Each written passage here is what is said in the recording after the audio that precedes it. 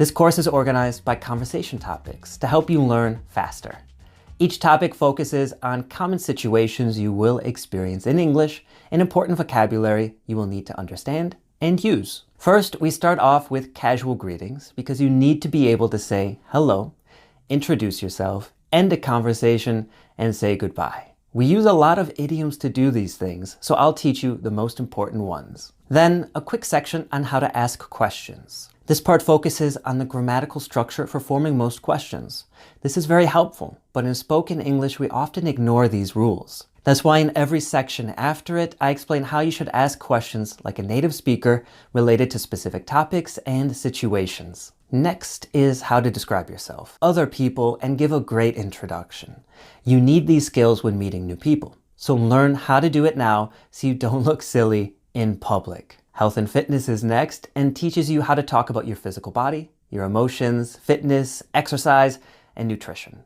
We all want to be healthy, so be healthy in English too. Then watch the lifestyle section if you want to talk about your hobbies and interests, and start using idioms and expressions to talk about your passions and dislikes. The dating, friends, and family section follows that to talk about every type of human relationship, romantic, friendly, and familial. Food and drink comes next and teaches you everything you need to know about shopping at the supermarket, eating at a restaurant, going to a cafe, and having a drink at a bar or club so you can have fun going out. The next section is just as important: travel, transportation, and directions. This way you can travel confidently in English, understand how to use public transportation like the bus and subway, go through the airport quickly, and have no trouble asking for directions. With the school and education section, you will have no trouble talking about your past education, current studies, and what you plan to study in the future. And just like every other section, you learn a ton about American culture. Business and work. Greetings and introductions in business are not so casual, so we need to learn how to greet people in more formal settings and understand cultural differences. As well, a lot of focus on small talk, describing your work, and learning necessary idioms related to marketing, sales, negotiation, and meetings. Time and memory is next, which means focusing on the most important tenses for the past, present, and future. How to describe the times of day, dates on a calendar, how to say the years, and other time vocabulary and idioms. Finally, the weather. How to use weather for small talk, describe the weather and climate, types of severe weather, current events topics, and more idioms. And if you have any suggestions for topics to focus on related to spoken English and conversation, send me a message and I'll be glad to add it in the future. Are expressions and idioms necessary? Idioms and expressions are vocabulary that cannot be understood just by looking at. They need context and a deeper explanation. Sometimes idioms are the best or only vocabulary we have available, and other times there are options. For example, if someone is a card, it's an idiom to describe someone as odd or eccentric. So you don't have to use card because there's a lot of other adjectives that have the same meaning, but you do need to understand it because it's a very popular idiom to describe someone. A teacher's pet is a student who does anything to make the teacher happy, and they are very annoying because of that. But there is no other vocabulary that has the same meaning as teacher's pet. Because of that, you must understand and use this term. So in this course, I will tell you when an idiom is absolutely necessary to understand and use, and when you can survive by just understanding a term but using simpler vocabulary to appear more fluent. Native speakers do this all the time. We forget words when we're speaking, and when we do, we replace them with other, simpler words. The most important vocabulary we don't usually forget. That's our active vocabulary. But the words we do forget, our passive vocabulary, we replace with easier nouns, adjectives, and expressions. When you can do that, you're fluent. Here's how to practice your English with this course. First, in many lectures, you will hear this sound. That means to pause the video and repeat out loud a question I asked you. Second, there are assignments waiting for you in this course. There are 3 ways you can complete an assignment. Number 1, write your response. This is great for improving your written English and is excellent for memorizing vocabulary. Number 2, record the audio or video of yourself responding to the question. This is perfect for improving your spoken English. To do this with video, upload your video response to a site like YouTube or Vimeo and put the link to view it in your assignment response. I will watch it and leave some helpful comments. Or to do it with audio only, record yourself on a site like speakpipe.com. After you record yourself, you are given a link to share. Put that link in your assignment and I will listen to it and tell you what I think. Finally, there are also many mobile apps available where you can find free language partners.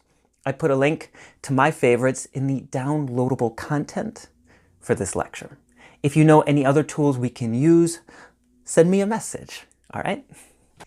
Click Start Recording. You can record up to 5 minutes of audio. When you're finished, click Stop, and then Save on Server. Click Save again. Wait for it to finish saving. It takes about 15 seconds. When it's done, there you go. Put that link in your homework. You are a conversational genius in English. You're just missing a few important things. One of them is the many ways we say hello, ask questions, end a conversation, say goodbye, and sometimes escape a conversation because the other person just won't shut up. As well, learn the basic structure for asking questions that you can use in any situation, so you can start to find the answers by yourself when speaking English. Informal greetings in English, how to say hello. In English, we love idioms, and we love to use them when greeting people. So get ready to start any spoken conversation with the most important idiomatic ways to say hello. What's up? What's up is the most common English greeting. It's informal, so we don't use it at work with teachers or with elders. Use it with friends and people you know well. For pronunciation, you will either hear what's up, said in a very clear way, or something like what's up or sup. But they all mean the same thing. Repeat after me as I go from what's up to what's up to sup. What's up? What's up? Notice with what's up, the T sound disappeared completely. What's up? Sup. Notice with sup, we just have the preposition up with an S in front of it. Sup. Sup. What's up usually means how are you? How are things? Or what have you been doing lately? Or what are you doing now? We say it in person, in text messages, on the phone, everywhere. But there's generally two parts to your response. First, you respond with one of these. Not much, not a lot, nada, or nothing. Let's call that the not much part. Then you respond with your actual response, describing how you've been or what you have been doing. You can use any tense in your response. So a full response will look something like this. What's up? Not much. I've been busy with work. What's up? Nothing. I'm flying to India tomorrow. Sup? Nada. I just feel really sick. Now, let me ask you. Remember, there's two parts to this greeting. The not much part and then your real response. What's up? Did you respond? All right, good work. Your response should have started with not much, not a lot, nada, or nothing. And then immediately after that, you tell me what you are actually doing or how you actually feel. So even if you're super busy or have something very important happening, we still generally start with the first part, the not much, and then you say what has actually been, is, or will be happening. Returning the question. After someone asks you what's up and you respond, it's most common to ask them the exact same question. So someone will say, what's up first, and the other person responds and then returns the question by saying one of these. And you? What's up with you? What about you? Or just, what's up? Hey, what's up? Not much. Going to the store. And you? Nothing. Have to work later. Hey, what's up, dude? Not a lot. What's up with you? Well, there's a party tonight if you want to come. The what's up greeting can have two purposes.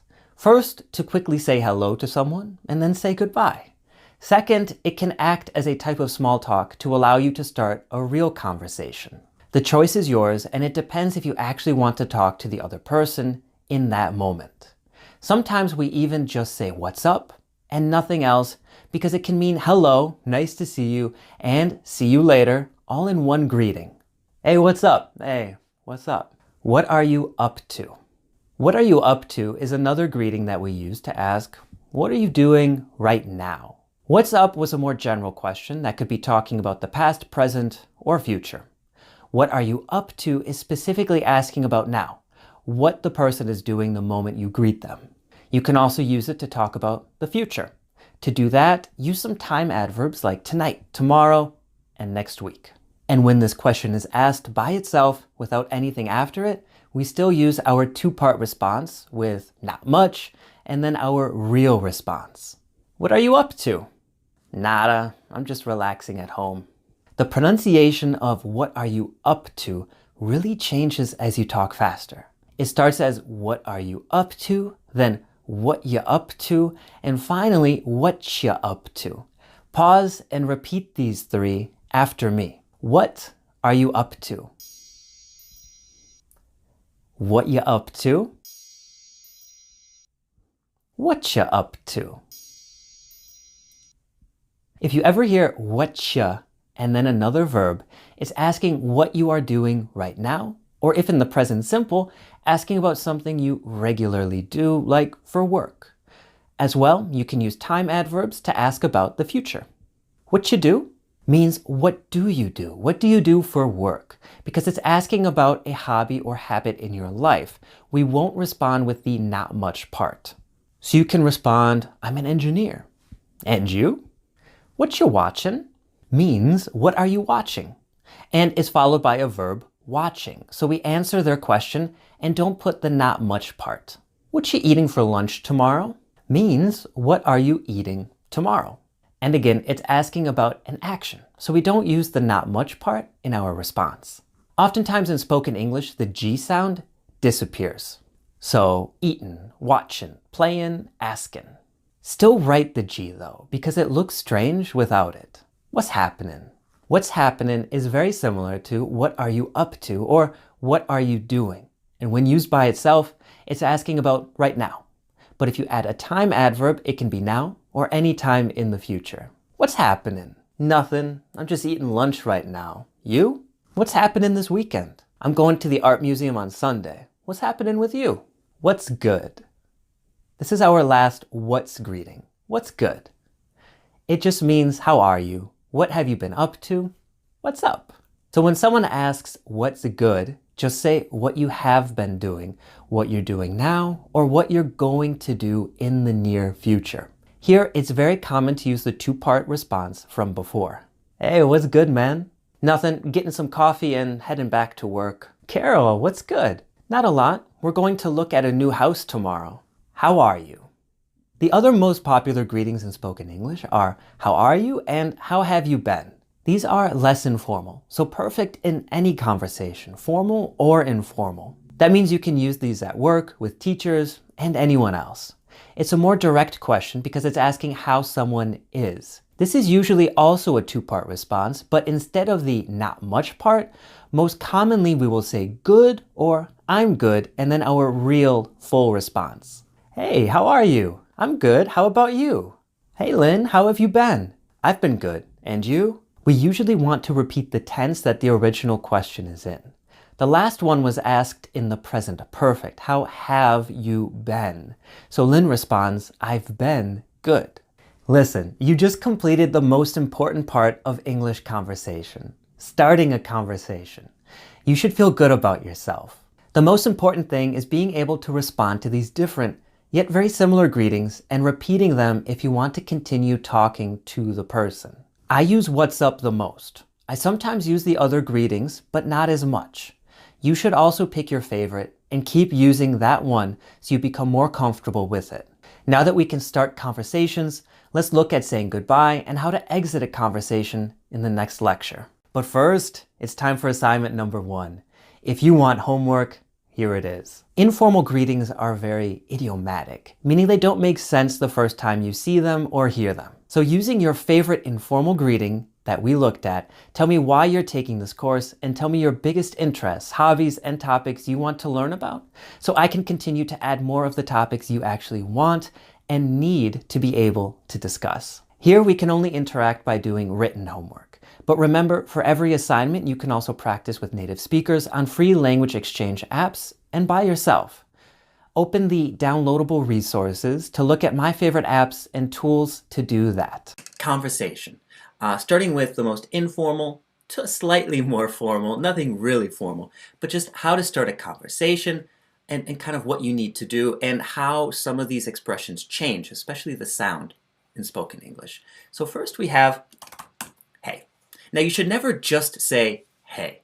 It's not enough. Hey is basically an attention getter. It's to get someone's attention, to notice you, and to really use a real greeting after that. Because especially with pretty much every informal greeting, we use hey, and then our real greeting that sets us up, prepares us, or invites the other person to have a conversation with us. So for example, we'll say, hey, what's up?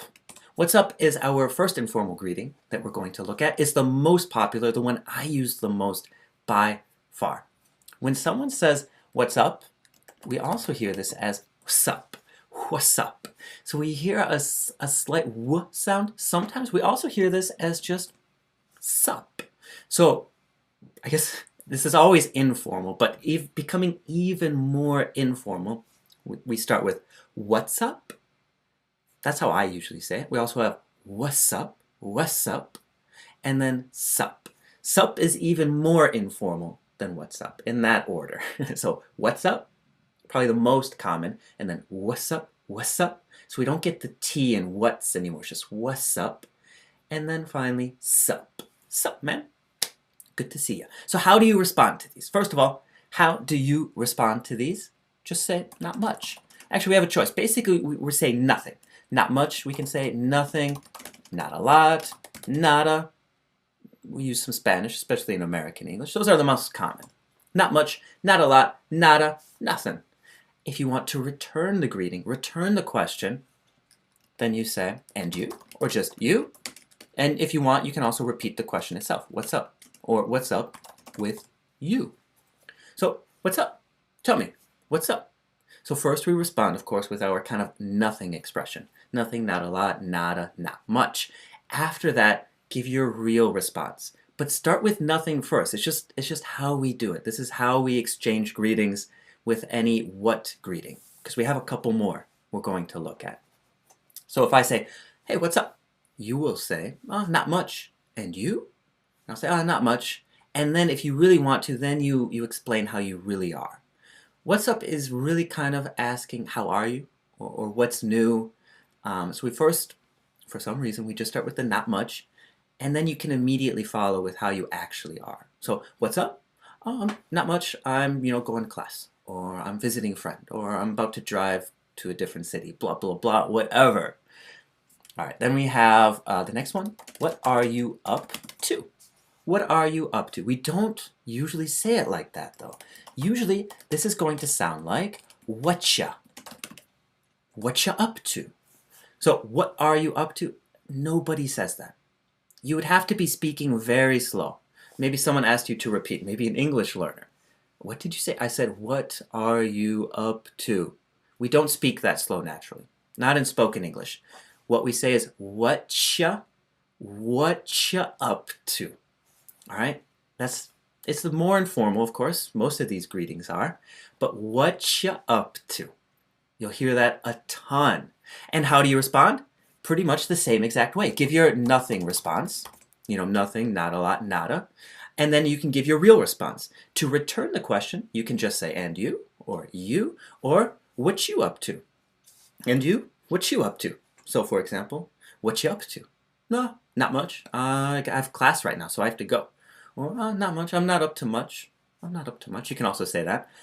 Some other ones we have are also what's happening and what's good. So again, just respond the same way.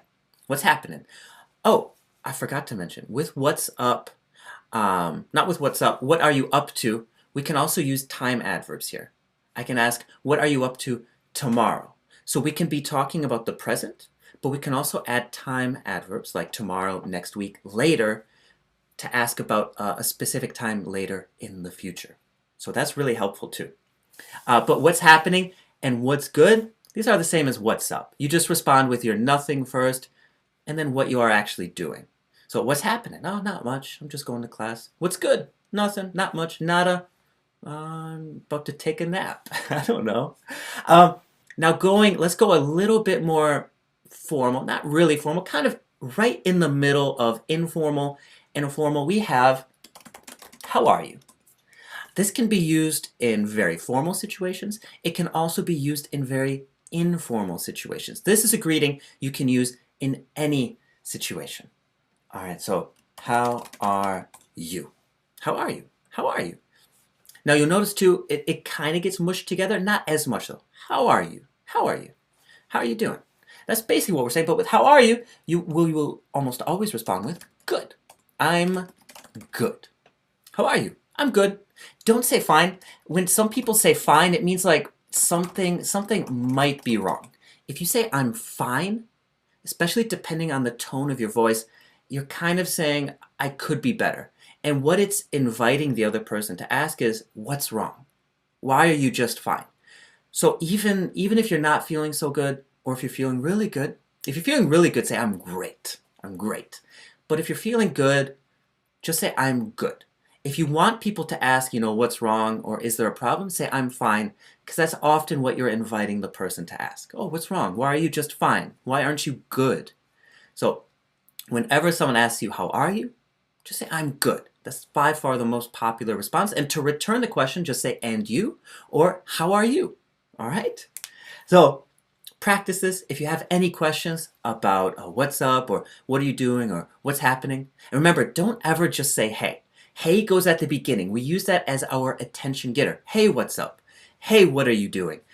Hey, what's happening? Hey, what's good? Hey, how are you? But never hey by itself, and that's for in text and in person. Ending a conversation. The previous lecture showed you the best, most common ways to start talking to someone. Now you're going to learn how to show that you are ending a conversation, then say goodbye, and if you need to, how to politely escape from a conversation. Let's start with how English speakers demonstrate that they are trying to end a conversation because it's rude just to say goodbye without transitioning.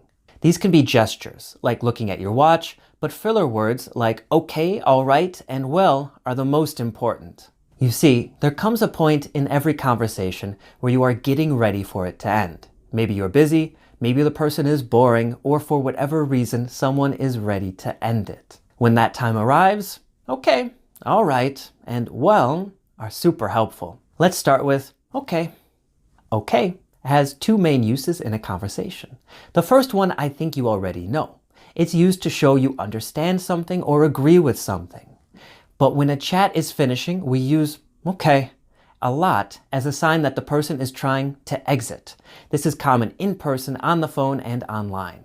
If the person notices it, they will probably say something similar and you will soon be saying goodbye. However, if you need to be more direct, after you say okay, give an excuse to end the conversation, like that you need to do something else or are busy. We often put but before or after okay when we do this. Here are some examples. Oh, and another thing, did you hear what that politician did? No, I didn't, but okay, I really need to go now. Tell me later. Look, Sarah's here. Let's go talk to her. Okay, but I'm supposed to get back to work. Just say hi to her for me. I'll see you later. All right.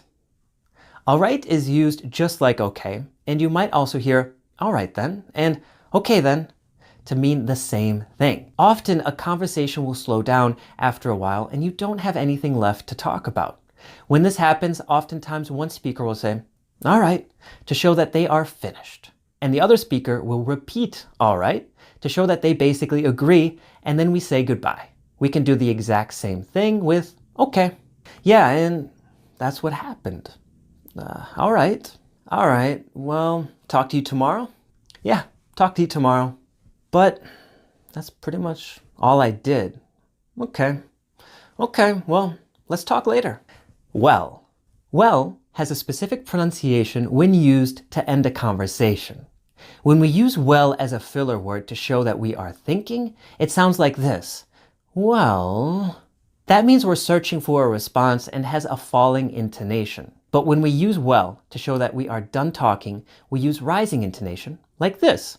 Well, this is my favorite for showing that I'm done or would like to end a conversation. You can use this in person, on the phone, or online.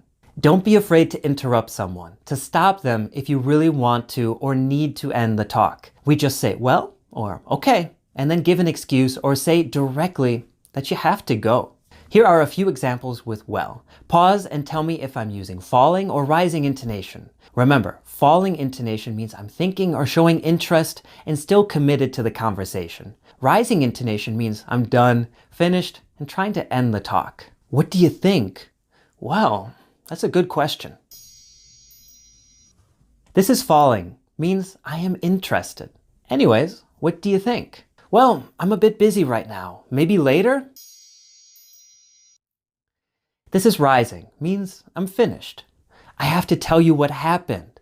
Well, I'd love to, but not now.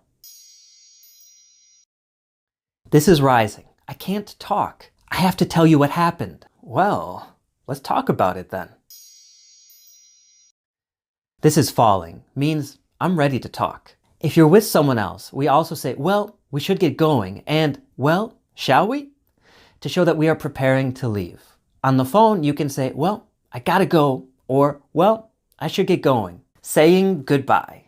Now that you are capable of ending a conversation and can notice when someone else is trying to end the conversation, we are ready to say goodbye. There are a lot of ways to say goodbye, some formal and some informal. Let's start with the most informal. Peace. Peace is basically slang, so only use it with friends and people you know really well, but not at work or with teachers or elders. Some people also say peace out. Often people will hold up their hand like this as they say it. Peace or peace out. You can respond back with peace or any other way to say goodbye. I rarely say peace because it's too informal for me, but a lot of people do use it. Catch you later. I actually really like this one. Peace is too informal for me. I use catch you later with my friends and close relatives all the time. It means see you later. If you say catch you later to someone, you are also saying see you again in the future. So don't use this with people you don't know or don't plan on seeing again. To make this even more informal, you can also just say later. If someone says catch you later, you can also respond with catch you later or any other goodbye or say you too. But if someone says later, you can only respond by also saying later or saying any other goodbye. Catch you later. You too. Bye. I'm out. I'm out basically means I'm leaving. Physically leaving this location. It can also be a way to leave a conversation because you're saying, I have to go somewhere. So if you use I'm out, the other person assumes you are going somewhere. This is still pretty informal, so with people you know well. Well, it was nice talking to you, but I'm out now. Yeah, great to see you. Where are you heading? To school, but I'll call you later. See ya. Bye and goodbye. Bye isn't informal. You can use it with anyone, really. Goodbye is slightly more formal, especially when you pronounce the whole word. Goodbye. Most of the time, we just pronounce the letter G and bye. Goodbye. Goodbye. That's the most common way in spoken English. But if you say goodbye, that's too formal for me. That's how a robot says it for Google Translate. As well, I often say bye-bye. It's more playful and a bit more informal than the other ones. This is also how little kids will say goodbye, so adults will use it when talking to children. But kids tend to pronounce the word very correctly, to overpronounce it like bye-bye. For adults, for it to sound natural, only pronounce the B in the first bye. So bye-bye, bye-bye, bye-bye. Take care. Take care can just mean goodbye, but you usually use it when you won't see the other person for at least a few days or are not planning to see them anytime soon. So I don't say take care to someone if I'm planning to see them later that day. As well, take care is a nice goodbye to use when you don't plan to ever see someone again. For example, you have a date with someone, but at the end of the date, you know that you don't want to see them again. Personally, I would say take care. because it already means I don't plan to see you anytime soon and can demonstrate that I'm not interested. When someone says take care, you can respond with you too. Also say take care or say any other goodbye. It was really nice meeting you. You too. Well, take care. Have a good one. Have a good one is a more casual way of saying have a good day. For both, we can say them from starting in the morning, basically meaning have a good morning, and in the afternoon to mean have a good afternoon. But if it's evening time, it can sound strange to continue saying have a good one or have a good day, because the day is basically finished. So instead say have a good night when you say goodbye in the evening. With a goodbye that starts with have a, it's polite to first respond with thanks and then you too. But you often hear all right instead of thanks in informal situations. I'm going to work.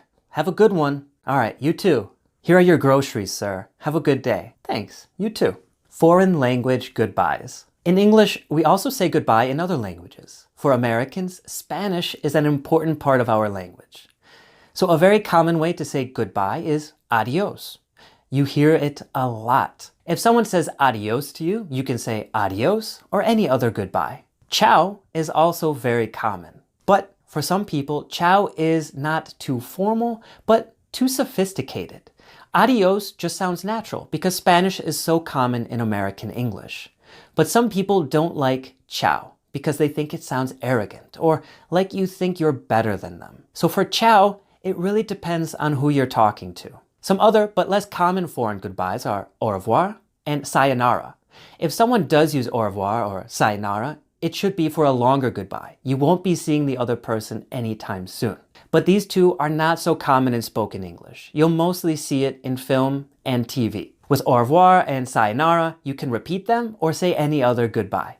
I'm going to say goodbye to you using some of these expressions. You respond with an appropriate goodbye. Okay, take care. You should also have said take care or you too. I have to leave now. Peace. You could also have said peace or peace out or another informal goodbye. Well, I should get going. Adios. You could repeat adios or give a different goodbye. My ride's here. Catch you later. You could have repeated catch you later or any other goodbye. You might also have noticed that the you in catch you later becomes ya. Catch you later. Catch you later. You now have the skills to start, begin to finish, and end a conversation. Go to the next lecture if you want a quick and easy way to get out of any conversation, especially with someone who doesn't want to stop talking. Basically, a way to escape. But before we continue, let's do some practice.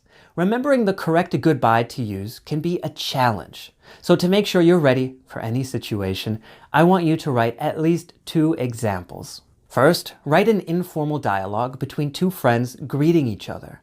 Second, write a more formal dialogue between you and someone at work or with a teacher.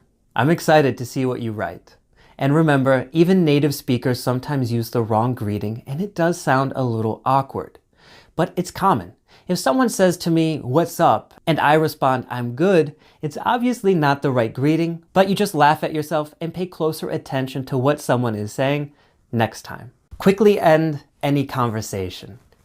Now that you're able to start any conversation with any greeting, you will probably find that some people just don't want to shut up. My method is to say, "I'm sorry," and then "but," and then either tell them I must go or give an excuse and tell them goodbye. It's polite because you apologize and then give a reason. So it prevents people from becoming upset. A good adverb to use when doing this is really. Put it before your excuse because it shows that you are serious and completely finished talking to them. After doing that, if the conversation is in person, that is an appropriate time to simply start to walk away. If it's on the phone, it's now appropriate for you to end the call. Here are some examples. So I'm not sure about what. I'm sorry. I really have to go now, but catch you later. And I was just so confused about the whole thing and okay, I'm sorry, but really, I'm going to be late. Talk to you later. Hey, let me tell you what happened before. Listen, I'm sorry, but I have to get some work done. And that's it. You are on your way to becoming the conversation master. Asking questions. If you can't ask questions, you can't learn anything new. In your own language, you ask questions all the time when you don't understand something. Or at least you know that you should. It's the same in English. If you ask a question, you will get an answer. Native speakers ask questions all the time when they didn't understand or are confused. What we're focusing on right now are little expressions we use in a conversation to show we didn't understand or hear something correctly. Let's get to it. What's that? We use what's that, sorry, what was that, and I didn't catch that when we didn't understand what someone said in a conversation or to show we don't understand the thing, concept, or idea they are talking about. Here are some examples. The said he's going to be late. What's that? I said the plumber said he's going to be late. In that example, I couldn't understand one of the words and it confused me. So I asked, what's that? And the prison industrial complex is contributing to incremental rise of the problem, right? Huh? I didn't catch that. In this example, I understood all the words, but what the person was saying still didn't make any sense to me. So I said, I didn't catch that to show my confusion. Your total today comes to $50. Sorry? Your total is $45.50. And in this example, I couldn't understand how much I was being charged. So I said, sorry, to show that I didn't hear them properly in a polite way. What? You can also just say what, but I don't recommend it. When people just ask what, it can appear very rude. So if you want to avoid any nasty situations in English, use any of the other expressions I told you about. What does blank mean? If you hear a specific word that you don't understand or think you might be confused about, use this structure. What plus does, then the word, and then mean. Here are some examples. What does turbulence mean? Oh, it's that rough air that shakes the plane when you're flying. What does hangry mean? Hangry means someone who's angry because they're hungry. You can also ask what's a, and then the noun, the thing you're asking about. I didn't understand. What's an igloo? It's a house made of ice. Did he say caboose? What's a caboose? Well, in this situation, it's a but. Basic question structure. In my opinion, being able to ask a question with proper grammar will make you appear fluent. It can be very confusing and challenging for a native speaker to explain something when the question they're being asked doesn't make sense. So let's look at the basic question forms to turn you into a question master. With regular verbs like eat, travel, and walk, we form a question by putting the helping verb do in the front. In the present, it's either do or does, depending on your subject. Do I, do we, do you, do they, does he, does she, does it. In the past, it's did I, did he, did she, did it, did we, did you, did they. After that, we put our main verb, but it stays in the infinitive, also called the base form. That means we don't change it at all. Turn the following statements into questions. Statement, he travels a lot. Question, does he travel a lot? Statement, he ate the cake. Question, did he eat the cake? Statement, I walk 3 miles every day. Question, do I walk 3 miles every day? But we don't put a helping verb in front of modal verbs like can, could, will, shall, may, and might. We also don't put a helping verb in front of questions with the verb to be or to have. With all of these, we use inversion. Inversion just means that we change the order of the subject and verb in a question. Here are some examples. Statement, I am going to the store. Question, am I going to the store? The subject is I and the verb am comes next. To form the question, I just change the order of the subject and verb. Statement, you will see me tonight at the party. Question, will you see me tonight at the party? Statement, we've been busy all day. Question, Have we been busy all day? Statement, you could win the competition. Question, could you win the competition? Statement, he may do it tomorrow. Question, may he do it tomorrow? You now have the fundamentals of asking questions in English.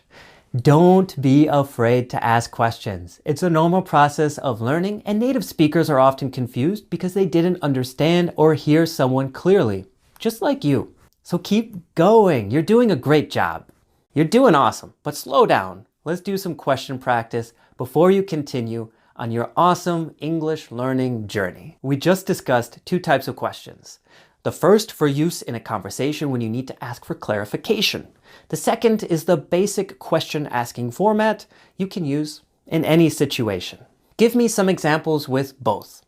Write some dialogues and I will respond with any corrections or comments. Extra points if you use a variety of tenses. Can't wait to see what you write. I hope you're ready because now we're going to focus on asking questions. And of course, to start, I want to look at some popular expressions we use in conversation when we didn't understand what someone said. Now, you already do this in your own language when talking to friends, a parent, classmate, or someone at work. Now you're going to start doing it in English, right? If you didn't understand what someone said, or if you want to show that you are confused by something they said, the most popular thing to say is, "What's that?" It's a bit more informal, but it's not rude at all. What's that? You can also use, what was that? Huh? And I didn't catch that. They're also good to use when we literally understood the words someone said, but didn't understand the message of what they were saying related to context. If you want to be more polite or find yourself in a more formal situation, sorry and excuse me are really good ones to use. Like, sorry, I didn't hear what you said, sir. Maybe you're talking to your boss.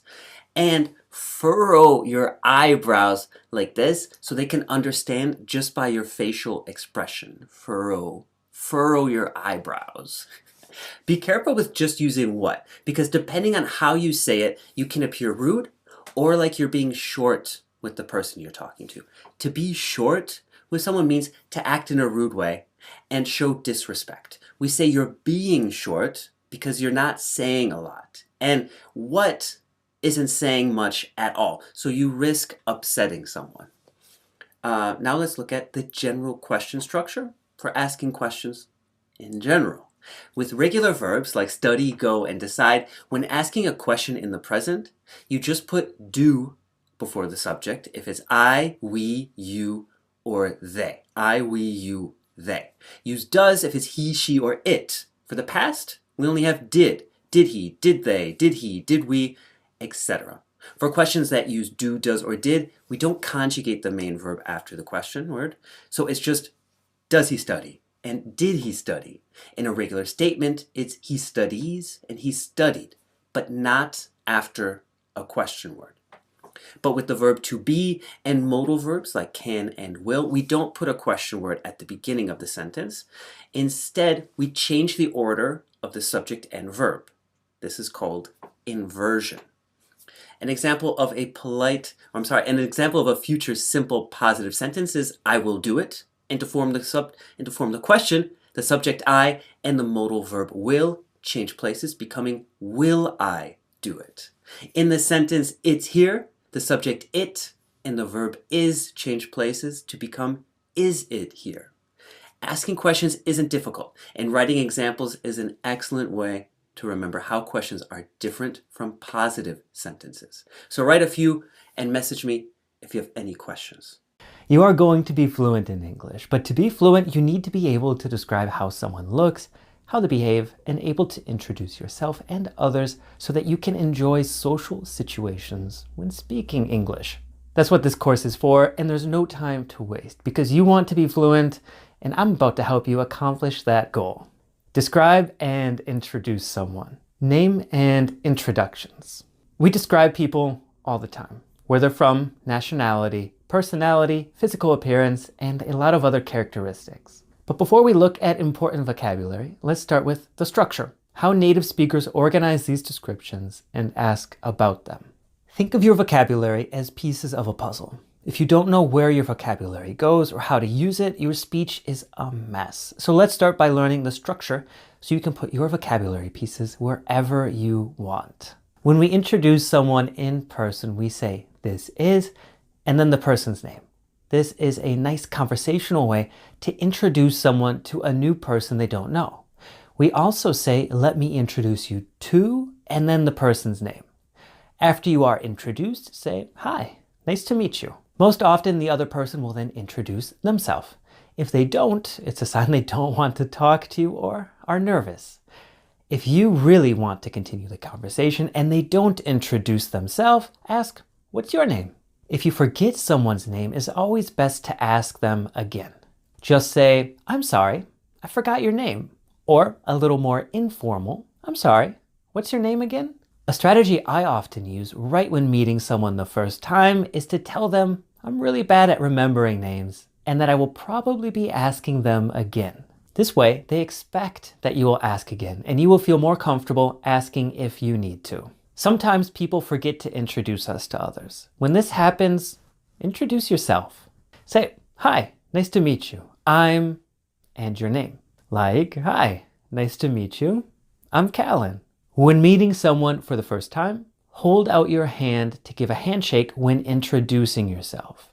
I don't recommend you give someone a hug or a kiss on the cheek. This might be common in other parts of the world, but in the US, that is only something for close friends and family, and is seen as being inappropriate for many Americans. Let's pretend we are both at an event, and the organizer of the event just said, "Spend the next 5 minutes introducing yourself to as many people as you can." Let's introduce ourselves to each other. Remember, the first time you meet someone, it's nice and polite to give a handshake as you introduce yourself. If you don't feel comfortable with that or are too far away to shake hands, wave at the other person as you introduce yourself. You know, like this. "Hi, I'm Callan. Nice to meet you." Nice to meet you is the most common response after someone introduces themselves to you. Are you ready? I'm going to introduce myself first, and then you introduce yourself. "Hi, I'm Callan. Great to meet you." Nationality, location, language, age, and relationship.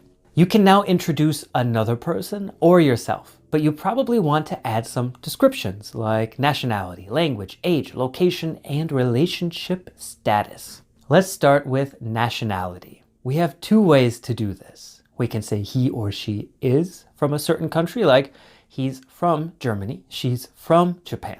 Or we can say he or she is, and then the adjective for that country. So he's German, she's Japanese. Here are some more examples. This is my friend Liz, she's Australian. Or this is my friend Liz, she's from Australia. This is Mohammed, he's from Saudi Arabia. This is Mohammed, he's Saudi. I'm Callan, I'm American. I'm Callan, I'm from the US. Let's pretend you have a friend named Jeremy. Jeremy comes from Ireland, but we don't say comes from. That's too formal. Introduce Jeremy to me using one or both of the ways I told you about to describe nationality. This is Jeremy, he's from Ireland. This is Jeremy, he's Irish. If you have no idea where someone is from, we have 2 options. First, where are you from? Or what nationality are you?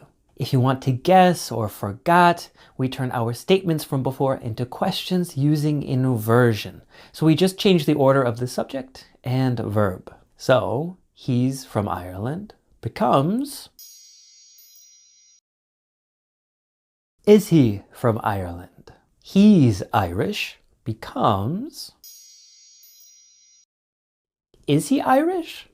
Now, to talk about language. If you want to describe the languages that you speak, just say, I speak blank, and then the language or languages. I speak English, Arabic, and Spanish. For someone else, just change the subject. She speaks Hebrew, he speaks Mandarin, they speak Hindi. Tell me, what languages do you speak? Oh, very cool. Let's continue now to age. In English, we only use the verb to be when describing age. So when describing yourself, I'm, and then the age. I'm 29, he's 14, she's 45, they're both 60.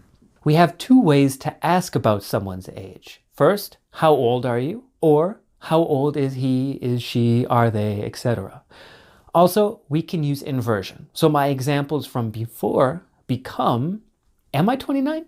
Is he 14? Is she 45? Are they both 60? Let me ask you, how old are you? Oh yeah? You look young for your age. In most situations, it's strange to ask about age right away. And a man is never supposed to ask a woman about her age unless he knows her very well. So only ask about age if it is important to the conversation. Someone's weight is also not something we openly discuss. Now, location, meaning where someone lives now. You already learned how to ask where someone was from originally. That's their nationality. But now let's focus on asking about where someone lives at present.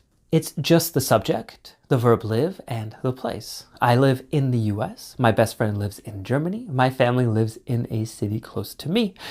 I'm from South Africa, but I live in New York now. Notice that with countries and cities, we use in. To live in a city, in a country. But for a street, we say on. I live on 5th Street. I live on State Street. To ask where someone lives, we say, where do you live? If someone tells you where they live, but you don't know where that is exactly, respond by asking, where is that exactly? Or what's it close to? Like this, where do you live? I live in the US. Oh, what city? In Milwaukee. What's it close to? It's pretty close to Chicago. Remember, where are you from means where were you born? In what country were you born? Where do you live means where is your house that you spend most of your time in the present. Finally, relationship. A person's relationship status means if someone is single, in a relationship, engaged, or married. Be careful asking about relationship with people you just met because it might appear that you are physically attracted to them. But if you ask a friend, it is usually appropriate. To describe your relationship status, we say, I'm single. This means you are not in a relationship. I'm in a relationship. This means you have a romantic partner, but you are not engaged or married. We can also say I'm dating or seeing someone. I'm engaged. To be engaged means you propose to someone and have set a date to get married. I'm married. If you are married, you have a husband or a wife. I'm divorced. If you are divorced, you were married in the past, but you both decided the marriage was not successful and ended it. I'm widowed. If you are widowed, a widow or a widower, your husband or wife died and you have not married again. Let's practice. Let's imagine we're at a party and I start asking you some questions related to nationality, language, age, and relationship. Hi, I'm Callan. What's your name? Oh yeah? That's a cool name. Where are you from? I've never been there before. What's it by? Do you still live there? Where do you live now? Are you in a relationship? I saw you came with someone else to the party. Oh, okay. And sorry if it's rude, but how old are you? Ah, okay. You look young for your age. And remember, if you want to ask the same question that someone asked you, you can just say, and you? It's very common and a nice way to return a question in a conversation. Awesome job. You are killing it, meaning doing a great job with this conversation practice. Describe how someone looks. Let's start with general physical qualities. You might know a lot of this vocab, but you're probably not using the right combination of verbs and adjectives. If you find this lecture too easy, go to the next one to start learning great idioms for describing people. When describing most visible characteristics, how someone looks, we use the verb to be and then an adjective like he's short, she's tall. To make these statements into questions, we just use inversion, changing the order of the to be verb and our subject. Is he short? Is she tall? For people, we always use to be with weight. To be thin, slim, or skinny. Or the opposite, to be fat, overweight, curvy, or full-bodied. Curvy and full-bodied are only for larger women, not for men. If someone is really thin, we say thin as a pencil. If someone is really big, we can say big as a whale. These two terms, as well as fat, can be insulting to the people you're describing. So be careful with your language. For someone's specific weight, you can use to be or the verb weigh. I'm 180 pounds or I weigh 180 pounds. Pounds is the measurement for weight we use in the United States. We don't use the metric system. Most other countries will use kilograms. For height, we also use to be. As well, in the US, we measure our height with feet and inches. Most everywhere else, they use meters. If a woman is short and skinny, we can say that she is petite. But we don't say this for a man. Just say short. If a man or woman is short and heavy, we say stout. For both men and women, if you're tall and skinny, you are lanky. When describing hair, we use is to describe the color and texture. My hair is brown, your hair is straight, wavy, curly, or frizzy. When talking about your hair that grows on your body, it is uncountable, singular. That's why we use is. We use have to say if there is hair or not on your body and for its length. Like, I have long hair, I have brown hair, I have short hair, I have a beard. So I can say my hair is or I have blank hair. When describing a person to another person, we can also use with to describe hair qualities, but not when describing yourself unless you are doing it in the third person. That means describing yourself as he or she. Here are some examples. Look at that guy. Which guy? That guy. The guy with the beard.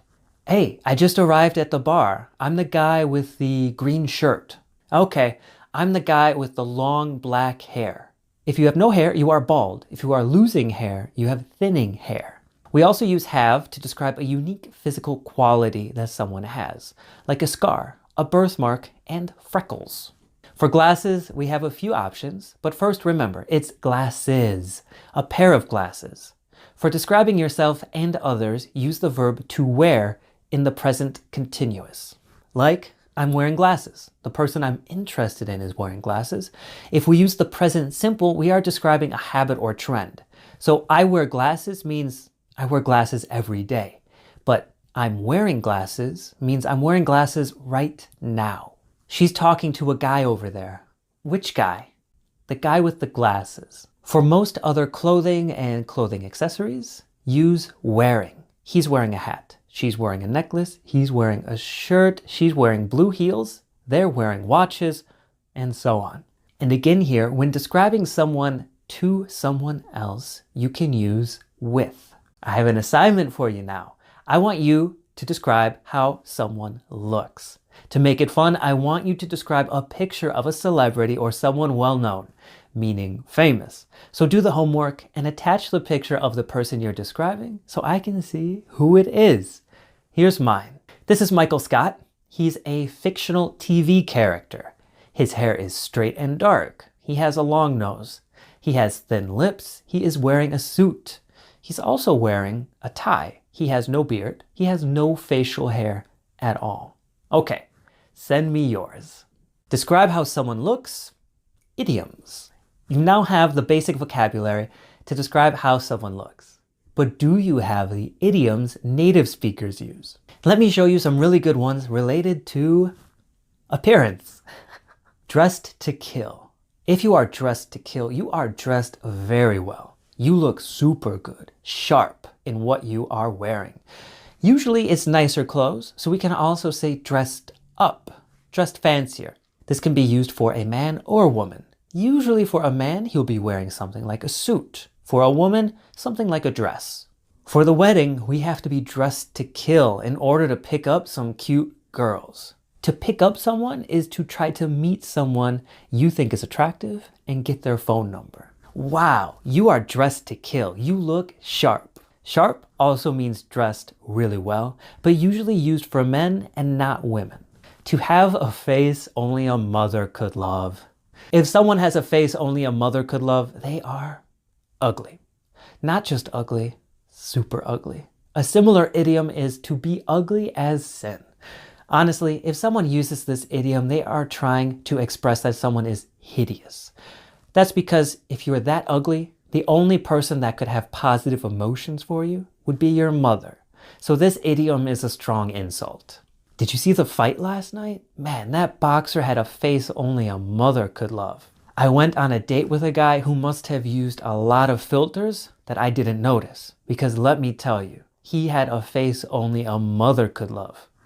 To be fit. Fit has two different meanings depending if you are British or American. In the US, to be fit means to be in good shape. To be in good shape means that you exercise at least a little bit and try to eat healthy. You are not in super good shape, you are not ripped, but you try to live healthier than the average person. However, in the UK, for someone to be fit means you find them very attractive. This meaning doesn't exist in the US, or at least is not very common. Basically, Americans will say hot, and British people will say fit. Dude, you look fit. Have you been working out? This was the American use. And here I can tell my friend he looks fit. And it's normal. It means he's in shape, exercising, and probably eating well. That girl looks fit. Do you know if she has a boyfriend? This example was the British use. In the UK, it's used primarily to show you think someone is hot, attractive. 5 o'clock shadow. This is mostly used for men, but it can apply to women. A 5 o'clock shadow is the time after a man shaves and you start to noticeably see their beard starting to come in again. For facial hair, come in means to start growing. It's called a 5 o'clock shadow because traditionally, men in the United States were supposed to shave their beard every day. To be clean shaven, that is, have no facial hair. But by the end of the workday at 5 o'clock, you could start to see the beard coming back. But a very small amount, so little that it just looked like a shadow. Also, if a guy is a bit messy or forgot to shave or has been super busy and unable to clean up their appearance, we can use 5 o'clock shadow to help describe how messy they look. I only have to shave a few times each week because my beard doesn't come in very fast. So it actually takes me a day or two to even see my 5 o'clock shadow. I know we've been really busy the past couple days at work, but your appearance has been a little sloppy. You can't meet with clients until you clean up and get rid of that 5 o'clock shadow. To be good looking. If you are good looking, you are handsome for a man. A good looking woman is attractive. I wouldn't say beautiful because that's much stronger and also usually only for women. Again, it means you are pretty attractive, a sight for sore eyes. If a person is a sight for sore eyes, it's a way of saying they're attractive. Also, it can mean that someone is just happy to see you. And we often talk about people's looks. If you've got good looks, you're attractive.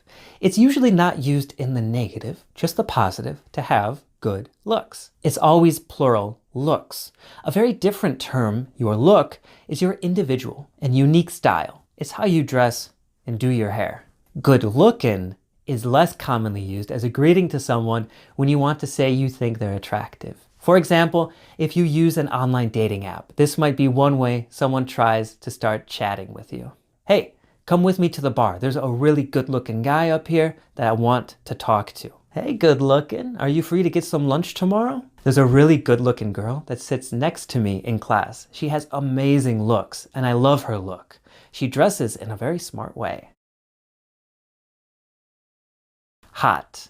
Now, if you feel hot, it means the temperature in your house or outside is too high. It makes you feel uncomfortable. But as an idiom, it means someone is really attractive and sexy. This is different from handsome or attractive by itself because hot also has the idea of sex or sexual imagery attached to it. So if you're attracted to guys, it's probably an image of a man in his underwear or with really ripped abs. If someone is ripped, it means they have tons of muscles. If you're attracted to women, imagine a lady in her underwear or in provocative clothes. Remember, in the UK, they say fit instead of hot. You look hot in that dress. A lot of people are going to try and talk to you tonight. Dude, you look hot in those shorts. I didn't know you had such ripped legs. To look like $1 million.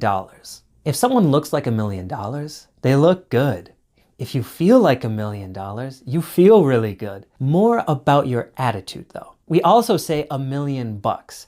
Bucks is slang for dollars. So if you look like $1,000,000, it's more about your physical appearance. If you feel like $1,000,000, it's more about your confidence or mood in that moment. Wow. Ever since I started meditating, I feel so good. I feel like $1,000,000. That is a nice suit. Where did you buy it? You look like $1,000,000. Did you get your hair done? You look like $1,000,000. To get your hair done is for a woman, and it means to go to the salon to get your hair styled. Not much to look at. If you're not much to look at, you're saying you're not very attractive, but you're not ugly either. You're kind of in the middle. It has nothing to do with personality, only your physical appearance. So someone might not be much to look at, meaning not really handsome or cute, but still have the most amazing personality. Also, we describe things as not being much to look at, meaning the thing or place doesn't look awesome, but that it's still decent, nice enough, or has other traits that are better. I went on a date with this guy. I have to admit, at first I thought he wasn't much to look at and thought it would be over fast. But he was super cool and interesting. We're meeting tomorrow to see a movie. My apartment isn't much to look at, but it's in a really nice part of the city by the bus stop. A plain Jane. A plain Jane is someone who just looks average. It can be their physical characteristics like their face and body, or the way they dress. So kind of boring or dull. A slang word for this is basic. Technically it's for women because Jane is in the expression, but I hear a lot of people use it for men too. You can also say you feel like a plain Jane. It means you feel like a boring person or maybe bored at the moment. A plain Jane is different than being not much to look at because a plain Jane is most insulting because you're saying the person is unattractive because they're so average. If you're not much to look at, it's strictly talking about mediocre physical appearance. I just don't feel like doing anything tonight. Sorry if I'm acting a bit like a plain Jane. I mean, she's not ugly, but she's not really attractive either. She's just a plain Jane.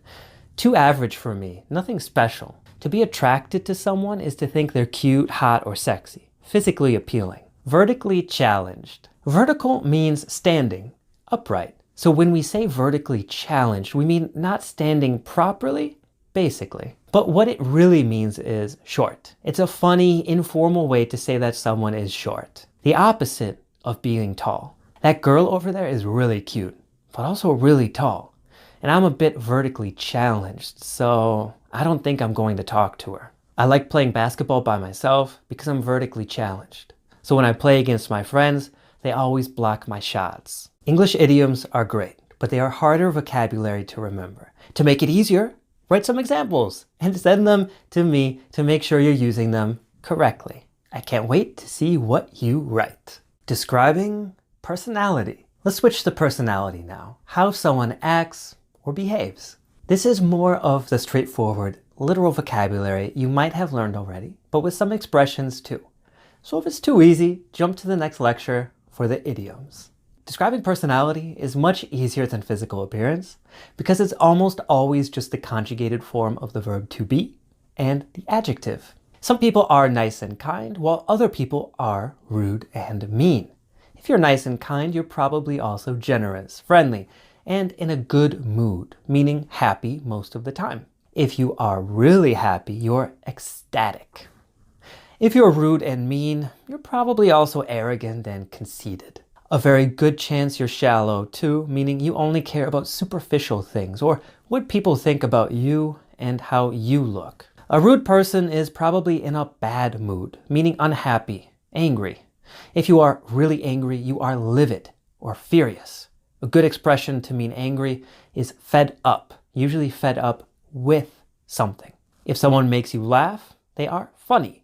If someone is just enjoyable to be with, makes things more exciting, they are fun.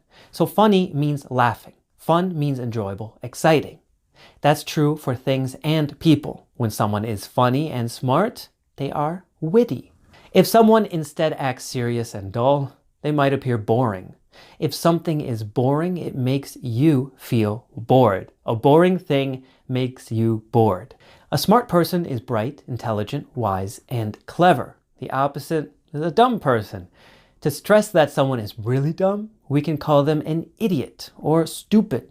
A dumb idea is idiotic. A lot of people are extroverted, meaning social, gregarious. These types of people are often easygoing, meaning they don't get upset or angry easily and are easy to talk to. The opposite is someone who is uptight or tightly wound, more serious and boring. If someone is shy, the opposite of being extroverted, they are introverted. They get anxious easily at social events. We can also say you are an introvert or an extrovert. An extrovert is outgoing. An introvert is shy and reserved. Easygoing people are often tranquil or serene, meaning relaxed and comfortable. An introvert, especially during social events, will likely find themselves feeling stressed and anxious. When talking about personality and how someone carries themselves, how you carry yourself is just how you behave. In these situations, to get means to become. To get angry, to become angry. To get nervous, to become nervous. To get excited, to become excited. To get and become are for showing that someone's attitude is changing. To describe someone's personality in that moment, we often use the verbs appear, look, and seem. These are perfect for making observations about other people. To describe yourself and ask questions about other people, use feel. And to make observations that sound more authoritative or factual, use to be. Remember, with regular verbs like appear, look, and seem, we just put the question word do with the correct conjugation in front of the sentence to ask a question. With to be, we use inversion, meaning change the order of the verb and subject. He appears very happy and outgoing. What's his name again? I feel upset because the party is really boring and everyone looks tired. Why do you feel upset? Everyone is very happy. You must be fed up with planning these events. In my opinion, she seems fairly introverted. I don't think she is. She's clearly extroverted. Look at everyone she's talking to. Notice that we use the present simple with seem, appear, and look. That's because we are describing personality, which is a state of being. We cannot use the present continuous with these verbs when they are describing states, like how we feel in a particular moment. Let's move now to the idioms. Personality with idioms. You got the plain old boring vocab for personality, but let's spice it up, meaning make it more interesting with these idioms. Big mouth. If you have a big mouth, we can also say you are a blabbermouth, indiscreet, and possibly boastful. This means you cannot keep a secret. You tell people everything because you like to tell people everything. It makes you feel special. So you are not someone who can be trusted with private or sensitive information. You have such a big mouth. Why did you tell her about the surprise party? It was supposed to be a surprise. Stop talking about it so loud. You and your big mouth are going to get us in trouble. Down to earth. I feel like you are a down to earth kind of person. That means you are really easy to talk to and relatable. You do not try to act more important than you are, and you treat everyone with equal respect. For that reason, people tend to gravitate towards you. They like to be with you. In other contexts, it means a person is level-headed, meaning logical and rational. Your friend you introduced me to seems very down to earth, really easy to talk to. We need to find a business partner who will act down to earth and not make any crazy decisions that could ruin the company. Know-it-all. A know-it-all is someone who thinks they know everything. It can be annoying to hang out, meaning spend time with a know-it-all because they correct you and talk as if they are the smartest person on any topic. Some synonyms are wise guy, smart aleck, and smarty pants. A stronger, more offensive, and slightly vulgar term to describe this type of person is a smart ass. You should stop interrupting me while I'm giving my opinion because it's rude and you seem like a know-it-all. Okay, Mr. Smarty Pants, you tell me what we should do then, since apparently you know more than me. Shut up. Stop acting like a smartass. It's annoying me. Life of the party. When a very extroverted person goes to a party, there's a good chance they are the life of the party. That means the person who is most charismatic and whose presence creates a more enjoyable atmosphere. If someone is loud and annoying, They're just arrogant and rude. But if you are kind of loud, but in an enjoyable way that people like, you are the life of the party. If you're worried the birthday will be boring, you should invite your friend Jim. He's always the life of the party and has great stories to tell. I used to dream of being the life of the party, but I'm just too introverted and don't find it enjoyable being so outgoing. Open-minded. An open-minded person is someone who is very accepting and welcoming to other people's opinions, beliefs, and customs. The opposite of an open-minded person is a closed-minded person. If you're closed-minded, you feel threatened and openly dislike things that are different from what you are accustomed to. For example, a closed-minded person might not like people from a different religion, people who look different or talk a different language. Finally, if you're open-minded, you probably like to try new things and get tired of the same old. The same old just means your regular, sometimes boring routine. Don't be so closed-minded. Come on, try this seafood. It's not gross. If he were open-minded, he would realize that they are not bad people. They're just like us. People person. If you're a people person, it means you really enjoy the company of other people. You like spending time with other people. A term for this is gregarious. As a people person, you don't mind spending time with others. Rather, you really enjoy it and might actively seek to plan activities with others. There's another use of people person, which is more focused on business. It just means that a person is good at dealing with situations that involve speaking with other people, like customer service. So in a work setting, it doesn't mean that you really enjoy it, but that you're good at it. My son's a real people person. We went to a family reunion and he talked to every single person there. Me, on the other hand, I barely talk to 2 or 3 people. If you want this position, you really have to be a people person because you will be in constant contact with clients and answering their questions. Sharp as a tack. You are sharp as a tack. I'm saying you're really smart and intelligent. I mean, it's obvious. Here you are studying English while other lazier and dumber people have given up. To give up means to accept defeat, to accept failure. But not you, because you have a good head on your shoulders. What's it mean to have a good head on your shoulders? To be smart, wise, and intelligent. To have a good head on your shoulders is a little more general than smart as a tack, because it also means to be a good person, a caring person. Smart as a tack just means intelligent. Your daughter really has a good head on her shoulders. She's smart and kind to everyone that she meets. Wow, you did all that math in your head with no calculator? You are sharp as a tack. To have a screw loose. Have you ever met someone but they seemed a little strange? Like not totally crazy, but there just seemed like there was something wrong with them?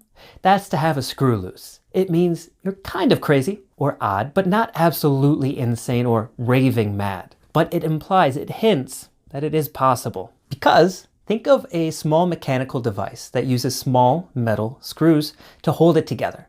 If one becomes loose, the entire thing malfunctions or doesn't operate properly. And when one gets loose, there's the chance that others will too. So if a person has a screw loose, the rest might become loose too. To say that someone is acting even crazier or weirder, we can say to have a few screws loose. She's very attractive, but she just seems to have a screw loose. I don't know. She just seems odd when we do things in public. He needs to take his medication, because if he doesn't, he'll quickly start acting like he's got a few screws loose.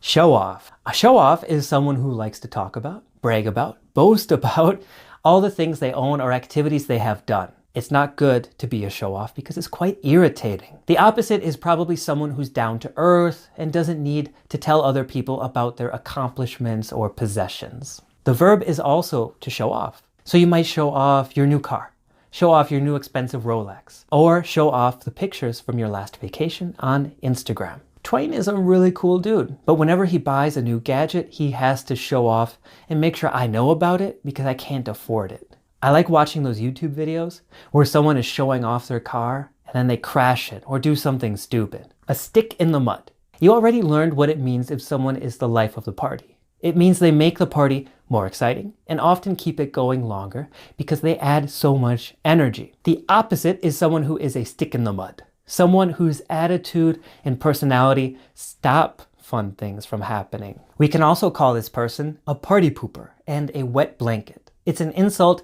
to be called a stick in the mud or these other terms. Sometimes we also just feel like a stick in the mud, meaning we're not in the mood to do any social activities. Instead, maybe stay at home and watch Netflix, search the internet, or listen to music. Stop being such a stick in the mud. This is the last party of the year and everyone wants to see you. Don't stay at home. You can do that the rest of the year. Sorry to be a wet blanket, you guys, but the party is over. Go home. I need to wake up early for work. Homework.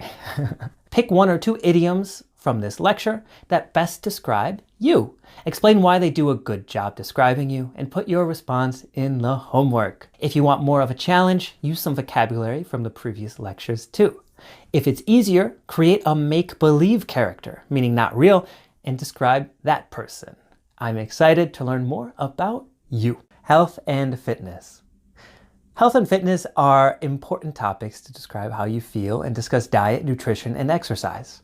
Let's start with describing how you feel, both mentally and physically. Feeling sad. The opposite of feeling happy is feeling sad. We can also say to feel or be blue, but that's really not so common. Instead, say you're feeling down or depressed. Notice we mostly use the verb feel with emotion, and it can be in the continuous or simple tense. When continuous, the focus is more on the exact moment in which you are talking. The present simple is saying that you feel that way generally. It's a characteristic of who you are, less temporary, more permanent. Feeling good. If you're feeling good, you're feeling happy, maybe even chipper. Chipper means you feel very happy and it's noticeable to other people. We can also say you're in a good mood. If you're in a bad mood, it can mean sad or angry. Feeling in between.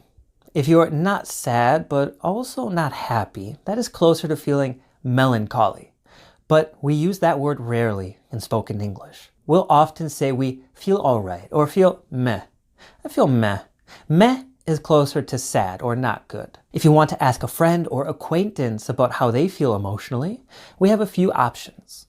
Usually we'll ask this type of question because we assume, we think something is wrong. If you just want to say hello, say that. How do you feel? Or, how are you feeling? We ask these two because it appears that the other person is sad or upset. We think that they might be experiencing some difficulty in their life. In the United States, when these questions are asked, it's an invitation to talk about your emotions. If you don't want to talk about it, just say, I don't feel like talking about it. It's a polite way to say you're not in the mood. Don't want to. Describing how your body feels. With our bodies, we typically describe soreness and pain. If you have none of those, you can just say, you feel good, or that a specific part of your body feels good.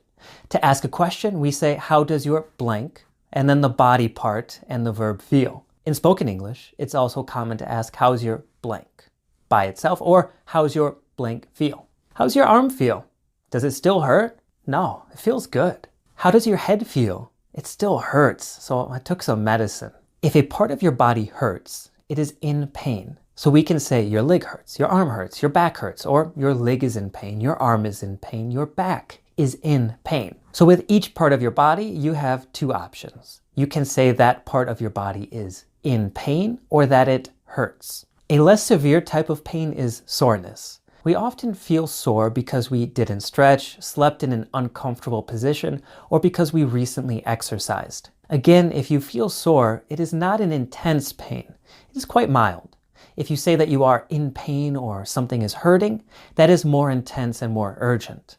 And we can say acute or strong pain to mean a lot of it. I have a strong pain in my arm after working out this morning. Maybe you're just sore from the workout. No, it's very acute. I'm going to go to the walk-in clinic. A walk-in clinic is a small hospital or clinic where you don't need to schedule an appointment in advance. After you work out, or if a part of your body feels sore or is sore, you should ice it. To ice something is to take ice or anything cold that you have and apply it. Put it on the part of your body that is sore, hurting, or in pain. Sometimes, because we're exercising or because we fall or slip on something, we break a bone. A broken bone causes a lot of pain. The medical term for this, but still common in spoken English, is a fracture.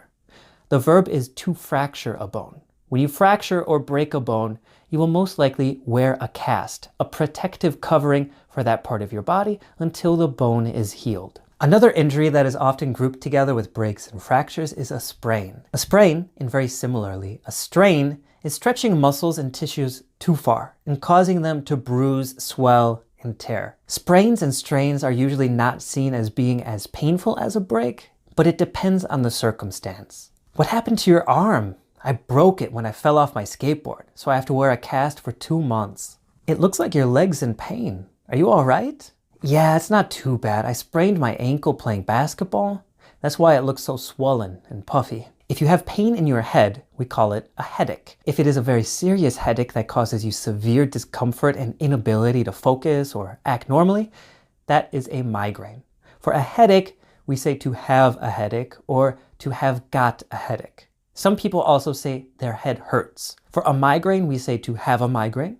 If it's something you have quite often, we can say to suffer from migraines. To mean it's a habit, something happening regularly to you. I'm going to lay down for a while. My head hurts. Do you have a headache? Make sure to take some medicine.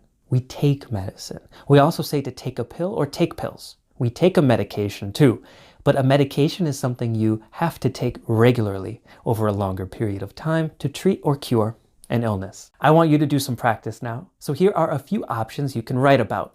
1, tell me how you feel both emotionally and physically at this moment. Or even better, try and prepare a response for when people ask you how you feel, because it's a common question when saying hello to friends. Let's get started. We are talking about this, the human body. So we're going to describe the individual parts of the body, and then we're going to look at how we group some of them together. And as we do this, I'm going to try to help you describe or be able to describe pain, how something feels if it's feeling better, and how it might change depending on the part of the body. So let's start at the top right here. I think you know what these little guys are. These are your fingers. Your fingers, and then what do we have under that? Your palm. So let's just do a quick review. Fingers right here, and then your palm. Palm, palm, palm. Back to our image and look at some of this. So we have your fingers, and then your palm, and then right there is your wrist. And all together, what all of these are is your hand, including your wrist. Your wrist may be part of your arm, but right here is where you wear a watch. If you have one, a wrist watch. Now, if you're feeling pain in your hand, we can just say my hand hurts. This is the most common way to describe pain. For something to hurt or to be hurting. My hand's hurting, my hand hurts. We can also say I have pain in my blank. I have pain in my hand. Not as common. Maybe something a doctor will ask you. Where do you feel pain? Where do you feel the pain? Let's continue here. Then we have your forearm. That's this right here. Your forearm is below your wrist. So that's your forearm. And then your elbow. Your elbow is right here. Something I did not mention is your funny bone. Your funny bone is kind of like right here. And when you hit that, it really hurts. I don't know why, but that's why we call it your funny bone. It's not funny when you hit, I think it's like right here. That's your funny bone. It really hurts. And then we have your bicep right there. So your bicep, if you work out, probably you pay a lot of attention to your bicep. Who knows why? For all of these, just your arm hurts, or if you want to be specific, my forearm, my elbow, my bicep, just they hurt. And then right here, we can see on the other side, your shoulders. Your shoulders right here. Basically, your shoulder is like from here up to here, but it's really that muscly part right there. That's your shoulder. All right, and then we have, actually, we forgot your head. So going back to your head, we have your hair, obviously, this stuff. And your head is basically, to group, it's everything above your neck. This is your neck, and everything above that is your head. But we're not going to talk too much today about your face. Your face is everything right here, but it's on your head. Everything above your neck is really located on your head. As you can see, also, we have the ear. These are our ears right here. Ear here, same sound. With your head, if it's physical, like if it's the back of your head, if you get hit by something, we'll say my head hurts, or I have pain in my head. But if it's like inside, you know, like sometimes you get those feelings, you know, maybe you didn't drink enough coffee or didn't drink enough water, and it's like inside of your head, that's a headache. To have a headache, some people also pronounce it headache, but I say headache. So to have a headache, if it's super intense, that's a migraine. To have a migraine or to suffer from a migraine. Moving over here, all of this is your arm. We were just describing the little pieces. There's your hand, and your back is all of this. Up here is your chest. So for a man, you can talk about your chest and there's no concerns, right? But if you're a woman, it's also your chest, but you can also say breasts to refer to all of your chest. But for a man, your chest. Informally for a man, also your pecs. Your pecs, you try to get a defined pecs. Below your chest, we have your waist, or I guess your abs. Your abs, technically called your abdomen. Your abs is talking about your physical appearance. Your stomach is more so talking about how you feel on the inside, also sometimes used to express how you physically look. But your stomach is specifically like if you have a stomach ache, if you don't feel good. Maybe you ate some bad food. That's a stomach ache. Next to your stomach, we have your waist. Your waist is basically the side by your stomach, the side of your abdomen, your abs. Remember, we say to have abs is a specific thing, means you have like very defined stomach. So not everyone has abs. Okay, then we have your back, we had waist, and your butt. Your butt, technically called your buttocks, but no one says that, or I think your gluteus maximus. Just say butt. You can say butt in any situation. More informal expressions are caboose, trunk, junk in the trunk if you got a big butt. And then let's move on to your leg here. So we have your knee right here. That is your knee. Basically, your knee is the elbow of your leg. It's where you bend. Above that, we have your thigh. Your thigh is usually the biggest, meatiest, most muscly part of your leg, your thigh. All right, so we have your thigh, and then your knee, and then here, your front part of your lower leg, because all of this is your leg. From your thigh down to your ankle, that is all your leg, but we're looking at the individual parts. So the front part is your shin. Now, if you have pain in your shin, so far with everything, we'll just say my something hurts or I have pain in that part. Unless if, you know, then we have a headache, to have a headache, or a migraine, to have a stomach ache, usually related to food you ate. With a shin, we have a specific thing, a shin splint. To have a shin splint means that part, that front part, kind of the bony part with a lot more bone by your shin on the front. That's a shin splint. The back of your leg is your calf. Your calf is really all muscle. So we just say, I have pain in my calf. Often we'll talk about like, I have a calf sprain or the muscle, or just my calf hurts. We don't even have to change it. But the shin is really that bony part. The calf is all of the muscle in the back of your leg. And if we move down, we have your ankle right there. If you're exercising, maybe just at the top of your sock. And then we have your whole foot, or the parts of your foot are your toes. So your foot has toes. They're basically, you know, the equivalent of your fingers. So we have fingers on your hand, and we have toes on your foot. And then down here, we have your heel. It's the back of your foot. I think that was everything. Nutrition and diet. Nutrition is a science that focuses on eating and drinking for good health and growth. Your diet is what you commonly eat, the foods you most frequently consume. When we talk about nutrition in general English, we're talking about the nutrients that every food has. For example, how much fat, sugar, cholesterol, carbohydrates, and other food characteristics there are. So in a less scientific way, nutrition is focused more on the qualities of a food or ingredient. A diet is what foods you allow yourself to eat. A vegetarian is someone who does not include any animals in their diet. They only consume vegetables, fruits, and plants.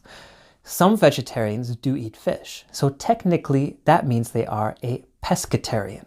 Other vegetarians still eat dairy products, honey, and eggs. A vegan is someone who does not consume any animal products in their diet and more actively avoids animal byproducts in their daily life than a vegetarian typically does. For example, avoiding any soap with animal fat, no animal clothing or other accessories, and often characterized as being more vocal about their dietary choices. To go on a diet or to follow a diet means to restrict what you eat to specific kinds of food with the goal of losing weight or eating healthier. We say to lose weight, and the noun is weight loss. For example, the Atkins diet is famous for avoiding all foods with carbohydrates, also known as carbs. Many athletes do the opposite and try to get as many carbs as they can in a short time before an athletic event. This is called carb loading. The verb is to carb load. Some newer diets are the paleo diet and the keto diet. Each of them severely restrict your food options with the goal of living a healthier life by abstaining from, avoiding what are characterized as bad foods according to that diet. So if you want to do one of these diets, we say to start a diet. After you start, you are on a diet or following a diet. Then you end a diet or get off a diet when you want to change the foods that you consume. Do you want some of this pasta? No thanks, I'm on the keto diet and I can't eat that.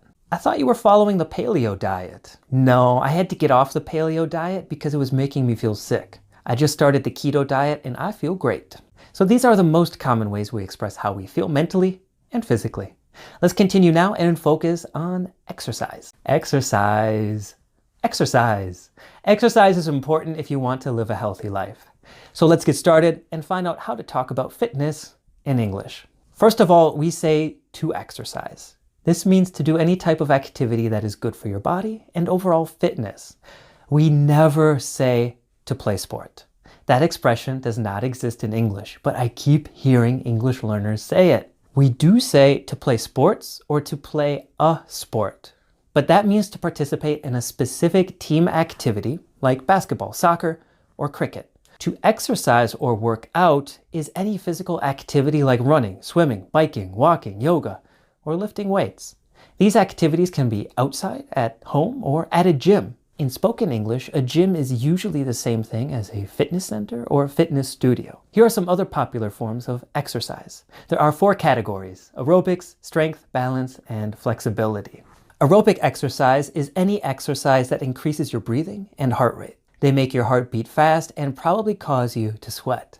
This includes walking, jogging, running, swimming, dancing, and many other everyday activities that you can do outside of a gym by yourself. Strength exercise focuses on building stronger muscles, and some other terms for this are strength training or resistance training. The most common type of strength training is lifting weights, where you lift heavy objects into the air to build bigger and stronger muscles. A very informal idiom for this is to pump iron, because most weightlifting equipment is made from metal. But it's still more common to say to lift weights. Some people have a home gym with their own equipment, but most people need a gym membership, since weightlifting equipment can be quite expensive. Balance exercises include those like Tai Chi. We say to do Tai Chi. This type of exercise is focused on improving your balance, which is especially important for older individuals. And finally, there are flexibility exercises, with the most popular being yoga. A person who really likes yoga is a yogi. A lot of people also just stretch their bodies regularly in order to improve their flexibility. I have some homework for you now. We've talked about nutrition and exercise as well as describing how your body feels. Tell me, do you exercise or try to eat healthy? Tell me what you do and how you feel because of it, or what you hope to do in the future and how you want to feel. Idioms. Buff. If you're buff, you are in very good physical shape and have nice muscles. You are not buff if you are just skinny or slim. If you are very skinny with no muscle at all, or feel like you have no muscle, you are scrawny or puny. These are mildly insulting. Buff means that you have noticeable muscles, so you must do weightlifting or pump iron quite a bit. If you just run or do other cardio and aerobic exercise, you are not buff because you are not building new muscle. To be buff especially means muscle by your arms. Look at how buff the players are. They must be required to work out every single day. We are so scrawny compared to them. If you are trying to get buff, you have to do more than just yoga. You need to start doing some resistance training too. Fast food. Fast food is the food you specifically order from fast food restaurants like McDonald's, Burger King, KFC, and a lot more. Most of the food at these fast food restaurants is junk food. Junk food is a type of food that is either high in fats, sugars, or other unhealthy nutrients, or has way too many of them. So fast food is any food that is prepared very fast at a fast food restaurant. A lot, but not all types of fast foods are junk foods. Popular junk foods are soda, chips, or crisps if you're in the UK, and very sweet snacks. Cheeseburgers and French fries, when made by a fast food restaurant, are also a type of junk food. I have a craving for some fast food. Let's go to McDonald's. No, we shouldn't. We had a ton of junk food for lunch. Those chips are not agreeing with my stomach. When something doesn't agree with your stomach or doesn't sit well in your stomach, it means your stomach is not feeling good because of it. Okay, family, we are not eating any fast food this week, so no Burger King, and no junk food either, so no soda. In shape. Someone is in shape when they are generally taking good care of their body. It typically means that they exercise at least a little bit, but even more important than that is eating a healthy diet. We say to be on a diet or to follow a diet when the purpose is to lose weight, like the paleo and keto diet. However, to have a healthy diet just means to eat healthy foods and generally avoid the bad ones. The opposite is to have a bad diet, which means you probably eat too much junk food and fast food. If you have a really bad diet, you're probably out of shape or in bad shape. These are the opposite of being in shape. If you're out of shape, you probably weigh more than you usually do or weigh more than you want to. If you are in shape, your body looks healthy and you act healthy. But it doesn't mean you are buff or anything like that. Just a generally healthy person. I didn't notice how good shape you're in. Have you been exercising? No, I noticed I was really out of shape a few months ago and just started eating healthier. It helped me lose a lot of weight. Runs in the family. If something runs in the family, it means that it is common in the family. It is shared among the people in that family because of biology. That's specifically when we're talking about health, and it can be for good or bad things. So in one family, cancer might be common. So that's really bad, but it runs in the family. It's common. But maybe everyone in a different family is really healthy and fast. We can say these healthy characteristics also run in the family. There's a second use that we use to talk about personality. So if your father is very loud and you are also very loud, we can say that being loud runs in the family. It means that you are like the other people in your family. Not based on your biology, but based on your personality. I'm nervous because both my parents suffered from dementia. So there's a bigger chance I will too, since it runs in the family. You are too funny. Does it run in the family? Or are you the only one that likes to joke around? To joke around is to tell jokes, to be funny. Quit cold turkey. Related to health, we often have bad habits. Things that we do that are bad for us and that we continue to do even though we know they're harming our bodies and minds. Some bad habits are smoking cigarettes, drinking too much, or not eating healthy. Usually, and the more successful strategy is to more gradually, over time, quit doing these bad things. But if you decide to quit a bad thing immediately, that is to quit cold turkey. You can quit smoking cold turkey, quit eating fast food cold turkey, quit binge drinking cold turkey. To quit doing something cold turkey is to stop doing it immediately, not gradually. When did you stop smoking? You know, I just woke up and decided it was bad. So I threw my cigarettes in the garbage and quit cold turkey. I tried to stop eating junk food cold turkey, but it was too difficult. So I tried again, and instead of stopping completely, I only allow myself to eat a small amount of chips with my lunch. Under the weather. It's not good to be or feel under the weather. It means you don't feel good. It's more common to mean that you feel sick, so with a cold, headache, fever, or some minor physical ailment. But it can also be used fairly commonly to mean that you feel sad or a bit depressed. If you're under the weather, it's used to describe what should be a temporary illness. We say we are under the weather when it's describing a temporary feeling of being sick or depressed. So the idea is that you will feel better later.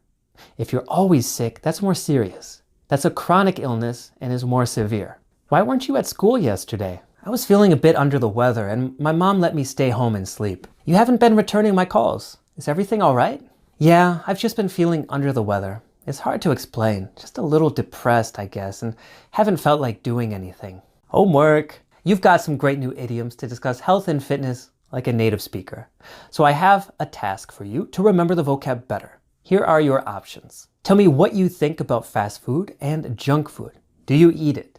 Do you avoid it? can you be in shape and eat junk food? And what role does it play in your diet? Or describe a bad habit that you quit before or want to quit in the future. What is it? And is your strategy to quit cold turkey or more gradually? Look forward to reading your response. Describing your lifestyle is very important in English conversation because it's something we talk about a lot, especially with people we're meeting for the first time or still getting to know. Your lifestyle is mostly the things you enjoy doing and your interests, the stuff you find interesting.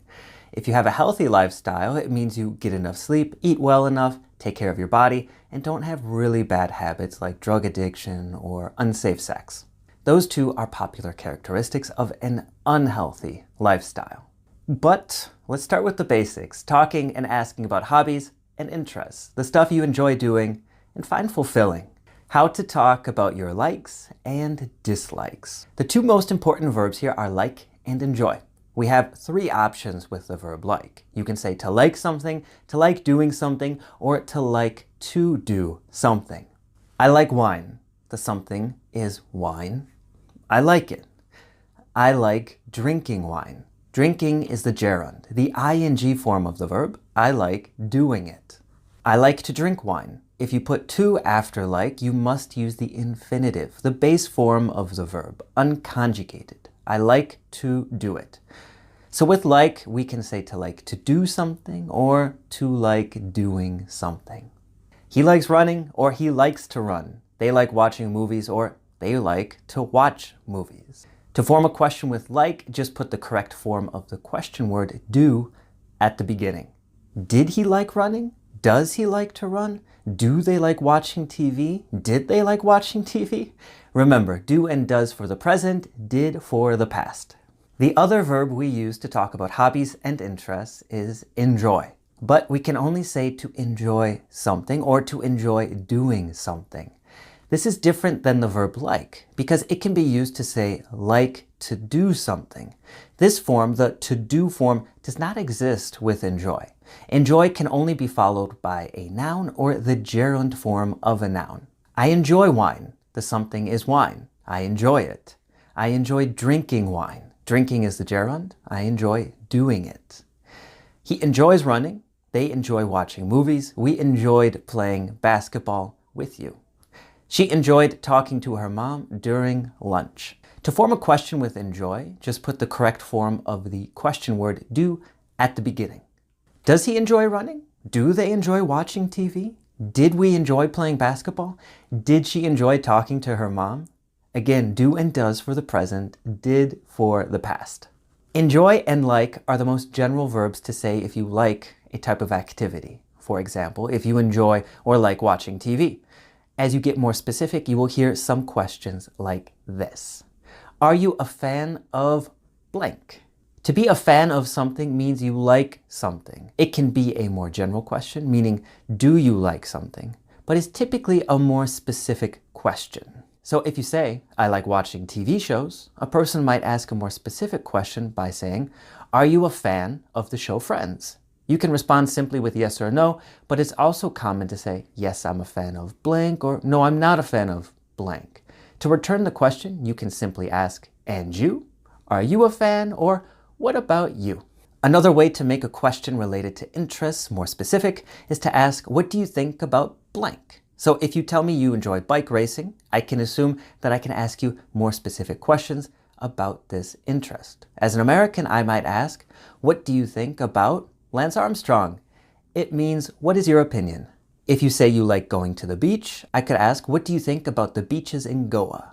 To respond, just say, I think, and then your opinion. That is, what you think. For example, I think Lance Armstrong was a cheater, but so were most cyclists of his time. I think Goa has the most beautiful beaches, and you should visit it.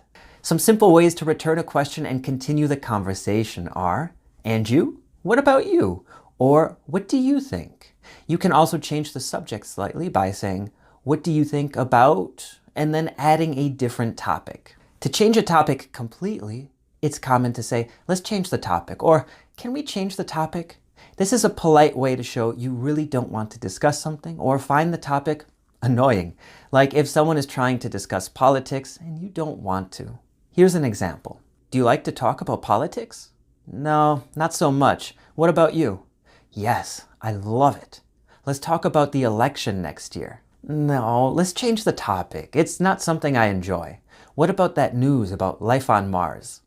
So you can see that I didn't want to discuss politics, but I still wanted to talk to that person, so I offered a different topic that we could discuss. With this lecture, you've now got an advanced understanding of how to talk about and ask about people's interests and hobbies. Go to the next lecture to do it even better by understanding idioms we use to replace verbs such as like and enjoy. What we are talking about right now is your hobbies and interests, the vocabulary, verbs, expressions, and just the vocabulary for all of these very different but very cool hobbies and interests that you have and that we can ask other people about. This is especially good for small talk. When you meet someone and you have these kind of small, light conversations to get to know them, it's really good to ask about these because people love talking about themselves, right?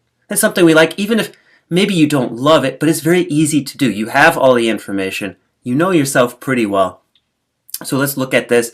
First of all, the vocabulary we want to use. We either use most of the time like or enjoy. Now, with like, we can say to like something. And when I say something, that's the noun. So running is a noun. Painting, swimming, fishing. These are all nouns. But we can also use the verb. So we can also say to like to do something. So now it's I like to run. I like to swim. I like to fish. I like to paint. So with like, we can use the noun. We can use the verb. And we can also say to like doing something. The doing is the gerund, ing, present participle form of the verb. That is actually just like the noun that we just mentioned. So we can say I like running, or actually, yeah, it's the same thing. So it's the noun, and here it's also the activity. Okay, so I like running. I like to run. I like swimming. I like to swim. That's the example, right? I like to climb. I like to exercise. I like climbing. I like exercising. Now, with enjoy, it's a little different. We can use one of the same forms here to enjoy something. So that's the same as to like something. So I like swimming. I enjoy swimming. I like fishing. I enjoy fishing. I don't know why I keep using these examples. We have any other examples here? Reading, bouldering. I like reading. I enjoy reading. I enjoy reading. I like bouldering. Confusing myself. But we cannot say to enjoy to do something. That construction does not exist at all. We can't say that. So I like to run. I like to climb. But we can't say that. Enjoy, it's just the gerund or the participle. We cannot. So I enjoy doing something, or I like doing something. But we cannot say I enjoy to do. Does not exist. Sounds bad. Just sounds bad. So don't say it. So I like going to the store. If you like shop, I like going to the mall. I enjoy going to the mall. So with enjoy and like, we can use with both the ing gerund present participle. With like, we have a second option, which is to like to do something.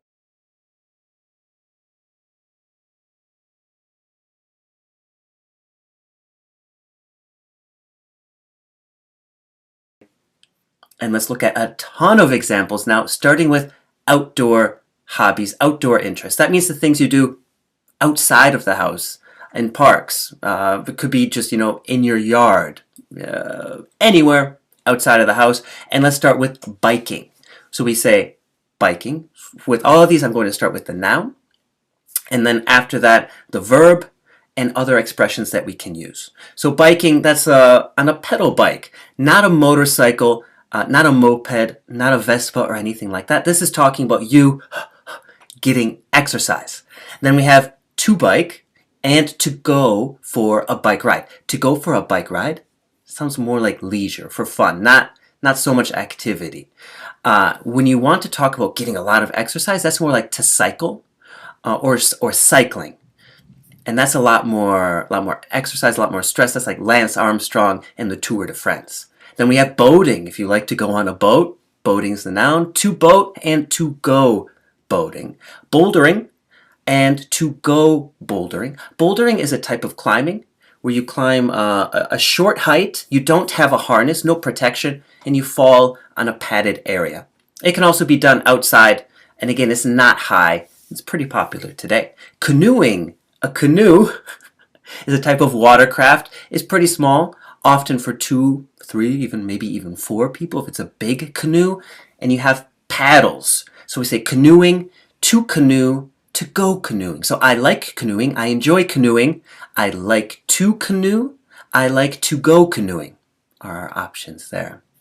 Oh, I actually forgot. Let's go back a little bit because I wanted to mention a few other expressions we can use. In the United States, we use to be into something quite a bit. It just means you enjoy something, you like something. So I'm into sports, I'm into reading, I'm into bouldering, I'm into canoeing. It means the same thing in this case as kind of like I like or I enjoy. What we also use, which is maybe a little bit more common in the UK, is for something, usually in the negative, for something to not be your cup of tea, means you don't like it. We also use it in questions in the positive. You know, is running your cup of tea? Is reading your cup of tea? Is cinema your cup of tea? So we can use it in questions in the positive form, and otherwise it's going to be negative. It's almost always negative. At least that's how we use it in the US. Like, running is not my cup of tea. And you see there that the noun comes first. Running is not my cup of tea. Reading is not my cup of tea. Learning English, maybe, is not your cup of tea, but you're doing it anyways. So let's continue here. We had climbing. Now, climbing, to climb. So climbing is just general. Climbing is any type of activity where you climb. Could be rock climbing, mountain climbing, and we say to go climbing. So personally, I like, or actually I plan to start climbing. So we can also start a hobby, and if you already started in the past and continue it, is to have a hobby. It's something you do. Then we have fishing, to fish, to go fishing. So you have your fishing rod, and you try to catch fish by using bait, and you have also tackle. Tackle are the little tools that you have to help you connect your bait to your fishing line, and your fishing line is connected to your fishing rod. We have gardening, to garden, to work in the garden. That's to do things outside, to plant little plants, to make them grow. Going to the park, to go to the park. I love going to the park. I love to go to the park. Love is stronger than like or enjoy. So if you love something, it means you really like it, really enjoy it. Horse riding, to ride a horse, to go horse riding. Maybe you guys have those hobbies. Ice skating, to ice skate, to go ice skating. That's when you have those little boots with a rod. It has to be winter, or actually a lot of indoor ice skating facilities too. Jogging, to jog, to go for a jog. Jogging is a type of slow run. Kayaking, to kayak, and to go kayaking. A kayak is very similar to a canoe, but it can also be covered. A kayak can turn upside down in the water, and is more often used for more extreme sports, the kayak. But you also have a paddle, and the verb there we use is to paddle. It's how you move in a boat with no motor. And then we have a very general expression here, playing sports or to play sports. So these are really any type of group activity, generally outdoor activity, like to play basketball, to play soccer or football, to play badminton, to play cricket. We play a sport. We never do sports. That's a very common mistake I hear learners say. And usually when people say they do sports, what they're trying to say is they exercise. And that's coming up soon. So we have playing outside. This is very general. This is doing any type of activity outside, playing outside. It's usually kids that play outside, and often in a park or in your yard. So to play outside, to go and play outside is another expression we use. Rollerblading, to rollerblade, to go rollerblading. That's when you have a little boot and there's wheels attached, but in a row like this. Because the next one we have is roller skating, and that's when you have them side by side. So roller skates, but then roller blades. Very similar, but the wheels are in a different pattern. Then we have running, how we started, to run, to go for a run. Sailing, to sail, to go sailing. That's when your boat has a, I think, what's it called, like a mast? I don't remember. But a sailboat moves because of the wind. Or I guess it's called a sail. That's the sail, the thing that catches the wind and propels you forward or backward, left and right. Skiing, to go skiing, to ski. Skiing, you have 2 poles on your feet. They're separate. Then we have sledding. Sledding is when you usually, skiing and snowboarding are on mountains, huge mountains. Sledding can be on a mountain, but it's usually on a hill. It's shorter and it's on like just some random piece of plastic. Snowboarding, to snowboard, to go snowboarding, like skiing, but you only stand on one thing. Then we have sunbathing, to sunbathe, to go sunbathing. That's when you just sit in the sun and try to get tan, to get bronzed. Swimming, to swim, to go swimming, to go for a swim, and a more informal expression, to take a dip. All right, so for swim too, if you want to do it really for exercise, I would say to swim laps, or because usually to go swimming, it can be for leisure. I would say it's mostly used for leisure and fun when you like have a little ball that you're hitting or something like that. And to take a swim can also be for leisure or more physical activity. If you want to focus on really getting exercise, say to swim laps at a pool. Then we have traveling. Everyone likes to travel somewhere or to take a trip somewhere. To take a trip just means to travel. I took a trip to Japan. I traveled to Japan. Trekking is a longer, more exhausting version of hiking. So hiking is just when you go outside, usually in like mountains or somewhere in nature, and you just walk. You have your hiking boots on. Trekking is similar, but it's usually a lot longer, bigger distances, maybe more difficult terrain, more difficult mountains. We say to go for a trek, to trek, and we just have walking. If you do walking for leisure, like if I just walk around my neighborhood, that is to go for a walk. If you really there's actually a fairly popular sport. It's called speed walking. So maybe you speed walk. And then if you have a pet, especially a dog, we can say to walk your dog, the noun walking your dog, or to take your dog for a walk. If your dog needs to use the bathroom, to take your dog out. So that is almost all of the outdoor hobbies. Now the indoor hobbies. Let's focus on some of these. We don't need this part. Let me change that. So if you're indoor, if you like to be in the kitchen, if you make things in the oven, the part that you actually have to open, remember the stove is the top part, the oven is that middle part that gets super hot. If you like making things like cakes, pastries, that kind of stuff, that is to bake. The noun is baking, so you like baking. Maybe you like to play games like Monopoly. I can't think of any other examples, but Monopoly is a very famous board game. So we say to play board games. Chess. Chess is a board game. Yeah, anything that has a board is a board game. Chess, checkers. These are board games. The cinema, if you enjoy or like the cinema. I love the cinema. And to go to the cinema. If you say I love cinema, it just means you like movies. But to go to the cinema means to specifically go to the place to watch a movie with other people. Cooking, to cook. So cooking is usually on the stove. With a frying pan, boiling water, in a pot. So we have pots, frying pans. All of that together we usually just call pots and pans. And then we have dancing, to dance. A lot of people. Dancing is fun, I think. Drawing, to draw. So that means with a pencil, charcoal, markers, crayons. And we have exercising. To exercise or to go exercise, or I would say that's it. Remember, a lot of you, I think, say to do sports when what you mean is you exercise. You enjoy exercising. Do sports does not exist in English. It doesn't make sense. You will confuse people when you say that. So exercising is any type of physical activity. It could be aerobic, like running. It could be lifting weights, any type of exercise. Then we have fashion. Maybe you like fashion. So we say to like fashion, to be interested in fashion is another one. If you really love fashion, you can say I'm fascinated by. We can also say fascinated by something. The gym. We can also say a fitness studio. And to go to the gym or to work out. When you say to go to the gym, it could be to run, to lift weights, a more informal expression, pump iron, or whatever else you can do at a gym. lot of activities depending on the size of the gym.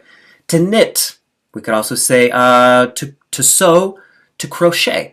Knitting, sewing, crocheting. I don't remember. I think crocheting has one needle. Knitting, I think, has two. Sewing has a machine. I think sewing is usually like, it's like the real machine. I think. I'm not positive there. Languages. Some people love languages, learning languages, to learn languages, or just languages.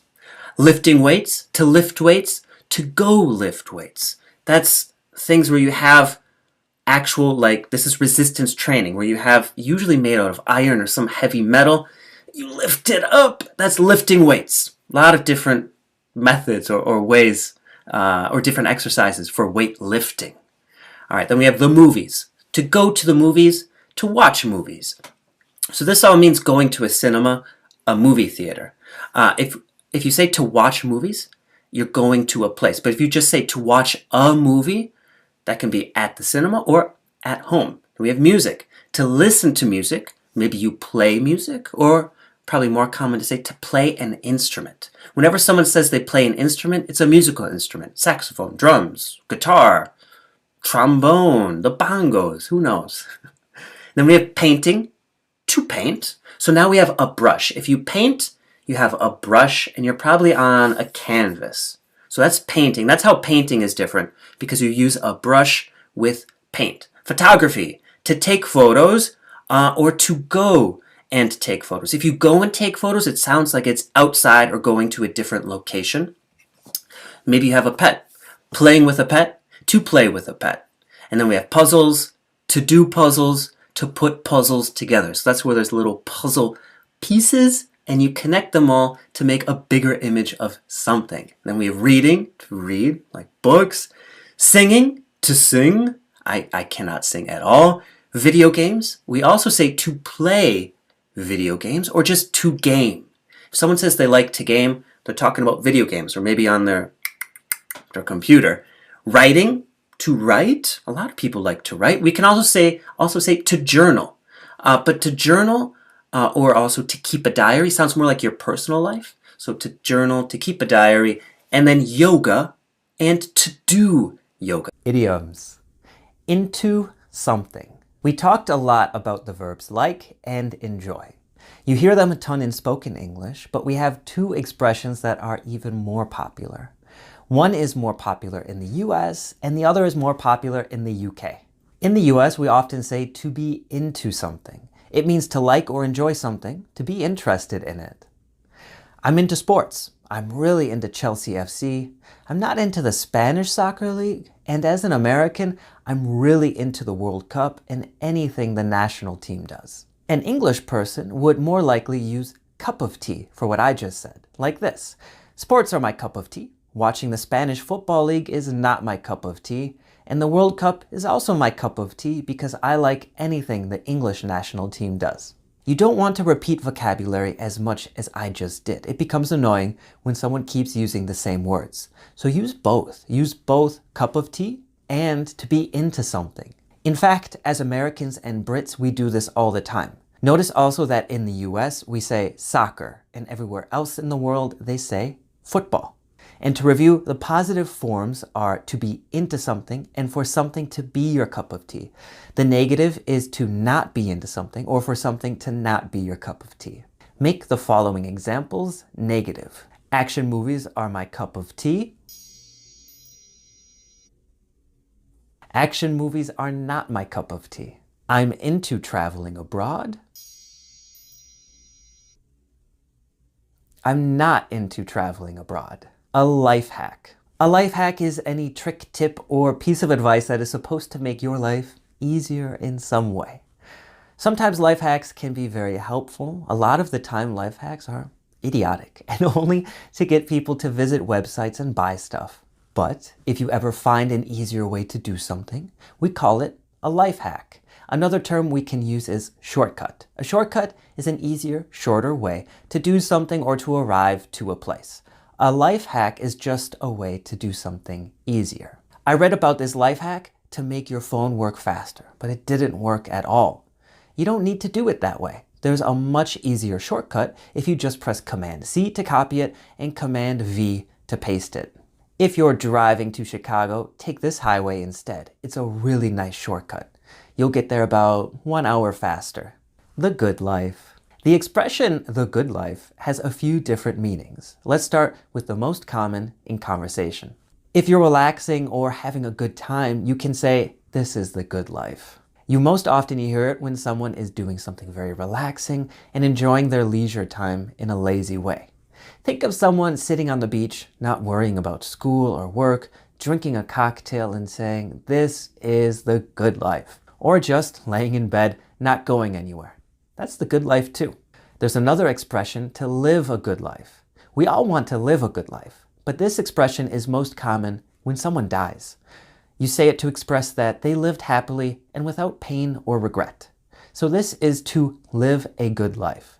When we say the good life, it means the ideal, perfect, relaxing life we all want to live right now. He died young, but he lived a good life. I just want to retire and live on a beach and live the good life. You shouldn't feel so sad about your dog dying. He lived a good life thanks to you. Turn a blind eye. Sometimes we pretend not to see bad actions that other people commit. Maybe it's because you don't want the person to get in trouble, or you don't want them to realize that you know about their bad actions. For whatever reason, when you ignore the bad behavior of other people, this is to turn a blind eye. And we say to turn a blind eye to an action. For example, if you have a friend that steals, you probably don't want them to get in trouble. You won't tell the police, therefore, so you turn a blind eye. You pretend not to notice. Maybe the same if someone you know is taking serious drugs or addicted to them. Maybe you're afraid to confront them, to address their problem, so you turn a blind eye. Oftentimes we shouldn't turn a blind eye, but we can't think of any better actions that we could do or don't think it's our responsibility to intervene. I tried turning a blind eye to your grades in school, but you are going to fail if you don't start doing a better job. I know we all drink a bit too much sometimes, but I can't turn a blind eye to your alcohol problem. You need to do something. I saw you cheat on the test. I'll turn a blind eye this time, but next time you won't be so lucky. To be set. There are quite a few idioms with set in them. First, when talking about being ready to go somewhere, we can say, I'm all set, or all set. It means I'm ready to go. Okay, I'm ready to go to the store. What about you? I'm all set, let's go. When buying things at a store, we use this expression too. Most often you are asked this when you are paying for your items, or maybe even earlier, if someone working there wants to know if you are ready to purchase your items. Okay, all set to pay? Yep, I got everything I need. Finally, and most relevant to this section, to be set, talking about your life and especially talking about your future, means that you are prepared for anything. For example, if a child is born into a very wealthy family, he is set for life. We're saying that no matter what happens, money should not be something that this kid worries about. So in this context, to be set means prepared. But to be set for life means that your life will be much easier or better because of something. If I get this job, I'll be making 10 times more each year. I'll be set for life. If you win the lottery, your children are set for life. Hey, after I shower, I'm all set to go. So be ready. Homework. It's time to practice what you learned. Write about your interests and hobbies, the stuff you enjoy doing, and especially try using cup of tea and to be into something to express your likes and dislikes. Writing is a great way to remember vocabulary, and I'm really looking forward to learning more about the stuff you're into. Dating and relationships. In this section, we're talking about romantic and non-romantic relationships, as well as more descriptions to describe yourself. We'll look at types of relationships, different dating expressions, idioms, and terms for race and sexual preference. This lecture is going to focus on types of romantic relationships and relationship statuses. I'm going to discuss some important slang in this lecture, but if you feel like you understand this vocabulary pretty well already, skip ahead to the next one. Single. If you're single, you are not in a relationship. You have no boyfriend or girlfriend or anything else. It's just you. Maybe you like it that way. It's a good opportunity to find yourself. To find yourself means to have the opportunity to understand yourself better before getting in a relationship.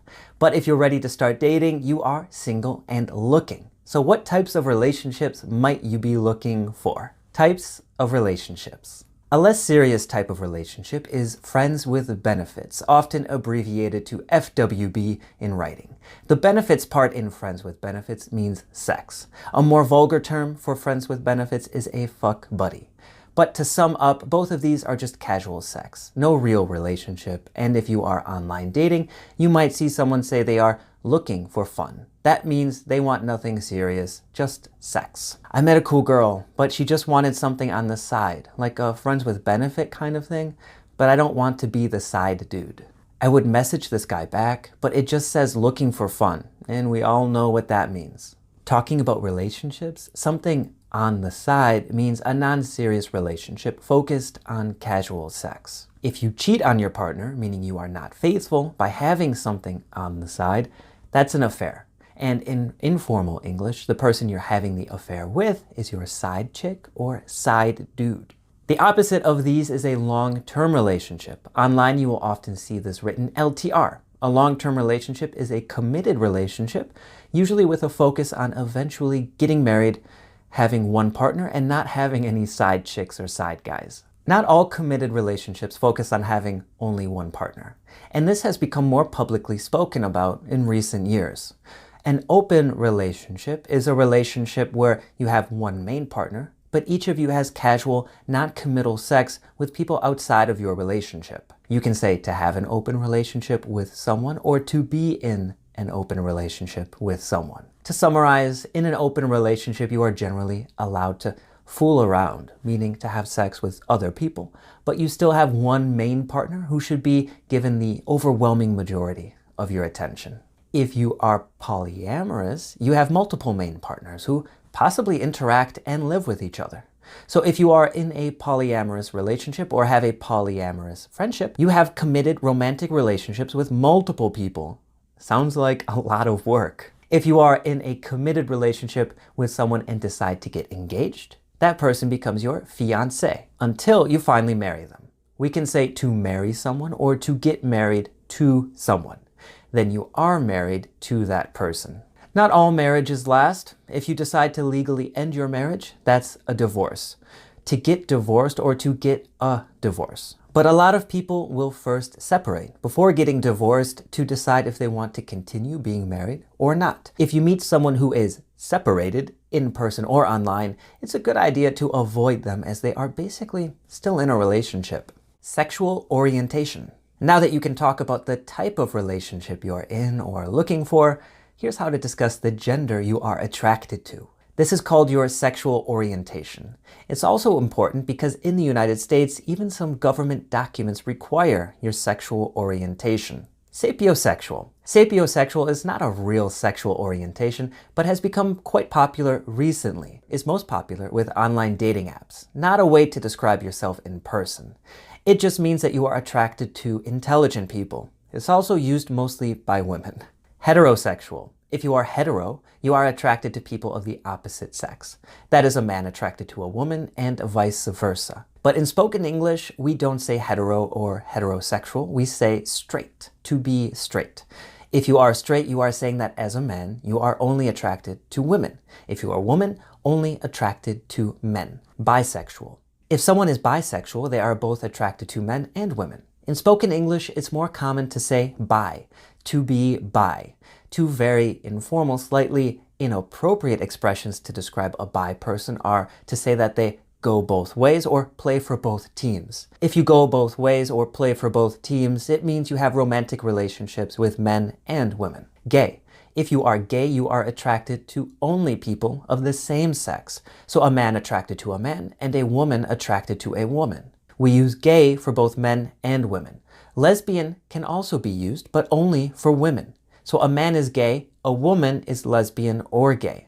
I want to give you some more advice because small changes when using the word gay can make you sound like an average fluent speaker or someone who really dislikes gay people and cause some very uncomfortable situations. It's to be gay, same as to be straight and to be bi. However, it's to be a lesbian. He's gay, she's straight, he's bi, she's a lesbian. Never say someone is a gay. You don't want to say, for example, she's a gay. It just sounds bad. You can say he's a gay guy, she's a gay woman, but a gay by itself sounds terrible. Or just say he's gay or she's gay. That's fine. If you are not gay, another word you want to avoid is queer. In the past, queer was the appropriate word to describe someone as gay, but not anymore.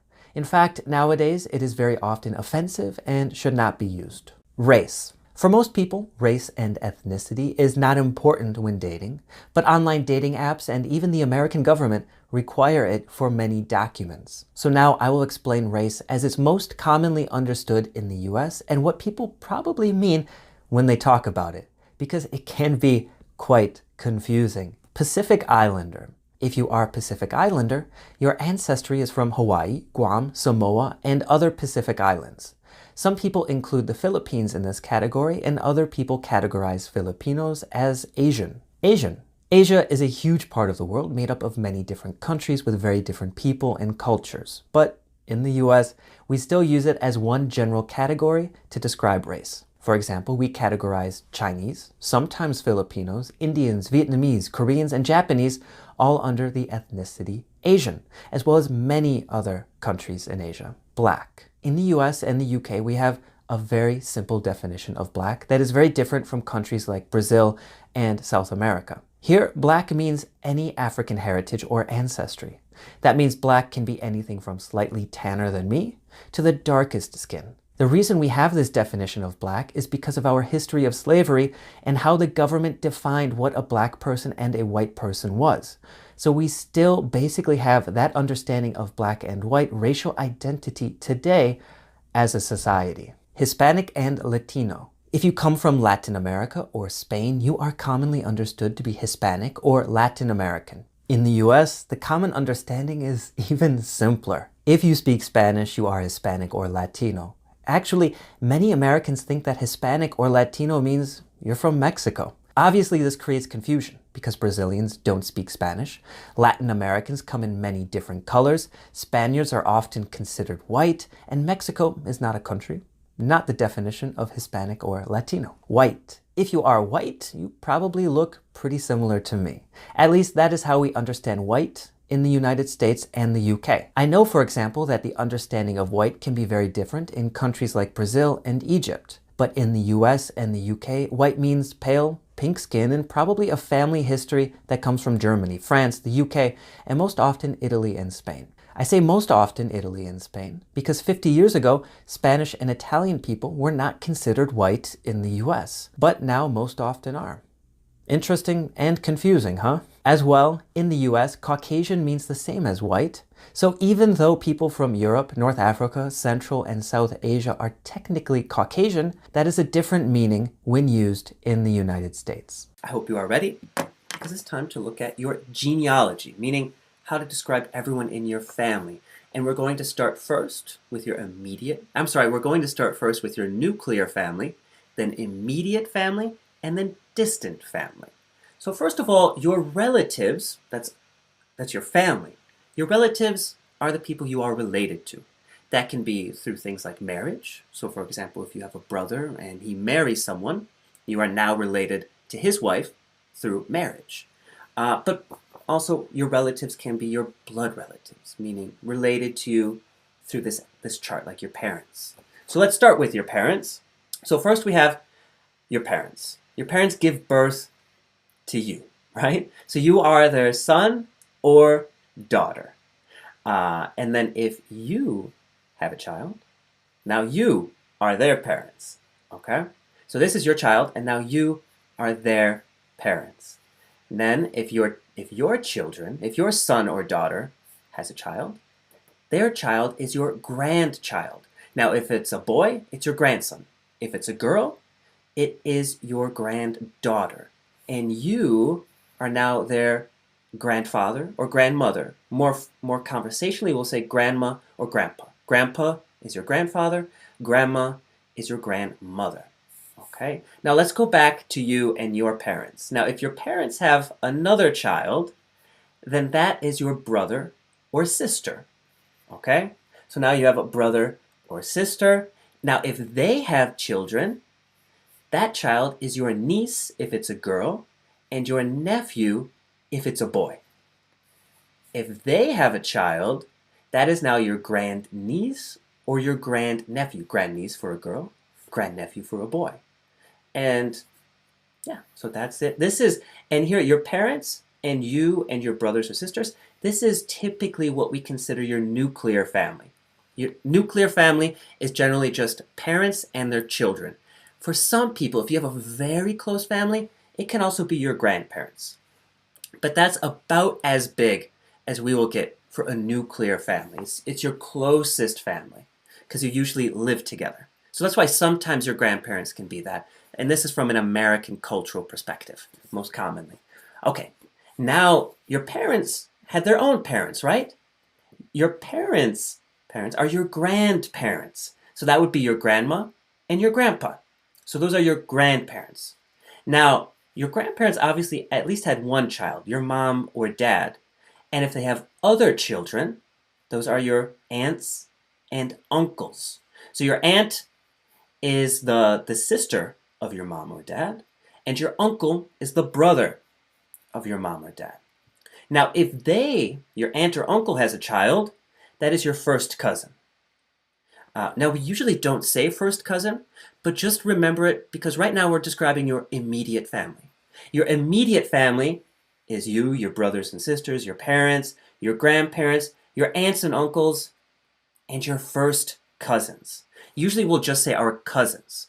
If you have a huge family, you might have to say your first cousin. But for me personally, the only cousins that I really know and talk to are my first cousins, so I just call them my cousins. That's it. So your first cousins, we'll usually just say our cousins. We usually only describe this in more detail if we're talking about our second or third cousins, or once we get like removed to this part. But we really don't talk about this family very much. Basically everything out here, this is our distant family. It's the relatives that we don't talk to a lot and are not as closely related to. So this is basically our immediate family, very close to us. This is our distant family. Everyone over here is distant, not as closely related to us. So our nuclear family was your parents, you, and your brother or sister. And then we have our immediate family, which is your grandparents, your grandma and grandpa, aunts and uncles, and your cousins. All right, and I guess your nieces and nephews can also be part of your immediate family. Now, the brothers and sisters of your mom technically are your maternal aunts and uncles. It means from your mother's side of the family. In spoken English, we usually just say from your mother's side. My uncle on my mother's side, on or from a side. And then if it is your dad's brothers and sisters, then they are technically your paternal aunts and uncles. Or more commonly in spoken English, just your aunts and uncles on or from your father's side of the family. But you can also say paternal or maternal. It's a little shorter, but actually less common. All right, so then after that, now if your first cousin has a child, their child in relation to you is your first cousin once removed. Now again, pretty much everything I'm saying now, we don't really use in spoken English, and even for native speakers, this vocabulary is very difficult, very misunderstood, and just too complicated to really care about. So technically, your cousin has a child, it's your first cousin once removed. If they have a child, it's your first cousin twice removed because we're going from generation to generation. So when we say once removed, it just means it's their child. Twice removed, it means the child of their child. Okay? It's complicated. I would just focus on the immediate family. That's the most important stuff. Okay, then we have, going back actually to your grandparents. Now, your grandparents had parents. Those are your great-grandparents, right? Yes. I'm sorry, no, so your grandparents, their parents are your great-grandparents. And now they might have more children. So if they do, your grandparents, if they have siblings, brothers or sisters, then we have your great aunts or great uncles. Now, if they have children, They are your, what do we have here? Your first cousin once removed, which is interesting, right? Because we have first cousin once removed here, and we have first cousin once removed here. So there could be huge differences in age, but it doesn't matter. We use the same expression. So it can be confusing. And this is why describing your genealogy and your family can be very, very complicated. Okay, so where were we? Your first cousin once removed, and then if they have a kid, it's your second cousin. And then your second cousin once removed. And then your second cousin twice removed. Again, this is all your distant family. We don't talk about this a lot unless if you have a very big family. Now, let's say your great-grandparents, of course they do, they definitely have parents, and those are your great-great-grandparents. Now, if they had more kids, the sibling of your great-grandparent would be your great-grand-aunt or your great-grand-uncle. We are going very far back in time now. Now, if they had kids, that would be your first cousin twice removed. Because look, we're going over again. That's why it's twice removed now. And then if they have a kid, it's your second cousin once removed, and then your third cousin, and then your third cousin once removed, and then your third cousin twice removed. And it just keeps going and getting more and more complicated. Just focus on these ones. We have your nuclear family, which is your parents, and then you and your brothers and sisters. That's the American definition. Your immediate family is your grandparents, grandma and grandpa, aunts and uncles, your parents, you, brothers, sisters, cousins, and probably niece and nephew, if you have any, as well as your in-laws, meaning if you get married, the mom and dad of your husband or wife. Those are your in-laws. All right, so that is your immediate family. All of this is your distant family. And don't worry about that. It's super complicated, even for me. Dating idioms. There's some really good idioms about dating and relationships that will be super helpful in a conversation. Here are some of the best, as well as some common expressions you just need to know. A blind date. A date has a few meanings. When you first meet someone, a date is some type of activity to see if you are compatible as romantic partners. We say to go on a date. If you decide to continue seeing each other, meaning dating and in a relationship, a date is just something fun you do together. So to go on a date means a specific event or moment you spend with someone. To be dating someone means to be in a relationship. To be seeing someone can have both meanings. If I say I'm seeing him on Thursday shows us it's for a specific date, but you don't know if we're dating. You can also use this when making plans to spend time with friends and family and making appointments like to see the doctor. I'm seeing my parents on Sunday. I'll see the therapist on Wednesday. But if I just say I'm seeing Mark, it means we're dating. We are a couple. I met this guy at the cafe yesterday. We're going on a date tomorrow. I'll tell you how it goes. I'm not sure I'm ready to start seeing anyone long term though. Me and Lisa have been dating for several years now. We try to go on a date at least once a week to spend some time together. We've been going out so long, I can't remember what we did on our first date. A blind date is when you are meeting someone for the first time and have never met before and don't know what the other person looks like. Because of modern technology, blind dates don't really exist anymore because it's so easy today to get at least a picture or something like that. Break up with someone. If you're dating someone, you're in a relationship. Like I said, we can also say seeing someone. However, many relationships fail and come to an end. If you decide to end your romantic relationship with someone, we can say to break up with a person. The noun for this is a breakup. Another informal expression is to dump someone. A breakup can be mutual, meaning both people agreed to it, but when you dump someone, it's never mutual, and it's often done in a rude way. Another unrelated expression is to be in the dumps or down in the dumps. If you're down in the dumps, you feel sad. So if your boyfriend or girlfriend dumps you, there's a good chance you'll feel like you're down in the dumps. To dump someone, to be dumped by someone.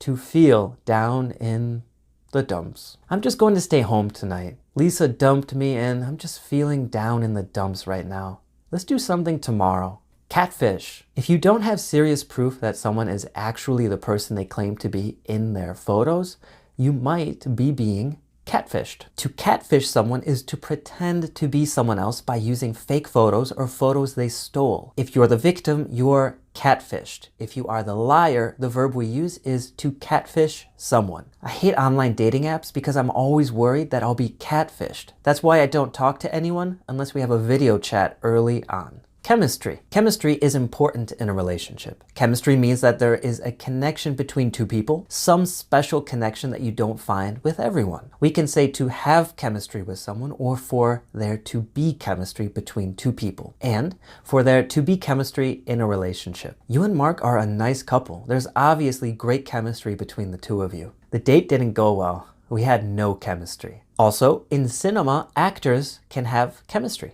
This is called on-screen chemistry. When talking about this type of chemistry, it's only for actors who are portraying a romantic relationship, not if they are acting as friends or family. Out of your league. When talking about dating or wanting to date a person, if someone is out of your league, it means they are too good for you. Usually it means they are much more attractive than you, but it could also mean much more successful, intelligent, or whatever positive characteristics you don't have. Like for most of us, supermodels are out of our league because they are supposed to be the most beautiful people on the planet, and we're just normal people. To settle.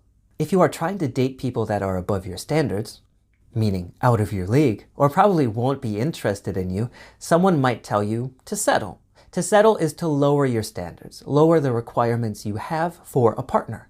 So if you decide to settle, you might go on a date with a person a little less attractive or a little less wealthy or something like that. Do you really think you're going to marry a person that attractive?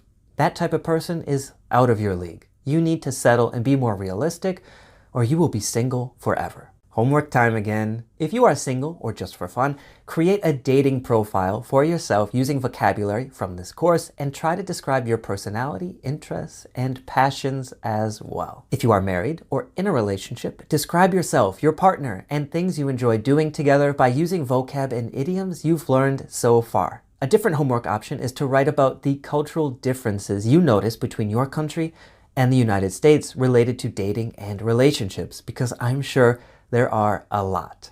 Look forward to seeing your homework and answering any questions. Friends and family idioms. With friends and family, we have some great idioms we use to describe our relationships or a lack of a relationship.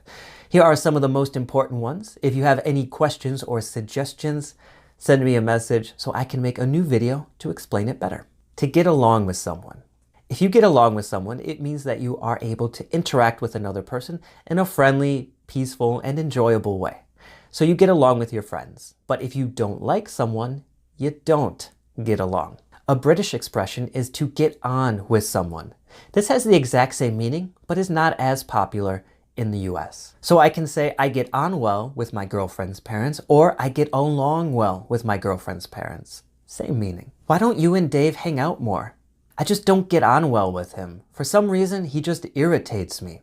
Also remember, to hang out with someone means to spend time with someone in a friendly, casual way. Bad blood. If there is bad blood in a relationship, it means there is ill feeling, bad feelings towards each other for some reason. There is hostility, anger, or distrust. Basically, to have a bad relationship with someone because of something that happened previously. A very informal expression for this is to have a beef with someone. Means you don't get along because of some past experience. I used to hang out with Mark a lot, but then he lied to me about a few things and it really made me upset. So there's some bad blood between us. That's why we don't talk anymore. There's some bad blood between the two sides of my family. That's why one part of the family started hosting a different family reunion in the summer. The black sheep. In a family, there is often someone who is different than the rest. They act differently and have very different interests compared to everyone else in the family. We can describe this person as the black sheep or the black sheep in the family. If you are the black sheep in the family, you don't feel like you belong. You feel different and a little bit like a social outcast. In some cases, being the black sheep just means you are a little different, but still get along really well with your family. In other cases, being the black sheep means you don't enjoy spending time with your family and don't get on well with any of your family members. I moved out of the house right when I turned 18. As the black sheep in the family, I never felt like I belonged. I rarely talked to my family since leaving the house. My family always calls me the black sheep because they all support Barcelona FC, but I support Real Madrid. We always joke about it. Chip off the old block. Talking about your parents, if you are a chip off the old block, you resemble one or both of your parents related to physical appearance or personality. This is the same as to take after someone, but chip off the old block is more commonly used to talk about shared characteristics of a son or daughter and their father.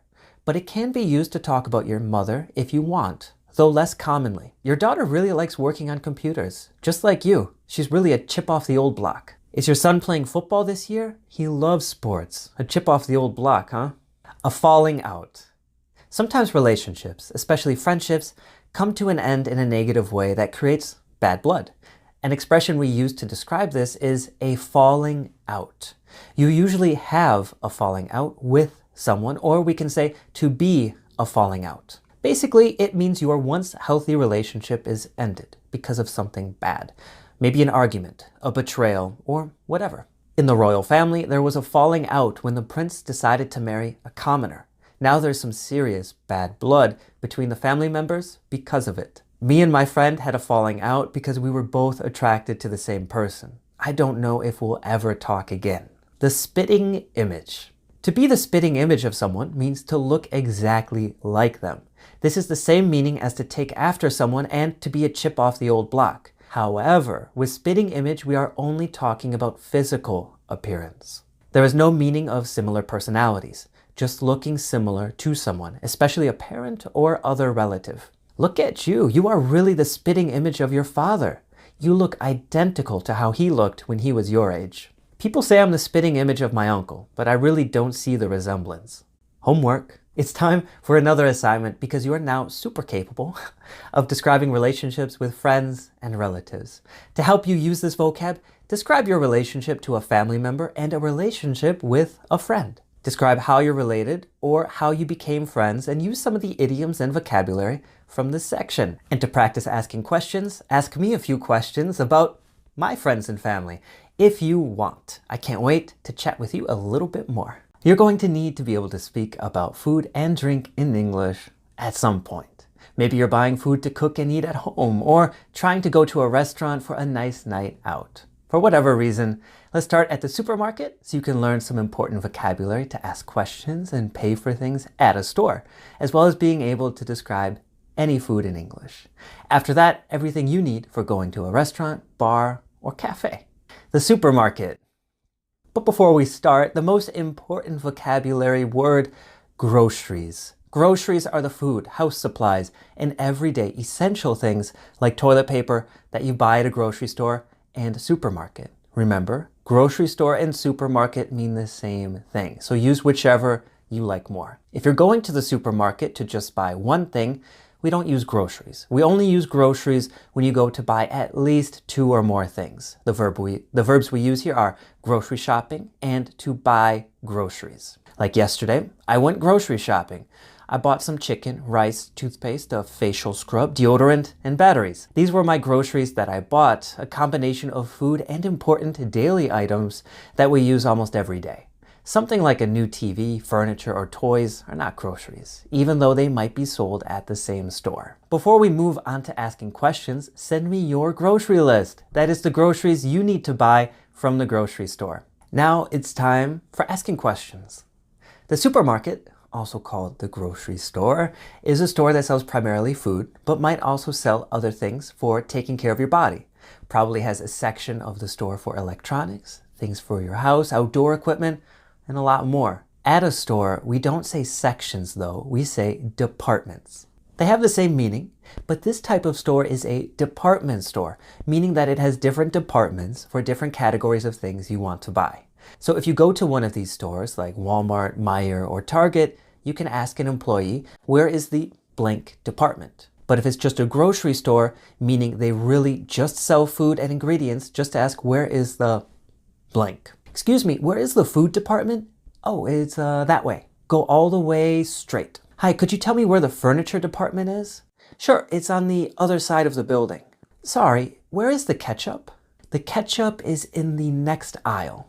At a grocery store or supermarket, the food section is usually divided by aisles. Like the noodles are in aisle 1 and the milk is way at the end in aisle 20.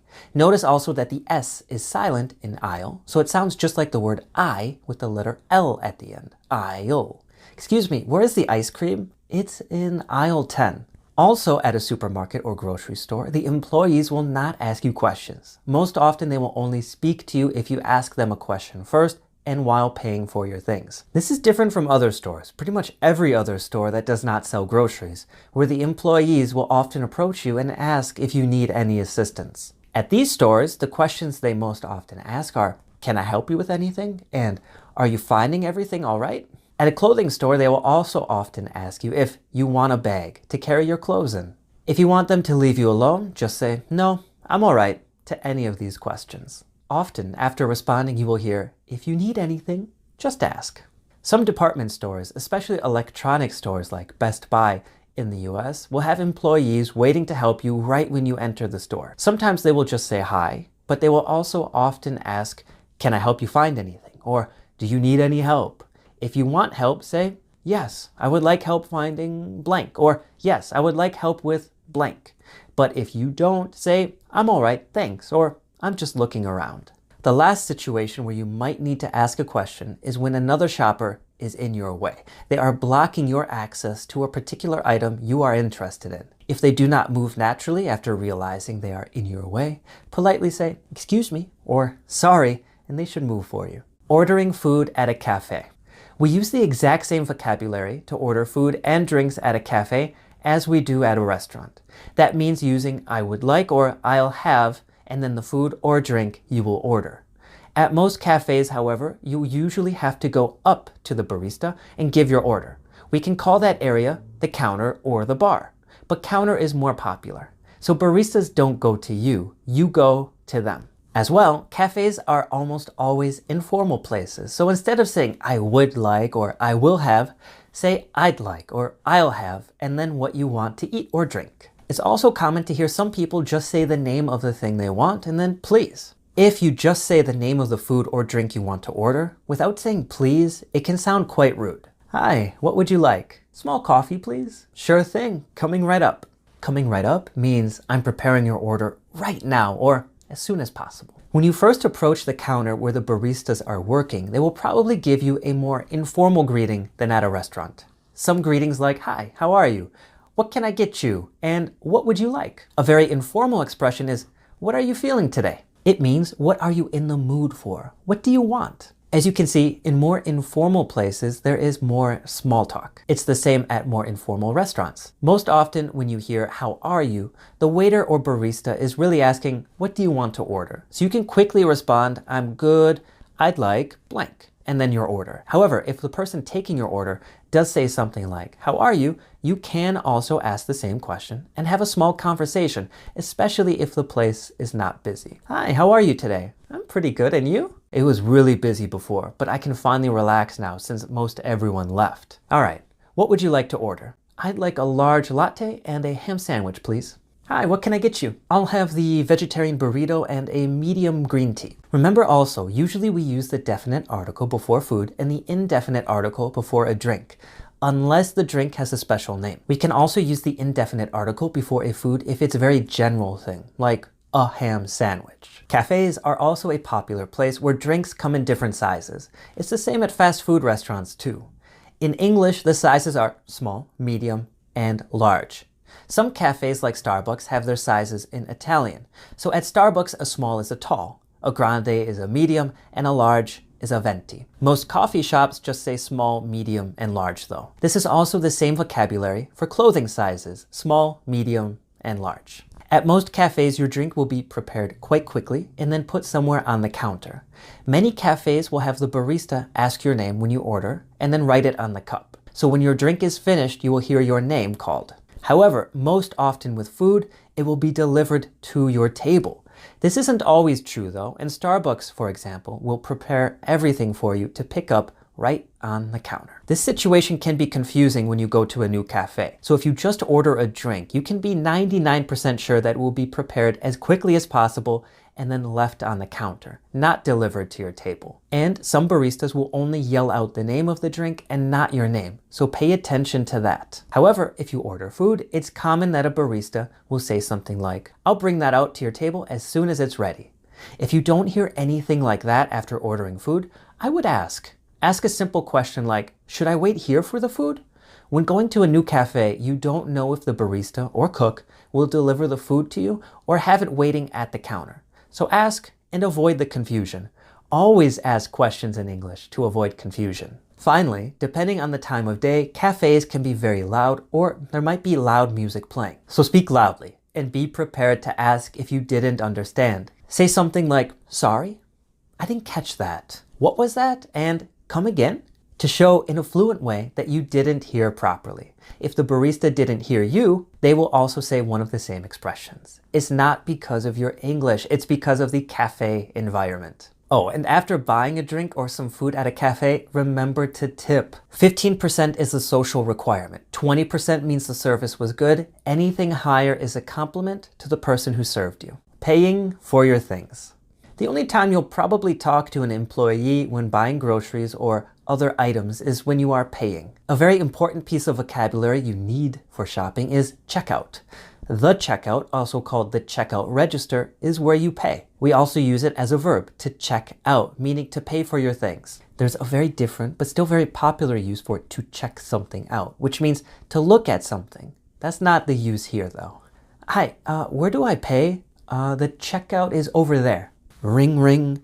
"Are you almost done at the store?" "Yeah, I just need to check out and then I will see you at home." When you go to the checkout, when you go to pay for your things, the cashier, the person charging you money, will very often ask a question, and this is popular for every place you shop. The question is, did you find everything all right?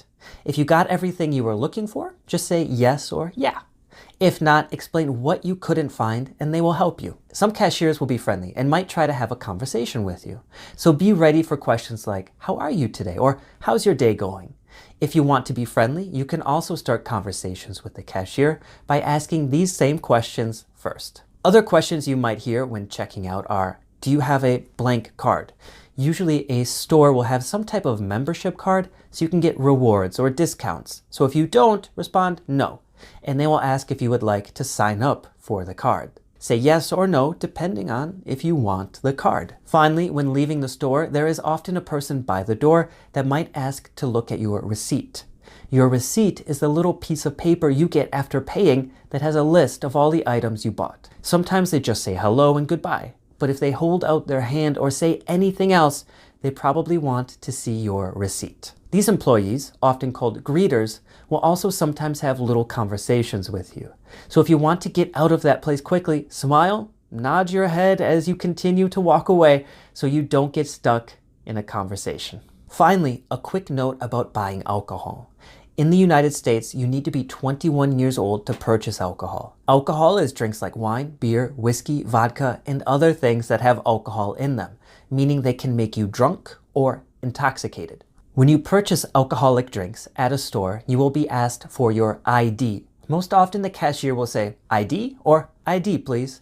Hand your ID to the employee, they will look at it quickly, and then you will pay. A bar. The most popular type of bar is a place that is focused on selling alcoholic drinks.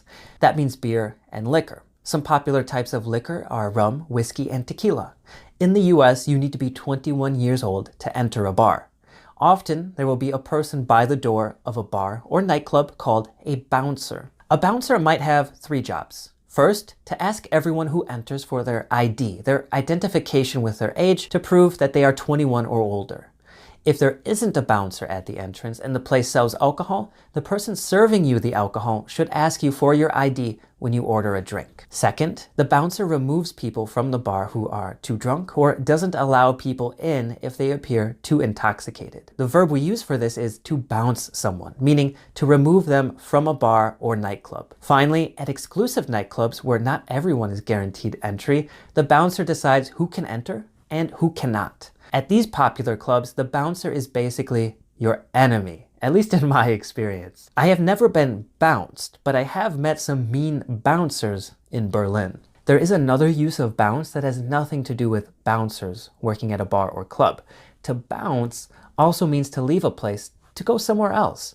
So if a bar is really boring, you might decide to bounce, meaning you decide to leave. You bounce at parties, bars, and other public events or places. A bar can be upscale or really cheap. If a bar is really cheap, there is a higher chance that it is really dirty and attracts mostly lower income individuals. This type of bar is called a dive bar and typically has the cheapest alcoholic drinks you can find, though possibly in a very shady, meaning dangerous neighborhood. A bar is the entire place, but there is also the part of the bar where you order your drinks. This is also called the bar. You order your drinks at the bar from the bartender. If you work at a bar, that's you, the bartender.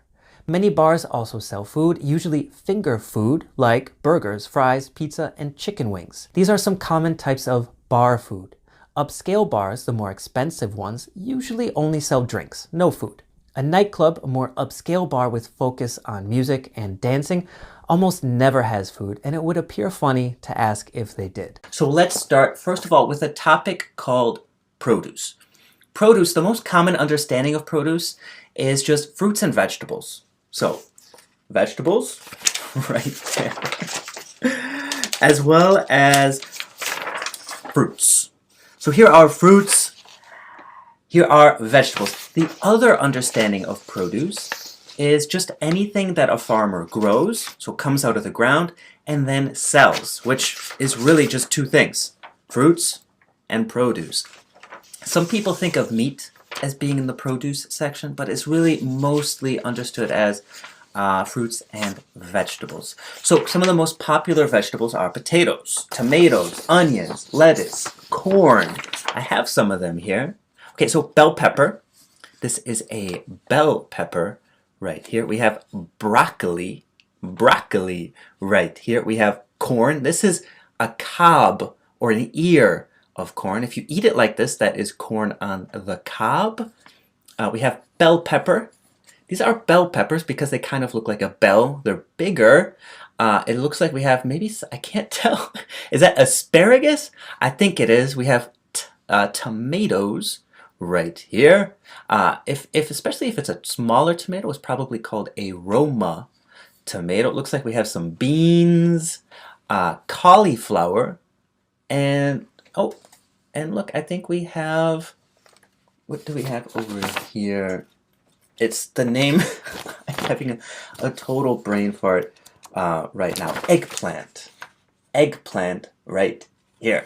So these are, oh, and lettuce in the background. And it looks like some, not tomatoes, potatoes. Potatoes right there. So those are some of the most important vegetables. What about the most important fruits that we consume in the US? Well, here we go. We got bananas, we got grapes, apples, I believe a pear. Yes, a pear.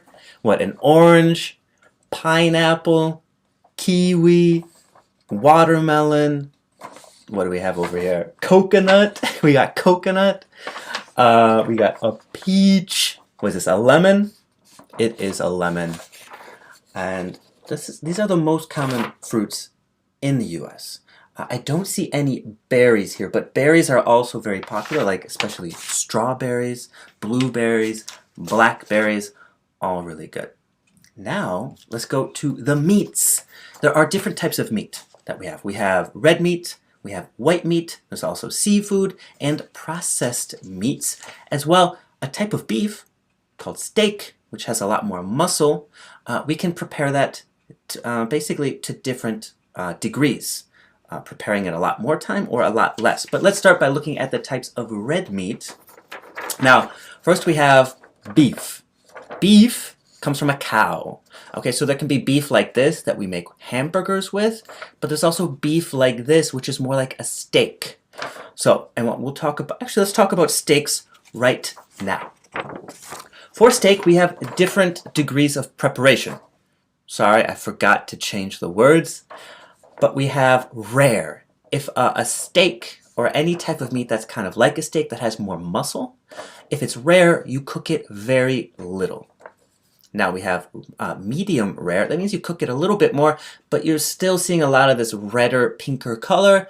It's also softer and maybe even some blood, especially maybe some blood here. still. Here we have medium, so it's kind of in the middle. You've cooked it a decent amount. We have medium well and well or well done. At this point, most professional chefs will tell you you have lost most of the flavor. If you go to a restaurant, this is pretty specific. You will most often just hear rare, medium, and well done. Those are the most common. These are quite specific in the middle there. So rare, medium, well done. Well done is really cooked. There is no pink and you lose a lot of the flavor.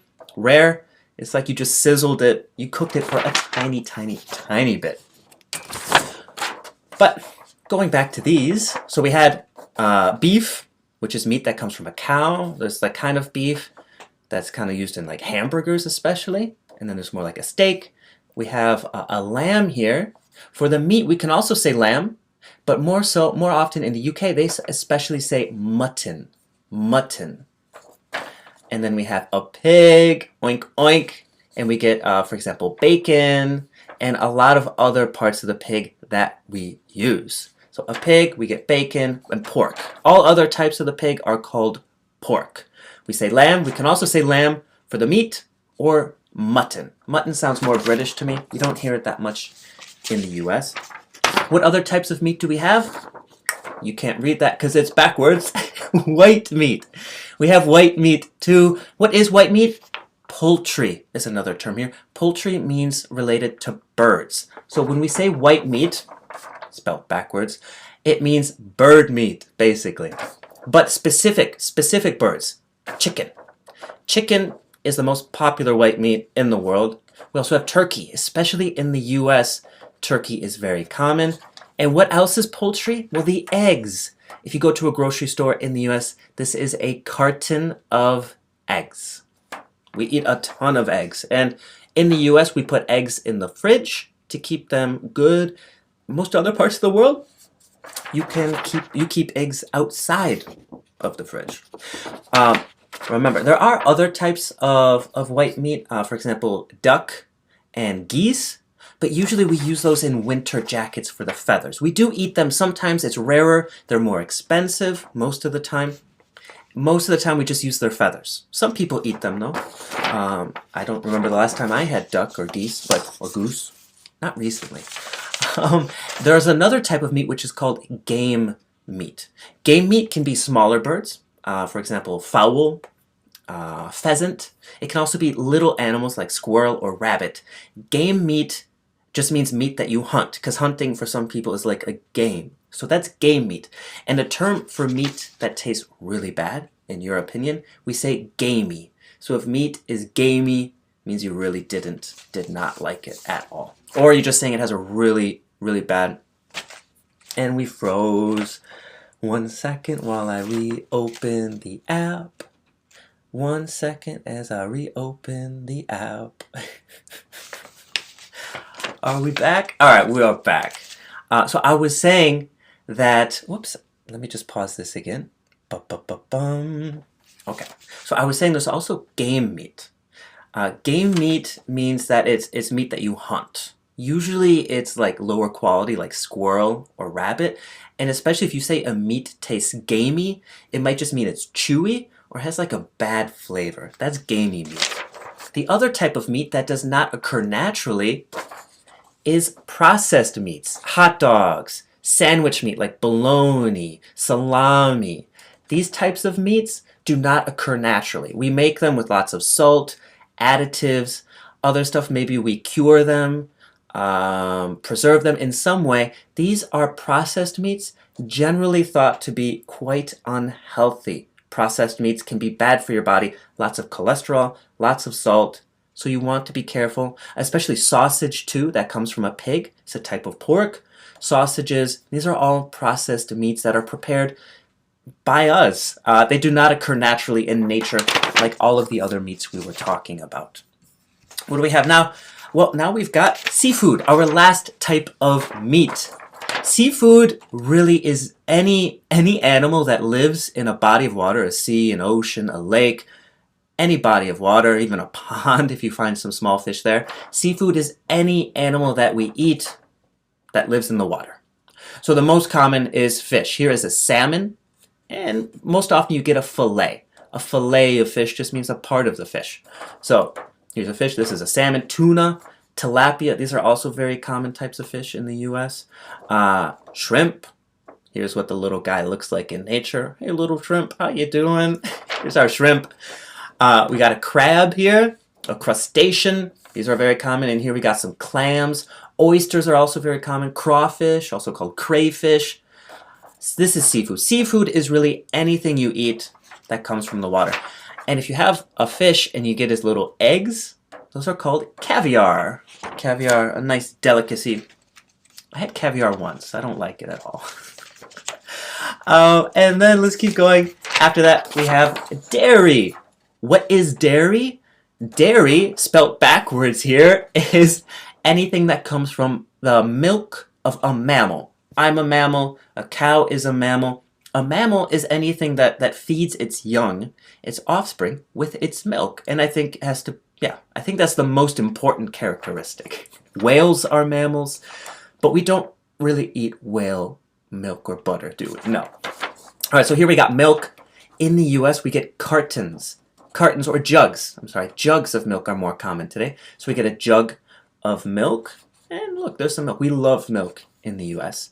Here is some cheese. I come from Wisconsin, the cheese capital of the US. We make a lot of cheese. Here's some yogurt. Yogurt is a milk product.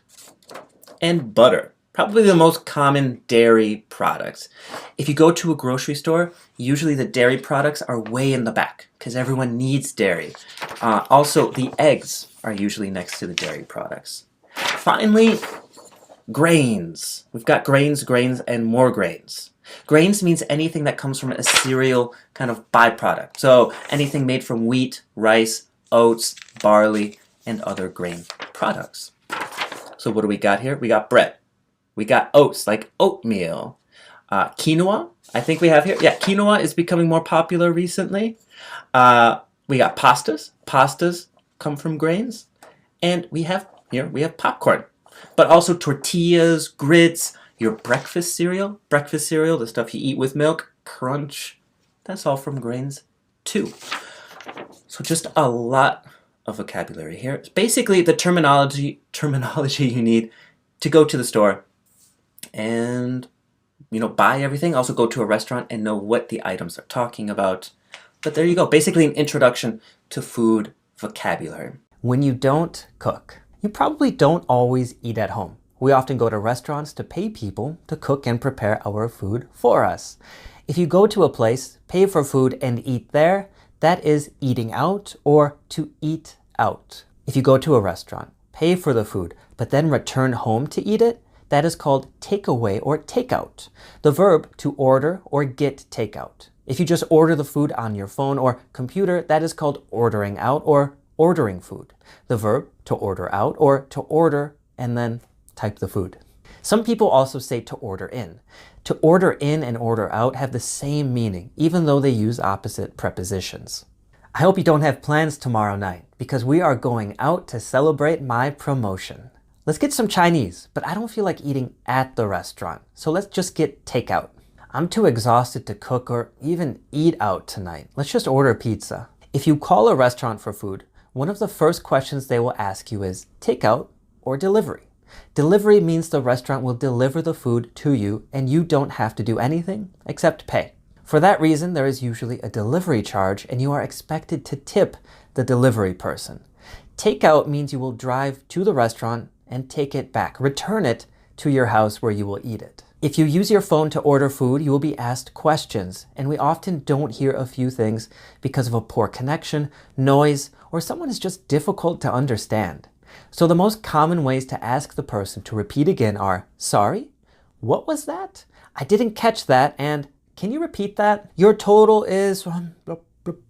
Sorry? We don't... Today. What was that? Your total is 32.20. Can you repeat that? You can also use these expressions when you don't understand what someone said at a bar, cafe, or restaurant. In the next few lectures, we're focusing on the vocabulary and expressions for restaurants, cafes, and bars, so you can feel comfortable using English at all of them. How to order food at a bar. But if you're hungry and at a bar, just ask, because it's not always obvious if a bar serves food or not. The most popular question to ask the bartender is, do you serve food? This is a general question, meaning, do you serve food at some point of the day? And a lot of bars do, typically from the time they are open until around 10 to 12 at night. But if you arrive too late, the kitchen might be closed. If the kitchen is closed, it means they usually serve food, but it's closed at the moment. They are not currently serving food, most often because it's too late. If you know a bar serves food, but you don't know if they are serving at that moment, ask the bartender this question. Is the kitchen open? They will most likely respond with yes or no. Yes means you can order food because the kitchen is open. If you don't see a menu with the food options, you have two choices. One, ask the bartender for a menu. Do this by asking, do you have a menu? Or can I have a menu? Or two, you can just ask, what do you have? Or what is there? To hear some of the food options from the bartender. A bar is a very loud and busy place. So when ordering, we don't say I would like or I'll have. Okay, you might order like this at a very upscale bar that is quiet. But if it's louder, just say the thing you want to order. If you want to be polite and not worry about appearing rude, say please at the end. But if the bar is really loud, don't worry about saying please. Just worry about saying the thing you want in a loud and clear voice. And if there are a lot of people trying to order things at the bar, you will have to try to push yourself in so that the bartender notices you, or try to find an opening to get the bartender's attention. If the bartender responds with no when asking if the kitchen is open, it means you cannot order food because the kitchen is closed. It's probably too late at night, or maybe they just turned on the stoves and they need time to heat up. And maybe you were confused. There isn't even a kitchen. So the bartender will say, we don't serve food, or maybe something like, we only serve drinks. Even if the bar doesn't have a kitchen and doesn't sell food, there is still a good chance that they have little snacks like nuts or popcorn to make you thirsty and consume more alcohol. Snacks are nice, so if you are curious, just ask the bartender, do you have anything like nuts or popcorn? It's a common question, so don't feel embarrassed if they don't. Restaurants and diners. A restaurant is any place that you go to sit down and eat. It can even be a fast food restaurant like McDonald's. If a restaurant is more casual, relaxed, has a warmer environment, and is generally cheaper, that is a diner. A more expensive luxury restaurant can be called upscale or an upscale restaurant. For example, if a restaurant has any Michelin stars, we can assume it's upscale and pricier. If something is pricier, it means more expensive. The most common terms to refer to the people eating at a restaurant, any type, are diners, customers, and guests.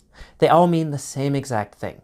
Patron can also be used, but is more commonly used if you go to the same place more than once or frequently eat there. A more informal term for this is a regular. If you're a regular, you eat at that restaurant often, you eat there regularly. Sorry, I'm new, so I don't know the policy, but that customer said the steak was too raw.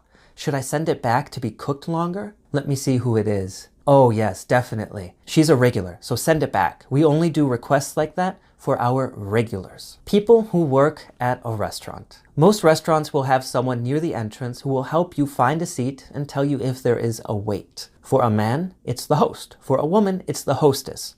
The cheaper the restaurant, the more likely there will be no host or hostess. If your host follows you to your seat, they will often say, your server will be right with you, before returning to their position by the entrance. Another name for server is waiter for men and waitress for women. We call the people who clean tables and dishes busboys and busgirls. The main chef and their assistants are what we call the kitchen staff. At most restaurants, you don't see the kitchen staff while they work. If you're at a nicer restaurant, there might be a valet. The valet will park your car for you after you arrive and have it ready for you when you leave. An even nicer restaurant might have a sommelier, a person with expertise in matching drinks with your food, who you can ask for assistance. How to order drinks at a bar. But most people don't go to a bar to eat. They go to a bar to drink something. To start with, most bars are loud, busy, and very informal places, so we don't need to use any special vocabulary when ordering a drink. Just say the drink you want and make sure to say it loudly and clearly while speaking directly to the bartender. This is especially important if the place is loud, and most bars and nightclubs are. So if you know what you want to drink, just say the name of the drink and put the number of drinks at the beginning. If you are worried about appearing rude, add please to the end. How to order beer. At a restaurant, you might ask, what drinks do you have? But not at a bar. It's too general. They have a ton of drinks. If you want a beer but don't know what types of beers are available, ask, what beers do you have? If you want a specific brand of beer, ask, do you have blank? Like, do you have Heineken? If you ask that question, or if you order a type of beer, you will often be asked a second question, bottle or on tap? Bottle means the beer comes in a bottle. Some bars, especially dive bars, will often have canned beers too. So they might also ask, bottle, can, or on tap. A tall boy is a canned beer that is taller than normal, so it has more beer and is more expensive. If a beer is on tap, it means that the beer comes from a keg and comes out of a tap. If you've been to a bar, the bartender pushes the tap down and the beer is poured into a glass. Another way to say on tap is on draft, also spelled draft. It's spelled D-R-A-F-T most of the time in the US and D-R-A-U-G-H-T mostly in the UK. They have the exact same pronunciation. Some people prefer draft beer and other people prefer bottled beer. It's a personal preference.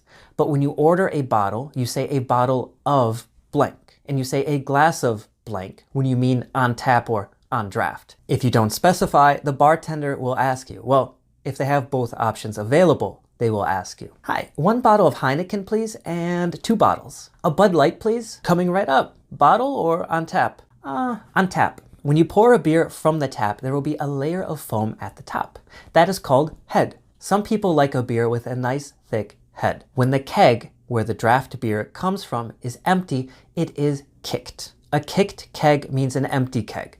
When a keg is nearly kicked, there will be way too much head, way too much foam. That's how you know the keg is almost kicked and needs to be replaced. If you get a beer with too much head, it is appropriate to ask for it to be replaced. Making a reservation.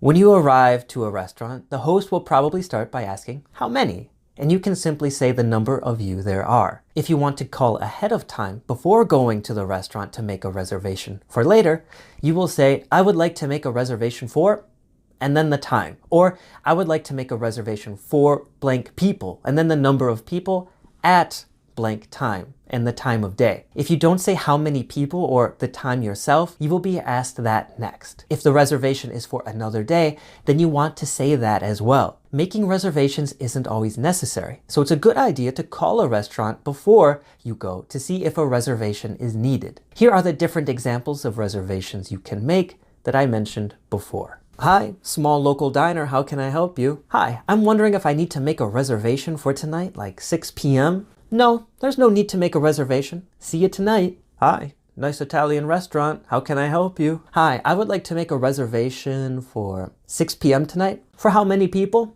For 6 people. Name? Sorry? Name for the reservation. John Doe. Okay, I've made your reservation, Mr. Doe. We look forward to seeing you. Hi, nice Italian restaurant. How can I help you? Hi, I would like to make a reservation for 6 p.m. tonight. For how many people? For 6 people. I'm sorry, there is not enough space at that time.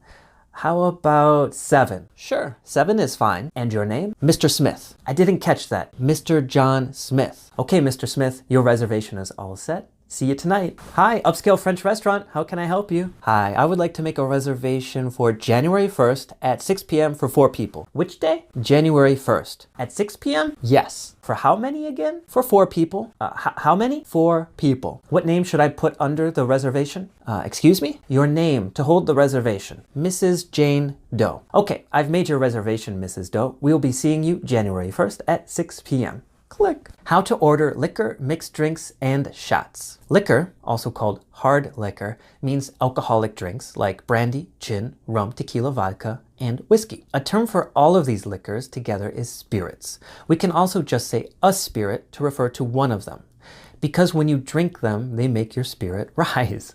So for example, if you go to a store and they sell wine and spirits, they sell wine and liquor, probably beer too. Anyways, if you want to order a type of liquor, you can say a glass of blank or just the name of the alcohol. Just saying the name is probably more common. But remember, use the indefinite article, unless if the bar or nightclub has super fancy or joke names like the Donald Trumptini for a type of martini. But the bartender will have more questions about your drink if you're ordering a spirit. So let's look at the different ways liquor can be prepared. Neat, straight, straight up. In the US, Canada, and the UK, if you order your spirit served neat, straight, or straight up, that means the liquor is by itself, not mixed with anything else. So it is quite strong. Technically, neat is different from straight because that means the drink is never cooled. But I don't think most people drinking at a bar know the difference, just the bartender. With a twist. If you order your spirit with a twist, that means that the bartender will add some zest, a bit of citrus fruit flavor to your drink, maybe a garnish, on the rocks. If you order your liquor on the rocks, ice cubes will first be put into the glass and then the drink will be poured over it. So if you order a whiskey neat or a whiskey straight, that means it's room temperature and not cooled. If you order a whiskey on the rocks, that means it will be chilled by putting ice in the drink. With ice, it's probably easier to drink. A mixed drink. A mixed drink is a combination of liquor and something with more flavor, like juice or soda. Mixed drinks are much easier to drink than plain liquor by itself. We can also call a mixed drink a mixer. Some popular ones are vodka and orange juice and a Long Island iced tea. A shot. A shot is a smaller quantity of a hard liquor that is served to you straight in a shot glass. You are supposed to drink it quickly in one gulp or in one go. A regular shot is a single shot, the average. If you want a bigger one, that's usually a double shot. After taking a shot, some people have a second drink called a chaser. It's called a chaser because you chase the shot with something that has a better taste. A chaser is still usually alcoholic, but tends to be something easier to drink, like a beer. Rail drinks and top and bottom shelf drinks. There are different quality spirits that a bar will serve. The cheapest spirits are called rail drinks or bottom shelf drinks and are in an easier to access part of the bar, usually lower to the ground. They are also called rail shots when drunk from a shot glass. The more expensive ones are top shelf and are usually higher in the bar, at the top of the shelf, hence their name. How to order drinks and food. So we are at the restaurant and ready to eat. But first we must order our food. If you don't have a big food vocabulary, I recommend you first watch the Types of Food lecture to make the ordering process a lot easier. The Types of Food lecture also discusses food preparation that is very helpful when ordering. At most restaurants, when the waiter first comes to your table, they will quickly ask something like, "How are you today?" Before asking the second question that will be something like, "Can I get you something to drink?" Something to drink? Or what are you drinking tonight? If a waiter does not ask this and you want to know what drinks are available to order, ask, "What drinks do you have?" Or, "What drinks are there?" You can make the question more specific by asking about cold drinks, hot drinks, or alcoholic drinks. Sometimes a waiter will also ask, "Are you ready to order?" Or, "Do you need more time?" This question is asking if you are ready to order your food. If you are ready, say, "Yes, I'm ready to order." If you are not, say, "No, I need more time." When you are ready to order, you will hear the waiter say something like this: "What are you having?" Or, "What would you like?" You respond by telling the waiter what you want to eat. For food and drink, whenever you make a request, there are two ways that most everyone uses. First, you can use would. I would like a blank. In spoken English, I would is often contracted to I'd. I'd like a... What can I get you to drink? What drinks do you have? Pepsi products, coffee, and lemonade, and a wine selection. I'd like a lemonade, and she'd like a glass of red wine. Okay, perfect. And are you ready to order your food? No, I think we need more time. Thanks. The other way people request or order something is to use I will have a blank. In spoken English, I will is often contracted to I'll have. What are you drinking tonight? I'll have a lemonade and she'll have a glass of red wine. And are you ready to order? Yes, I'll have the chicken of the day and she'll have the beef platter. One important note. Most often with drinks, we use the indefinite articles a and an. That's because we are not talking about a specific drink. It's a general request for a drink that they serve. Most often with our food, we do use the definite article because we are talking about the food as a specific item on the menu. So as a general rule, use the before the food you order and use a or an before drinks you order. Only use the with a drink if it has a special name or if there are different types of a particular drink. Finally, remember that in the US, you have to be 21 to order alcoholic drinks at a restaurant. In some parts of the US, you can order alcoholic drinks under this age if your parents are with you. Otherwise, what will most often happen if you try to order something with alcohol, like wine, beer, or vodka, is the waiter will ask for your ID, your identification card showing your age. Paying at a bar. When you buy food or drinks at a bar, you have the option to pay right away, after you purchase, or to open a tab. To open a tab means you give the bartender your credit card and that you can continue to purchase things and only be charged once when you finally decide to leave. So if you actually plan on buying more food or drinks, it's more convenient to open a tab. But if you don't, then when the bartender asks if you want to pay now or open a tab, just say, close it, or I'll pay now. If you did open a tab, when you finally pay, that is when you close your tab. Don't forget to close your tab. Tipping. You are also supposed to tip the bartender, just like you are supposed to tip your waiter. But the bar is a little different. If you are at an average bar, meaning not expensive, but also not dirt cheap, it's common practice to tip $1 per drink. If the bar is a little nicer, $2 per drink. If you open a tab and pay for everything at the end of the night, it might be a better option to tip around 20% for everything. Remember, 15% is viewed as being the minimal tip. 20% means good service, and anything higher is a compliment. However, while tipping at a restaurant is seen as being critical, something you must do, I think fewer people tip at a bar or probably get too drunk and forget to do it. Either way, if you are going out to eat at a restaurant or getting some drinks, be prepared to tip. There's a good chance you'll have some questions about the vocab we just discussed, so please message me if you do, and I will see you in the next lecture to discuss some food and restaurant idioms. Getting your waiter's attention. If you want to get your waiter's attention, the most polite way is to raise your hand like this. And if the waiter is close enough to hear you without shouting too loudly, it's also polite to say, "Excuse me," to get their attention. However, snapping your fingers or making other noises is considered very rude and you shouldn't do it. Also, I don't recommend that you say, "Waiter," to get their attention, because if the tone of your voice is not right, you will seem rude and arrogant. "Excuse me, this isn't what I ordered." "I'm sorry, wrong table." If your waiter is not visible, but a different waiter is close by, you can make requests to them too. Noise. Remember, a restaurant is often loud with people talking, and your waiter and host will be very busy. Because of this, it's very likely they will not understand some of the things you say, and you will not understand some of the things they say. You are not doing anything wrong, and most of the time in a restaurant, myself included, the problem is that I'm not speaking loud enough. So to help you understand your host or waiter, ask questions when you are confused or didn't understand. These question expressions are easy. My favorites are, "Sorry? What's that? Come again? I didn't catch that," and "Could you repeat that?" When you ask these questions, the person you are talking to will repeat what they said. There's also a very good chance that you will be asked these questions, meaning the other person didn't understand you. The problem is often not your English. The problem is usually distractions at the restaurant and the noise level. So repeat what you said, but louder and more confidently. Paying the bill and tipping. When you are finished eating, the waiter will most likely come to your table and start to remove your dishes, often asking if you would like anything for dessert after you have finished your main course, the main course being the main food that you ordered. When a waiter thinks that you are finished, especially after asking about dessert, they will ask about paying. This is most often said with these expressions. "Are you ready for the bill?" "Do you want the check?" or "I'll get the check for you."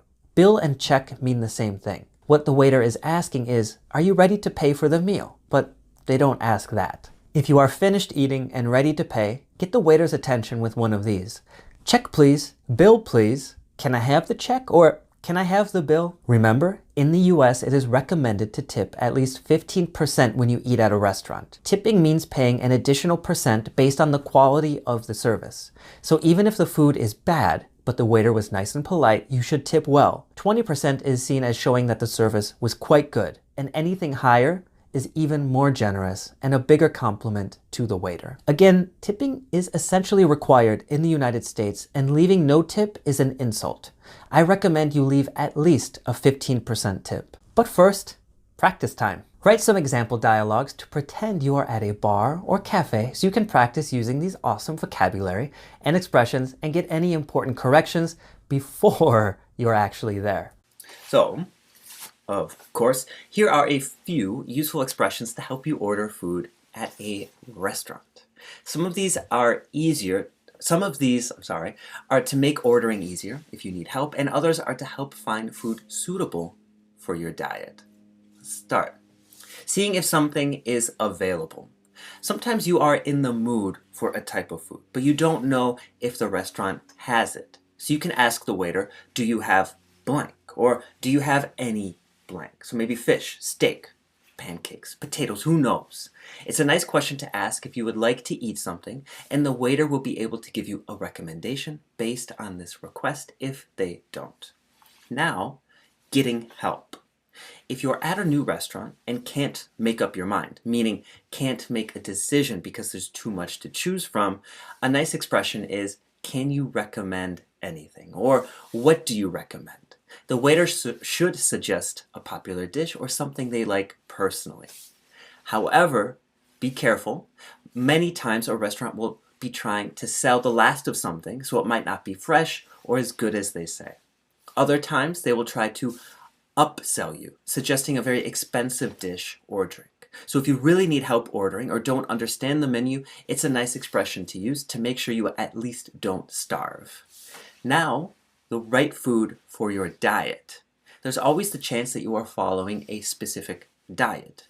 So it's important to know if the dish you are about to order is appropriate for the food you eat. Are you vegetarian? Ask, is blank vegetarian? To see if it has meat or other animal products. For any type of diet, vegetarian, vegan, keto, paleo, you can ask, is it blank friendly? The blank is your diet. Is it keto friendly? Is it vegetarian friendly? Now, allergies. Another way to ask is, does it have any blank? The blank is where you put a specific ingredient.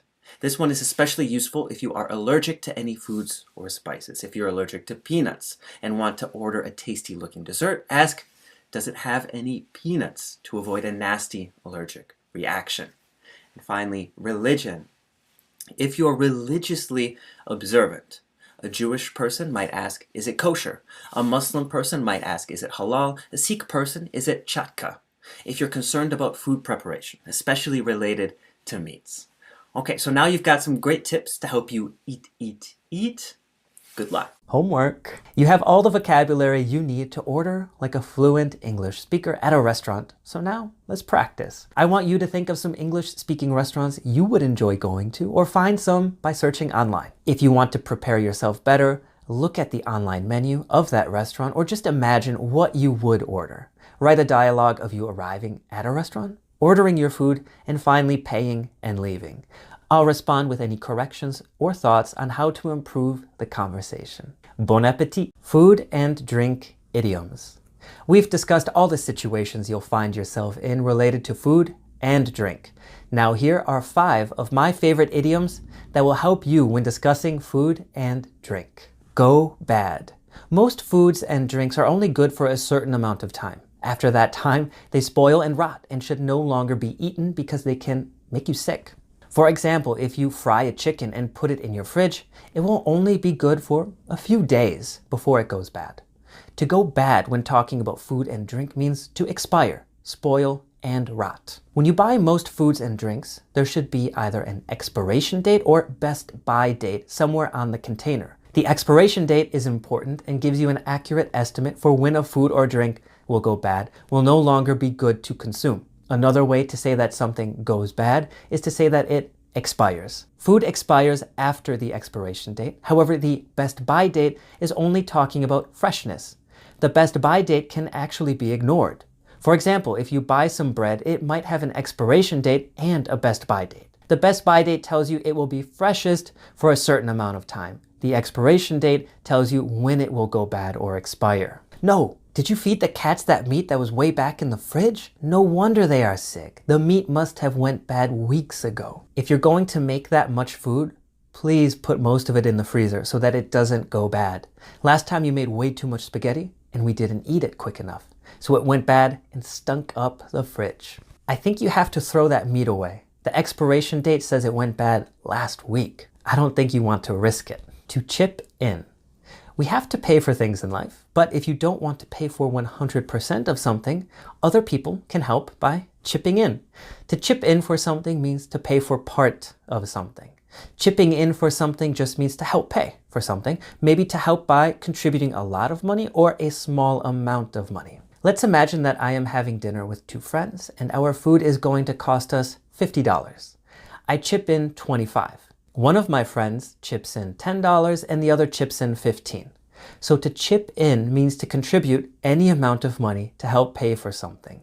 It's your mom's birthday next week. Want to chip in with us so we can get her something nice? The weather is going to be really nice this weekend. You and your friends should chip in so you can rent a boat for a couple hours and enjoy the lake. I'm so sorry guys, I forgot my wallet, so I can't chip in for lunch. You cover me and I'll pay for the next meal.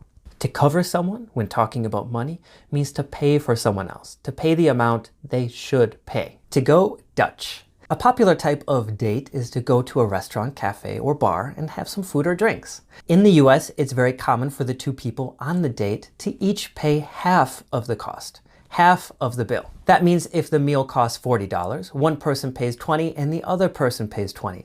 This is to go Dutch. To go Dutch is mostly used for dates, romantic dates with someone you are attracted to. If you are eating or having drinks with family, friends, or colleagues, we have a better expression to use, to split the bill, or just to split it. To split it can mean to divide the cost 50-50 between two people, meaning you pay 50% and the other person pays 50%, but it can also mean to divide the cost equally depending on how many people there are. So it's different than to chip in, because chipping in can mean you pay more than your share, the right amount, or less than you should. To split something means to share or divide it equally. We can also split things, meaning to share them. So we split a taxi, meaning we share the ride and share the cost. You can also split a dessert or any other food you order.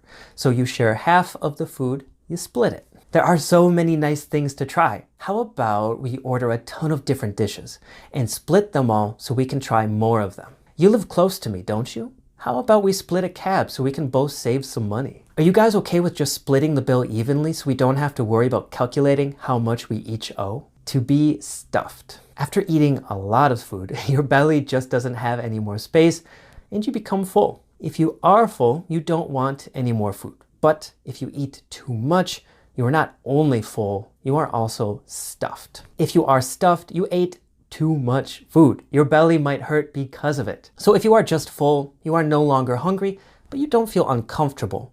You had an appropriate amount of food. If you are stuffed, you ate too much and you probably feel sleepy or have discomfort in your stomach because of it. If someone is trying to offer you more food, but you really don't want it, say you're stuffed as a nice way to say, no thanks. We have another expression, which is to stuff yourself full of something. This is a more general way of saying to eat too much, drink too much, or take too much of something. So it can even be alcohol, medicine, or anything else you can put in your body. I hate eating pizza by myself because I eat too much and I feel way too stuffed to do anything productive for the rest of the day. I'm going to need to take a nap. I am stuffed. Whenever I eat too much, I get tired. You shouldn't take so many pills. I know the doctor prescribed them to you, but if you stuff yourself full of so many different medications, you might overdose. A cafe. There are generally two types of cafes. First, cafes that focus primarily on making drinks with coffee or espresso in them and offering a very small food selection like bagels and muffins. Other cafes have a food selection large enough to be considered a restaurant. Still, any cafe should still be focused primarily on producing hot beverages like coffee, espresso drinks, and probably some tea. If a place specializes in tea and possibly sells no coffee or food, it's most often called a tea bar. A tea bar will not sell alcoholic drinks like at a regular bar, just tea and maybe coffee. One important note. In English, there is a huge difference between cafe and cafeteria. Even though cafe is just an abbreviation of cafeteria, they mean completely different things.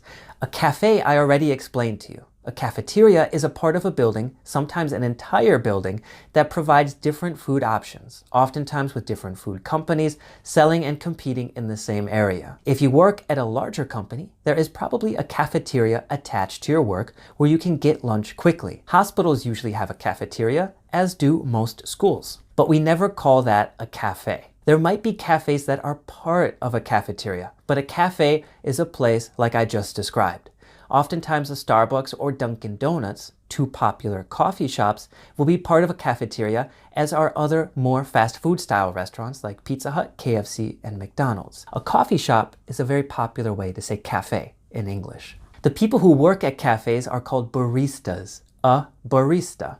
Travel, transportation, and directions. I think most of us like to travel, but even if you don't, you still need vocabulary to go places where you live and understand what other people are saying. This section focuses on types of transportation, travel vocabulary, asking for directions, and other tourism-related questions you might have while abroad. Right now, though, let's start with the types of private and public transportation and how to communicate about them. Private transportation. Private transportation means that the service to bring you to another location is generally funded by a private company and usually offers more luxury and personal space. Many people own a car or motorcycle to go places. They own the vehicle, so it is private transport. If you have a bicycle, skateboard, hoverboard, or scooter, those are also types of private transport because they are private and not shared. Even walking is considered private. On the other hand, there are taxis and private bus companies that you can pay to take you somewhere. That is also private transport because it is a privately owned company offering a service without any assistance from the government. To get a taxi, most people now use an app like Uber or Lyft, so you don't even have to verbally communicate with the driver. If you want to take a taxi, you can call to make a reservation on the phone or raise up your arm like this if you are on the street. This is called hailing a cab or to hail a cab. If the cab pulls over, meaning stops in the street next to you, tell them where you want to go and the driver will tell you if they will take you there or not. Taxis in the US will have a meter, meaning they charge depending on the distance and length of the trip. If you are ever in a taxi and there is no meter, you want to negotiate the price of the trip before you enter the vehicle. Private buses usually only offer long distance rides. City buses, which are a part of public transport, take you to places inside of the city. If you are not sure if you are on the right bus or have any questions before boarding, meaning before getting on the bus, find an employee or even a passenger at the bus station and ask one of these questions. Where should I go for the bus to blank and then your destination? Or is this bus going to blank and then your destination? A bus terminal can be a confusing place and the announcements are hard to hear. So don't be afraid to ask these questions or you might miss your bus. Here is some more of the most important vocabulary to describe the most common types of private transport and the traffic we encounter. Traffic. We always talk about traffic, meaning how many vehicles there are in a road. If we say there's no traffic, we mean that there are few cars on the road and we can move at a normal speed without interruptions. If we say there is some traffic, moderate traffic, or light traffic, we're saying that it's pretty normal, but there could possibly be some minor delays. If there's heavy traffic, we're saying that there are a ton of vehicles on the road and we are going to experience severe delays. Finally, if there is a traffic jam, that means traffic has stopped moving completely. Traffic jams are the worst. Also for traffic jams, we say to be in a traffic jam or for there to be a traffic jam.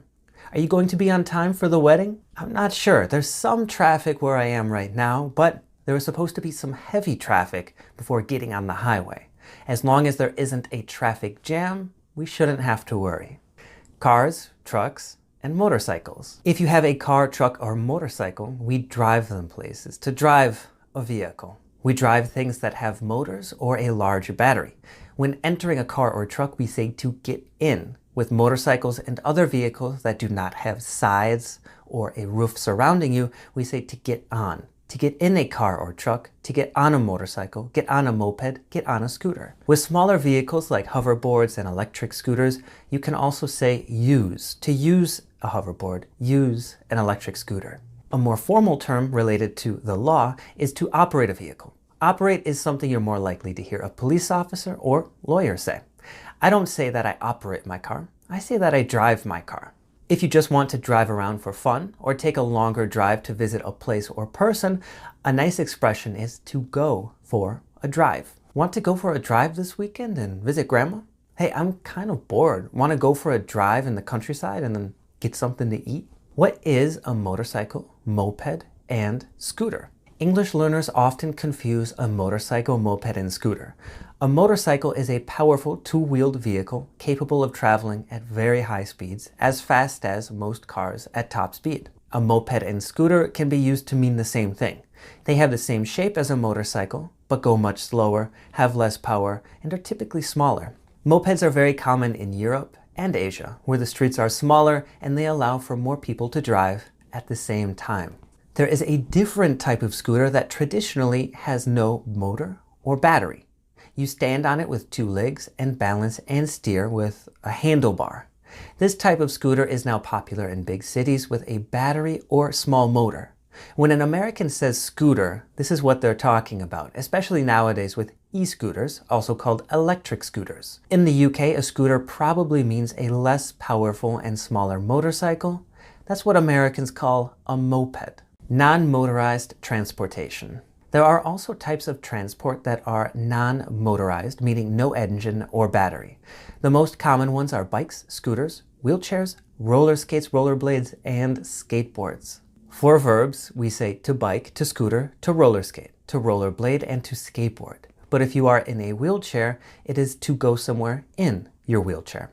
We can also say to ride a bike and ride a scooter, as well as to ride in a wheelchair.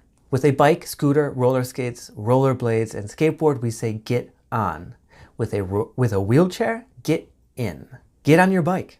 It's time to go. Get on your rollerblades. I've already got my roller skates on and ready to leave. Get in your wheelchair. You have to go to class. And the last type of private transport for now, walking. To go for a walk means to walk somewhere, usually for fun or for leisure. Many people enjoy going for walks, but if you are just talking about going from one place to another, that is to walk to a place, or to walk from one place to another place. I walked to work this morning, and when I finished, I walked to the cinema. If we have enough time, let's walk from the store to your house instead of getting a taxi. One cultural note about non-motorized private transportation. In the US, wheelchairs are allowed on the sidewalk. That means not on the street. However, skateboards, rollerblades, roller skates, and bikes should be ridden in the road, preferably in a bike lane if there is one. However, Americans can be very passionate about their cars and trucks, so you might experience some aggression and harassment when doing this. The United States is becoming more friendly towards non-motorized transportation, but it is still much less friendly than Europe and Canada. Now let's move to another type of transport that is not really just private or public, but kind of both, and that is flying. Flying can be a pain in the butt, meaning annoying, because of time delays, connecting flights, missed flights, and canceled flights. Thankfully, the vocabulary you'll use to survive all of those situations is really easy to learn. Let's start with arriving at the airport, checking in. The first thing you need to do when you get to the airport is check in. That means finding your airline and finalizing your documents to make sure everything is correct and that you are allowed to fly to that place. An airline is a company that operates the flights you take, like Delta, United, and Air France. Most people still do this by going to a check-in counter and talking to a real person. Other people use self-check-in kiosks without any assistance. If you have luggage, you probably need to find the check-in desk to see if you have an appropriate amount. Luggage is an uncountable noun that refers to all of the things you have with you that you are not wearing. We can also say baggage. Your luggage is probably in the form of suitcases or bags. So a suitcase and a bag are both countable. One suitcase, one bag. Two suitcases, two bags. When plural, suitcases and bags have the same meaning as luggage when you are traveling. The luggage you have that will be kept in a different part of the plane than where your seat is called checked baggage or checked luggage. The question most agents working at the check-in counter will ask you is something like, do you have any bags to check in? If you have a checked bag, you usually can't use the self-check-in kiosk. You need to talk to a real person. Do you have any bags to check? Yes, 2, and this carry-on. Hello, ma'am, how much luggage do you have? I have 2 suitcases. Your carry-on is a smaller personal item or bag that you can carry with you on your person during the flight. Usually this is something like a purse, backpack, or other smaller bags that should fit in the overhead compartment, the space for luggage above your seat, or should be small enough to fit below your seat. I'm sorry, sir, your carry-on is too big. You will have to check it in and pay an additional $75. Okay, fine. All right, that's all set. Here is your ticket. Your flight is taking off from Terminal 1, Gate B9 at 10 o'clock. Okay, thank you. Parts of an airport. In the previous example, the person working at the check-in counter told me that my flight was leaving from Terminal 1, Gate B9. A small airport might only have 1 or 2 terminals, but a large airport will have many. and each terminal has different purposes. Some terminals might be for arrivals, others for departures, and specific airlines are located in specific terminals. It's very important to know which terminal you need before arriving at the airport, especially if you are running late, meaning you are behind schedule or expecting delays. If you arrive to the airport and you don't know where to find the airline you are flying with, almost anyone working at the airport should be able to help you. Just ask, "Excuse me, can you tell me where blank is?" And then the name of the airline. Make sure to say thanks too. And if one person doesn't know, go and ask the next person. You don't want to miss your flight, so you have to ask questions. "Excuse me, can you tell me where Delta is?" "Oh, it's in Terminal C. You're in Terminal A. So you want to go that way and take the train to transfer to Terminal C." "Oh, thank you so much." If you don't know which direction to go for a terminal or gate after you get your ticket, ask the check-in agent before walking away. Ask one of these. "Can you tell me which way to the terminal?" Or, "Can you tell me which way to the gate?" If you forgot to ask the check-in agent, ask anyone working at the airport and you should find help quickly. At most airports, you experience no security before getting your ticket. And if you do, it's usually just a metal detector. After getting your ticket and entering the correct terminal, you show your passport and your ticket to enter the main security checkpoint. If you're in the US, that usually means taking off your shoes, putting any electronics like a computer in a separate bin, and taking off all metal objects that you are wearing. In the United States, the people who do security are TSA agents, and they earn very little money for the type of work they do. For this reason, it's common for these agents to be short with you. To be short with someone means to be a bit rude and communicate as little as possible. The best thing you can do is pay attention, look at what other passengers are doing, and ask a TSA agent questions if you have any. And remember, no individual liquid container should be more than 3.4 ounces in size. And if you have more than one, they should be held together in a clear, sealable bag. Boarding. Sometimes the gate you were supposed to take off from changes, delays occur, and in the worst situation, flights are canceled.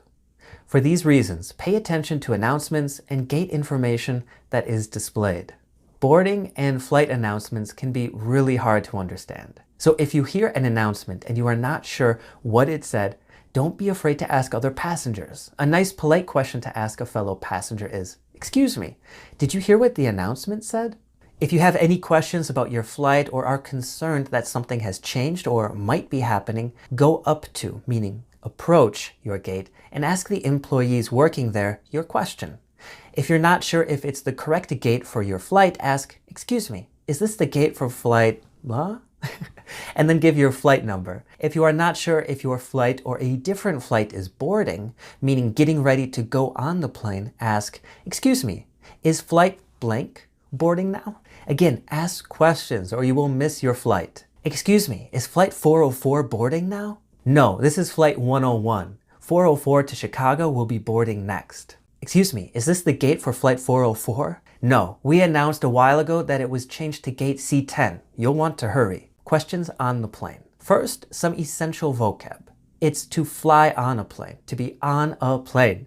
If you're simply describing the mode of transportation, you are flying by plane to your destination. "I can't talk right now. I'm on the plane and we're about to take off." Take off is when the plane leaves the ground and enters the sky. Landing is when you get back on the ground and finish your flight. "How are you getting to Las Vegas?" We're traveling by plane." Okay, you've boarded the plane and are on your way to your destination. But maybe there is someone in your seat. If someone is in your seat, say this, "Excuse me, I think you're in my seat." If they don't move, ask for assistance from a flight attendant by saying, "Excuse me, someone is in my seat and they won't move." Another popular situation is that you are given customs forms or traveler entry forms near the end of the flight. They ask for basic information and are filled out with a pen. It's a good idea to fill it out, complete the form immediately so you can pass through customs and leave the airport so much faster. If you don't have a pen, ask for one. Ask this question to a flight attendant or to passengers sitting near you. "Excuse me, could I borrow a pen?" Just make sure to give the pen back when you're finished and say thanks. A layover is when you wait at an airport before getting on a second or third flight to continue your trip. These are called connecting flights. Hopefully your layover is long enough so that you can easily catch your connecting flight, but sometimes layovers are very short, or your first plane might have been delayed. If you are worried about not having enough time to catch your connecting flight, get the attention of one of the flight attendants near the end of the flight and ask this: "Excuse me, can you tell me if I'll be able to catch my next flight?" And then they will ask for your flight number.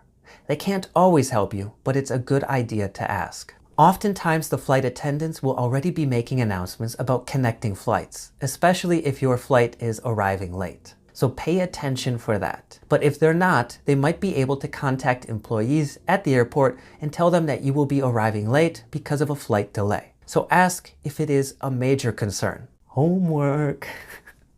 Traveling by plane is a long ordeal, but it really helps if you have some of these vocabulary items and expressions ready to use. So write a scenario for me, a situation where you have to use some of the stuff we just discussed. And if you can't think of an important word, try to describe it and I will give you the correct vocabulary or expression to say exactly what you want. All right, look forward to seeing your writing. Public transport. Public transport is also known as public transit and mass transit. It is a type of transportation that moves passengers around in large groups and is available to everyone for a fee and sometimes free depending on where you are. The biggest difference between public transport and private is that public is usually funded, given part of its budget by the local government. Because of that, public transport is often cheaper, but also characterized as slower and more crowded. Anyways, let's look at the most popular types of public transport like buses and subways and the vocabulary you'll need to use them easily. Buses. Public buses, also called city buses, drive around the city taking you to many stops. Where the bus gets you, picks you up, is called a bus stop or just a stop. If we are going somewhere new in a city or a place we don't visit often, we will ask the bus driver to make sure we are on the correct bus. To do this, when getting on the bus, but before paying, ask the driver, "Does this bus go to blank?" and then your destination. People who live in that city will ask this question all of the time when going to neighborhoods they don't visit often. So don't feel embarrassed asking. In fact, if there are other passengers waiting with you at the stop, ask them first. If the driver says no, it is polite to ask, "Can you tell me which bus I need?" If the driver says yes, it is polite to ask, "Do you know how many stops?" Meaning, do you know how long it will take? Or you can ask, "Do you know which stop I need?" to know when you should get off the bus. Sometimes you will need to transfer. That means that one bus will not take you all the way to your destination and you will have to transfer or move to a different bus at some part of your journey. In some cities, the first thing the bus driver will say to you after you pay is, "Do you need a transfer?" If you are not sure, tell the bus driver where you are going. If you think you might need a transfer, ask the bus driver by saying, "Do I need a transfer to get to blank?" and then your final destination. Bus lines or bus routes, meaning the paths they drive along, can be very confusing, even to residents of that area. So I recommend you download transit apps on your phone or tablet before visiting a large city to save yourself a lot of time. Also, in the US, public transport can be very late, which is another reason I recommend downloading apps that will give you up-to-date arrival times. Google Maps will be able to tell you the bus schedule for most cities in the US and allow you to plan a trip in advance. If you get off the bus, meaning exit the bus, from the door close to the driver, it is common to say thank you to the bus driver as you leave. The subway. First of all, in general, when referring to a type of public train that transports people within a city, we can use subway or metro. But in spoken English, it depends on the city. For example, in Chicago, this train is called the L, and much less commonly, subway. In New York, it's mostly called the subway, and less commonly, metro. In London, it's the tube. In Boston, the T. In Washington, D.C., metro. In San Francisco, BART. Think of these all as the local names that residents give to their subway or metro system. Do some research on a city before you go, because if I go to Chicago and ask, "Where is the metro stop?" most people will be confused and think I am talking about something else. But a local Chicago resident will understand perfectly when I ask, "Where's the L stop?" For the rest of these transportation lectures, I will just use the term subway. Do research, ask questions, and download apps. The bigger the city, the more confusing the subway system is. New York has the most subway stops of any subway system in the world, and I hate it. But if you want to use it, I really recommend a few things.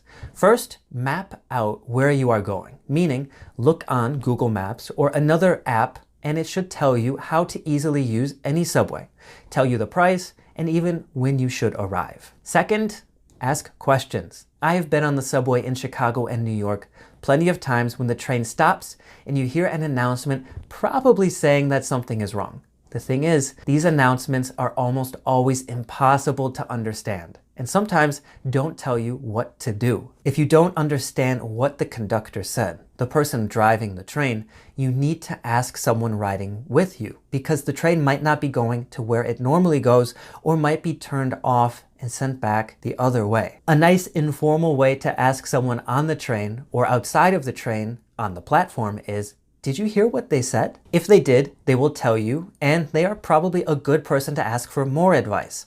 If they didn't, ask someone else, because like I said, even I usually can't understand those messages. Also, if you are on the train or about to get on the train, but not sure if you are going in the right direction, ask a different passenger this. Is this train headed to blank? And then your destination. If they say they don't know, ask someone else. When exploring a city, asking questions like this can seem embarrassing, but it's much better than getting lost. Again, download some public transport apps and see if the city you're in lets you buy tickets online. Buying public transit tickets from a machine can be a huge headache and cause you to miss your train or bus. Save time and money by buying your subway and bus tickets from your phone or computer. When the subway is packed, meaning full, and you need to get out. Riding the subway when it's not busy is easy. You can look at the maps they have in the train, stretch, and be ready to get off, meaning leave at any time. However, when it's busy, packed full of people, you need to tell people you are getting off if you are not close to the door or you will miss your stop. This is the same when riding the bus. The most common and polite expressions for this are you getting off here? And, is this your stop? I recommend you tap the person on the shoulder as you say these. You see, when you ask these questions, you're really saying, this is my stop, or something like, if you are not getting off the train at this stop, I am. You will want to start asking this before the train stops so that people have enough time to move out of your way. If the person answers yes, they will not get out of your way because they are also leaving the train. So follow them. But if they say no, they should move out of your way so that you can exit. Just like with buses, we call the places you get on and off stops. Also, you can just say, excuse me. The more urgent you need to get off, the louder you should say, excuse me, and the more you should just push yourself outside of the train. It can be a lot of exercise, so good luck. Don't be afraid to use your elbows. Travel idioms. At a good clip. If you are moving at a good clip, it means you are moving at a relatively high speed, at least faster than average. So you are definitely not moving slow. We can also say at a steady clip. It's most often used when talking about actual movement, any type. A person walking at a good clip means walking fast. A rocket ship blasting into space at a steady clip means flying fast. As well, it can be used more abstractly to describe how quickly something is being done. So if you're studying this course, I imagine that you are learning English conversation at a good clip. Seriously, keep it up because you're doing a great job. Or maybe you got a new job and you have to learn a lot of new skills, but you're learning them quite fast. So you're adapting to your job at a steady clip. I feel like I'm not learning this fast enough. What do you think? To be honest, you're not going at a steady clip. We need to find a way to make you go faster. You really took that turn too fast. If you slow down, we'll still be moving at a good clip. You're a reckless driver. To take a turn just means to turn. And if you take a turn too fast, you might go off the road and crash. Backseat driver. When you're driving, you might have a passenger who doesn't like the way you drive or criticizes you as you drive. That's a backseat driver. We call that person a backseat driver even if they are sitting in the front of a car or truck next to you. If you're driving and someone is being annoying by saying you're driving too fast or too slow, too carefully or too recklessly, they are a backseat driver. Why are you driving so slow? The speed limit is 70 miles an hour. Okay, I get it. Stop being a backseat driver. I'm comfortable at this speed and it's fast enough. You didn't come to a complete stop at that stop sign back there. Jesus, stop being a backseat driver and let me drive. But in line. A line is when there are a lot of people waiting for something, usually single file, meaning one in front of the other. People might form a line when ordering food, waiting to speak to someone, or waiting to be allowed into a building. Waiting in line is important in the US and even more so in the UK. It is not polite to go in front of people when there is a line already formed. This line can also be called a queue, though it's less common in spoken English, especially in the United States. If you try to avoid waiting in line by pushing your way or trying to sneak your way into the front of it, that is called butting in line, or to butt in front of someone. We say butting in line because you kind of push people out of the way with your butt. We also say to cut in line and to jump the queue. Also, 99% of English speakers all over the world say to wait in line. However, in places close to New York City, you also hear people say to wait online. That is the only place in the world where people say this. It's even confusing to other Americans. So always say to wait in line and don't butt in line unless you want to appear rude. Hey, I was in line first. You can't butt in front of me. Go to the back. If we don't try to cut in line, we're going to miss our flight. So let's try to politely do it and see what people say. On your way. When talking about a trip or a journey, to be on your way means you already started traveling or going somewhere and are in the process of moving somewhere. Hey, are you still at home? No, I'm already on my way to your house. Good evening, I'm on my way home. Do you want me to get anything for dinner? Yeah, because if you're already on your way, I won't have enough time to cook anything. Live out of your suitcase. Do you live out of your suitcase? If you do, it means you travel a lot. Like if you have to travel for business several times a week, you live out of your suitcase. Do you try to travel a lot for fun? That's also to live out of your suitcase.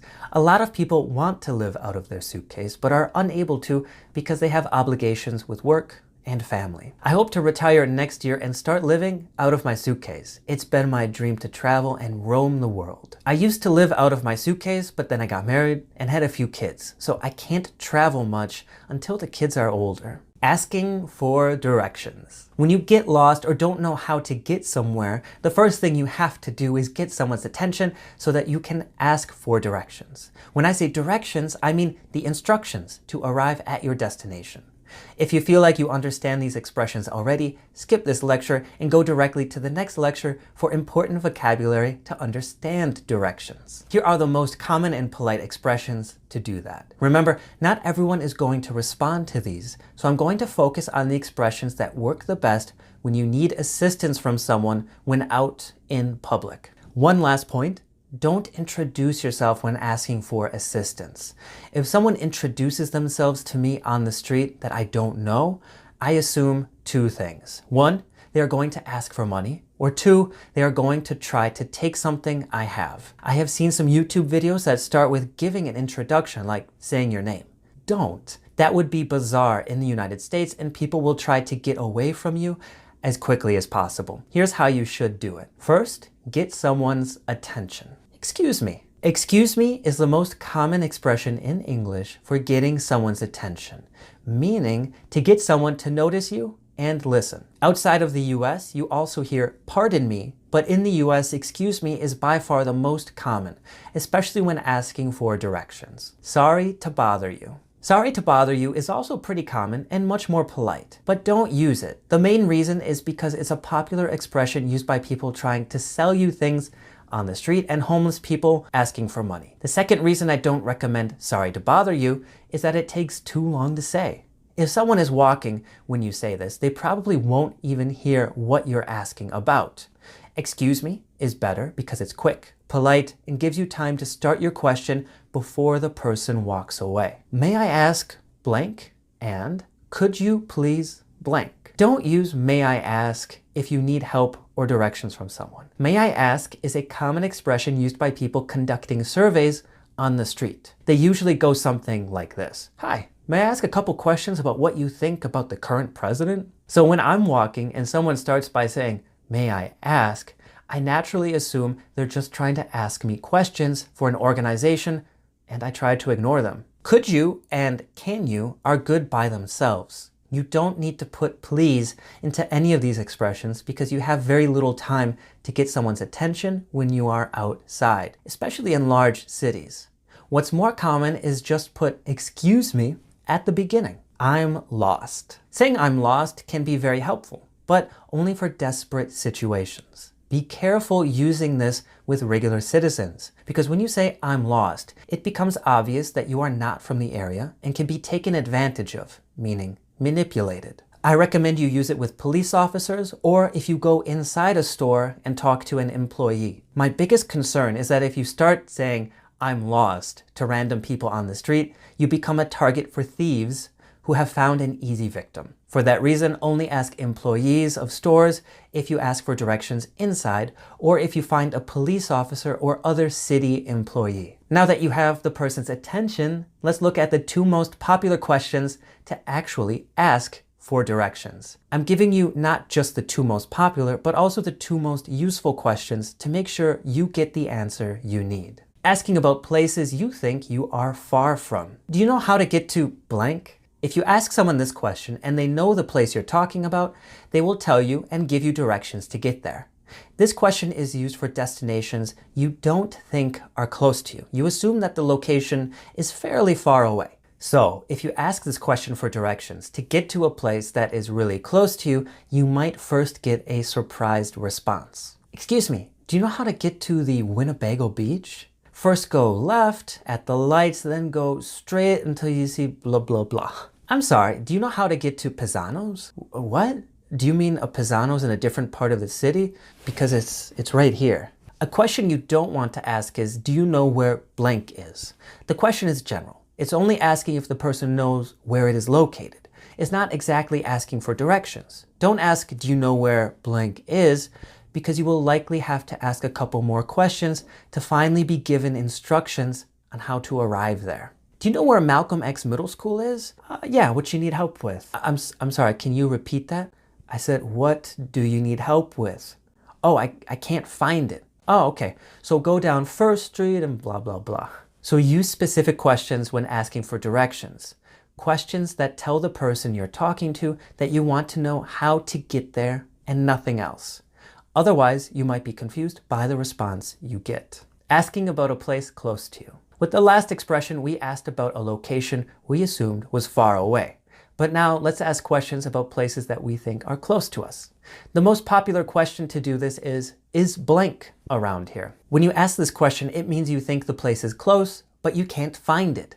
That is why we use it to ask about places close by, that is, near us. Don't use this question for places that you think are far away. If you do that, people will start by telling you that the place isn't far away and probably act confused and confuse you in the process. Excuse me, is there a red line stop around here? Yeah, it's just right around the corner. Just go left. Thank you. Excuse me, is Pisano's Pizza around here? Yeah, you're standing right in front of it. Asking in an emergency. Finally, if it's an emergency, if you are absolutely lost, it might be best to call someone. Now, if you have a phone with you, you can probably just order a taxi from Uber or call your hotel or friend to get help. But if your phone is dead or not working properly, it is acceptable to ask a stranger to use their phone. Asking a stranger to use their phone. Of course, you want to ask people that look approachable. Not everyone will let you use their phone, and I first recommend that you go into a restaurant or cafe to make this request. Again, a police officer is also a good person to ask for help like this. If you ask a stranger, ask this. I'm so sorry, could I please use your phone? You probably also want to quickly explain why you're making the request. So say that your phone is dead, meaning has no more battery, isn't working properly, you got mugged, or whatever excuse. Not everyone will let you use their phone, but I can almost guarantee that someone will. Personally, I have let people use my phone while walking around Chicago to make an emergency call. But it's much more likely that a stranger will let you use their phone if you make the request inside a restaurant or cafe, because there is much less risk of you stealing it if you are inside by other people. For example, if you desperately need help and you are in a city, there are many fast food restaurants and cafes where you can go inside and calmly ask someone if you can use their phone. I'm so sorry, my phone died and I'm lost. Can I use your phone to find my way to my Airbnb? Sure, no problem. As well, you can also try asking the people working at the cafe or restaurant if they have a phone you can use. In this case, you don't want to ask to use the employee's personal phone. We're actually asking to use a shared company phone that most businesses have. So the question becomes, I'm so sorry, is there a phone I can use? And then probably explain why you need to use it. I'm so sorry, is there a phone I can use to call my hotel? My phone is dead and I don't know how to get back. Sure. Come with me, we have a phone in the back. And finally, if you are in any emergency situation, any police officer you see should be able to assist you in some way. Now that you can get someone's attention and ask for directions, here's the vocabulary to understand where to go. Directions vocabulary. Let's start with a street. A street is a narrow type of road in the city, oftentimes with houses or businesses on each side. When two streets intersect, meaning pass each other, that is an intersection. So technically a street is narrower than a road, and a road is narrower than a highway. A highway is for very fast traffic. There is also an alley or alleyway. These are narrower than streets and usually shorter too, and most often used for parking your car and putting your garbage outside. With an alley, the most common preposition is in. With a street, road, or highway, we most often use on. But when we are first entering a street, road, or highway, we say to get on. To get on a street, get on a road, get on a highway. I'm in the alley behind your house. Can you see me? First, you need to get on First Street. Once you are on the street, continue straight for 10 minutes. No, you're on a smaller road right now. You want to get on the highway. Here is a picture of an intersection where First Street intersects with Second Street. Most often at an intersection, you will see a stop sign or stoplights. We say to stop at a stop sign and to stop at the lights. In spoken English, stoplights is often just the lights. Stop at the lights. And in parts of Wisconsin, Michigan, and Minnesota, we call them the stop and go lights. This is what a stop sign looks like, and this is the most common style of lights in the United States. Now, let's say we are at an intersection. We have a lot of choices about where we can go. Maybe someone tells us to go straight. Here's what that means. It's to go in the same direction without turning. We can also say to go straight ahead and straight down plus a street. Go straight down the road until you see a big church. Means the same thing as go straight until you see a big church. Similar to go straight is go along. We usually go along something like go along the street until the bank. This is a little more specific than just saying go straight because it's telling you to follow a specific path, usually a road. So go straight ahead until the bank and go along the street until the bank have the same meaning. Go straight or straight ahead just means you don't have to turn or do anything else until a specific point. Go along something just puts more emphasis on what path you are following. Another similar expression is to go past or continue past something. It means go straight and continue to go straight after you pass a specific place. Go past the theater and then you will see a big intersection. Go right at the intersection. Continue past the stadium and then you will see my house 5 minutes later on the left side of the street. At some point you will probably have to turn. When we want to describe a turn, left or right, we have a few options for verbs. Turn, go, or take. Turn left, take a left, go left. Turn right, take a right, go right.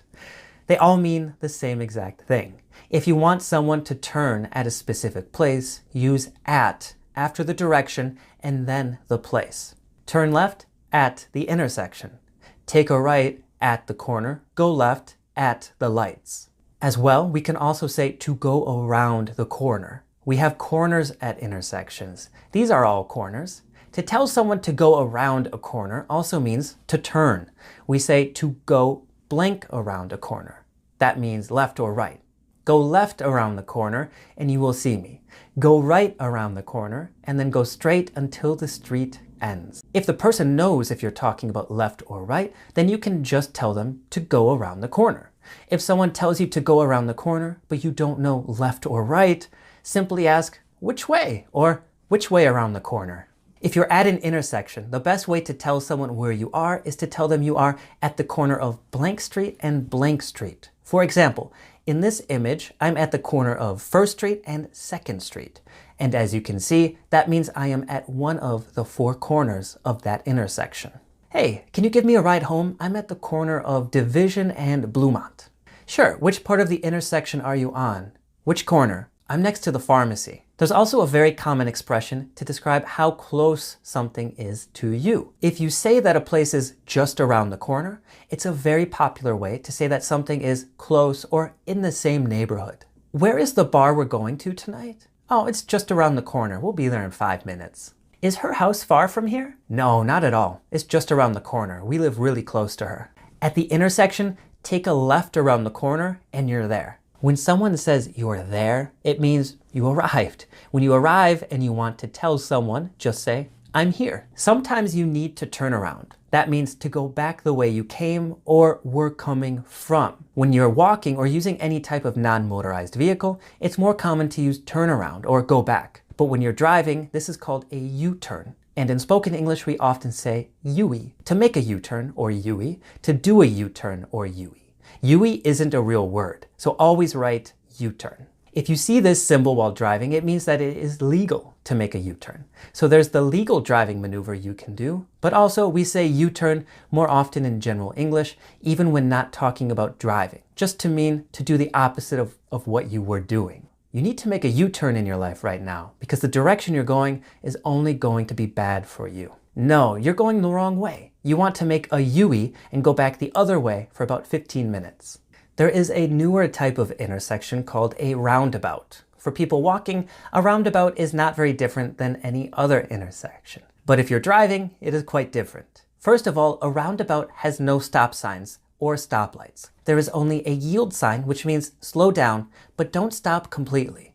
A roundabout will have various exits you can take, and you choose when to exit. When exiting, we can say to exit or to take an exit. When I get to the roundabout, do I exit right away or at the second exit? You should take the first exit. If you take the second exit, you'll get on the highway. If you're driving or walking, you'll probably hear cross the intersection. That means to go across the street at a point where it intersects with another street. When at an intersection, cross the street has the same meaning. When you cross here while walking, there will usually be stoplights or a stop sign with a crosswalk to show you where to cross. If we just say to cross the street, it can also mean to cross the street where it does not intersect with another street. We often do this away from intersections, so there is no crosswalk, lights, or stop sign to help and protect us. In the United States, this is called jaywalking and is technically illegal, especially when it's a big street, but almost everyone does it. Here is a group of people jaywalking. You can see that they are crossing in the middle of the street, away from the intersection and away from the stoplights and crosswalk. If the police wanted to, they could arrest this group of people or fine them for jaywalking. However, that almost never happens, and if you're crossing a smaller street, you really have no other option. This is a crosswalk. It's called a crosswalk in the United States, but in the UK, it's also called a zebra crossing. If you call it a zebra crossing in the United States, people will laugh at you. We say to cross at the crosswalk. You shouldn't jaywalk. You should always cross at the crosswalk. If someone tells you that something is next to something else, that means that it is beside it, literally to its side. Like here, the museum is next to the theater, and the theater is next to the museum. Next to is much more common when giving directions, and beside sounds quite formal.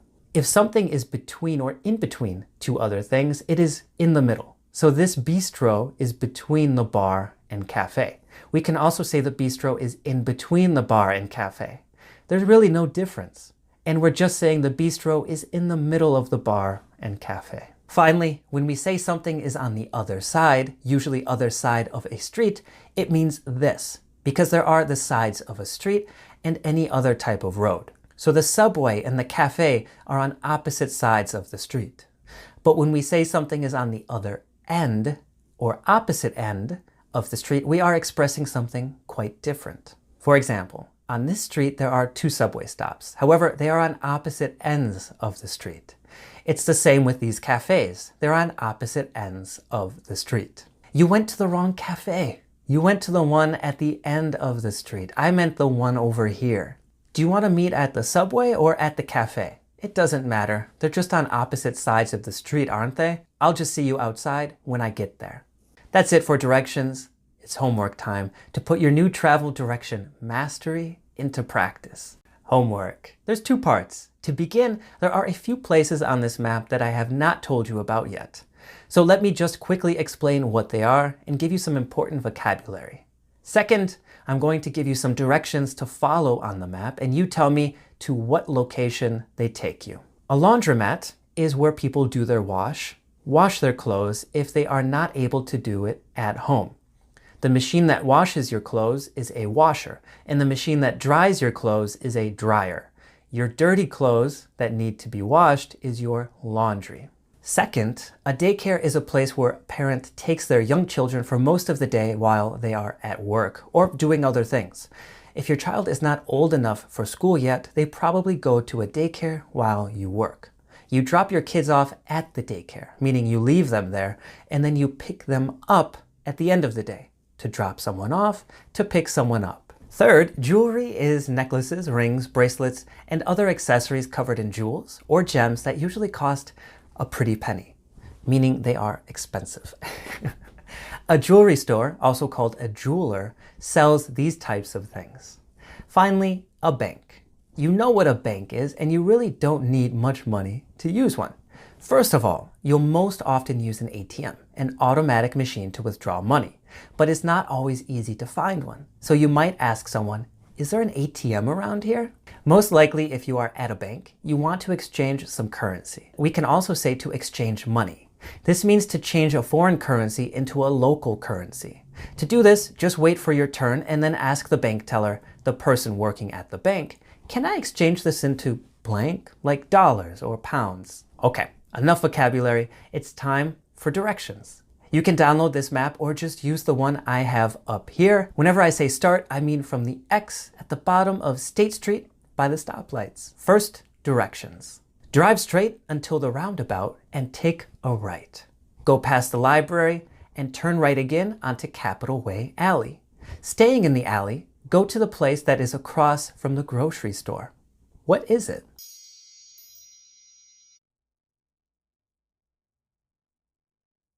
It's the bistro. Second, directions. Turn left at the lights. Do a U-turn because actually, I think we're going the wrong way. After making your U-turn, go past the lights until the end of the street. At the end of the street, we go to the building next to the movie theater to ask for help because we are lost. What building is it?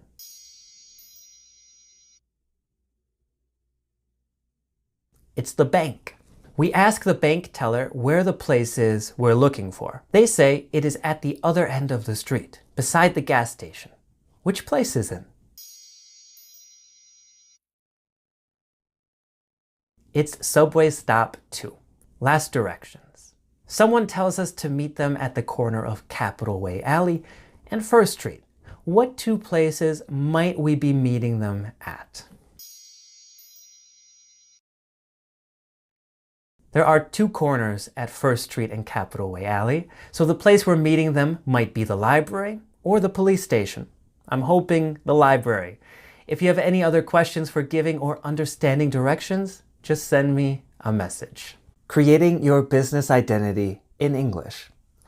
You're ready to focus on some business English, which means we need to start by looking at how greetings can be different. And when I say different, I mean generally more formal, but not always. You're also going to learn great vocabulary, idioms, and about business culture in the US so you can feel comfortable working with Americans. What we'll do now is translate the business skills and confidence you have from your native language into English so that you are taken seriously. To take someone seriously means to respect someone and view them as important. And you deserve respect for all the hard work you've been doing to improve your English. Let's get started and look at greetings. Business greetings. When you're not greeting a friend or family member, the most important question to ask yourself is, what is my relationship with this person? Because depending on the type of work you do, you don't always want to be formal. If you appear too formal, you look and sound like a robot, which means you will appear inauthentic. Inauthentic means fake, not honest. And the type of business English you need might even change throughout the day. So in every situation, Ask yourself, what business identity do I need for this moment? Is it a serious meeting with the board of directors or a casual lunch with a client where you need to appear relaxed and friendly while drinking a beer? Let's start with formal greetings and then move on to casual greetings so you can speak English with dignity and command respect in any type of business conversation. Formal greetings. I recommend formal greetings with people you are meeting for the first time, don't know well, and with anyone who is in a more senior position. Meeting someone for the first time. When you meet someone in person for the first time, you have a few options. Hello, Mr. So-and-so. Nice to meet you. So that's for a man, and we use their last name. For women, it's a little trickier because women have two titles. Miss, if she is unmarried, and Mrs. if she is married. So if you are meeting a woman for the first time, do your research before you meet her so you know which title to use. Hello, Miss So-and-so. Nice to meet you. Hello, Mrs. So-and-so. Nice to meet you. So Miss sounds like Miss, and Mrs. sounds like Mrs. We use so-and-so when we are giving examples and the person's name isn't important. Like here, I wanted you to focus on the titles, showing if a woman is married or not. You can also use it when you're telling a story and forgot someone's name. If you don't know if a woman is married, it's probably better to avoid saying her last name and just say, hello, nice to meet you. Using the wrong title when meeting a woman can be insulting because generally Mrs. is for married women or older women.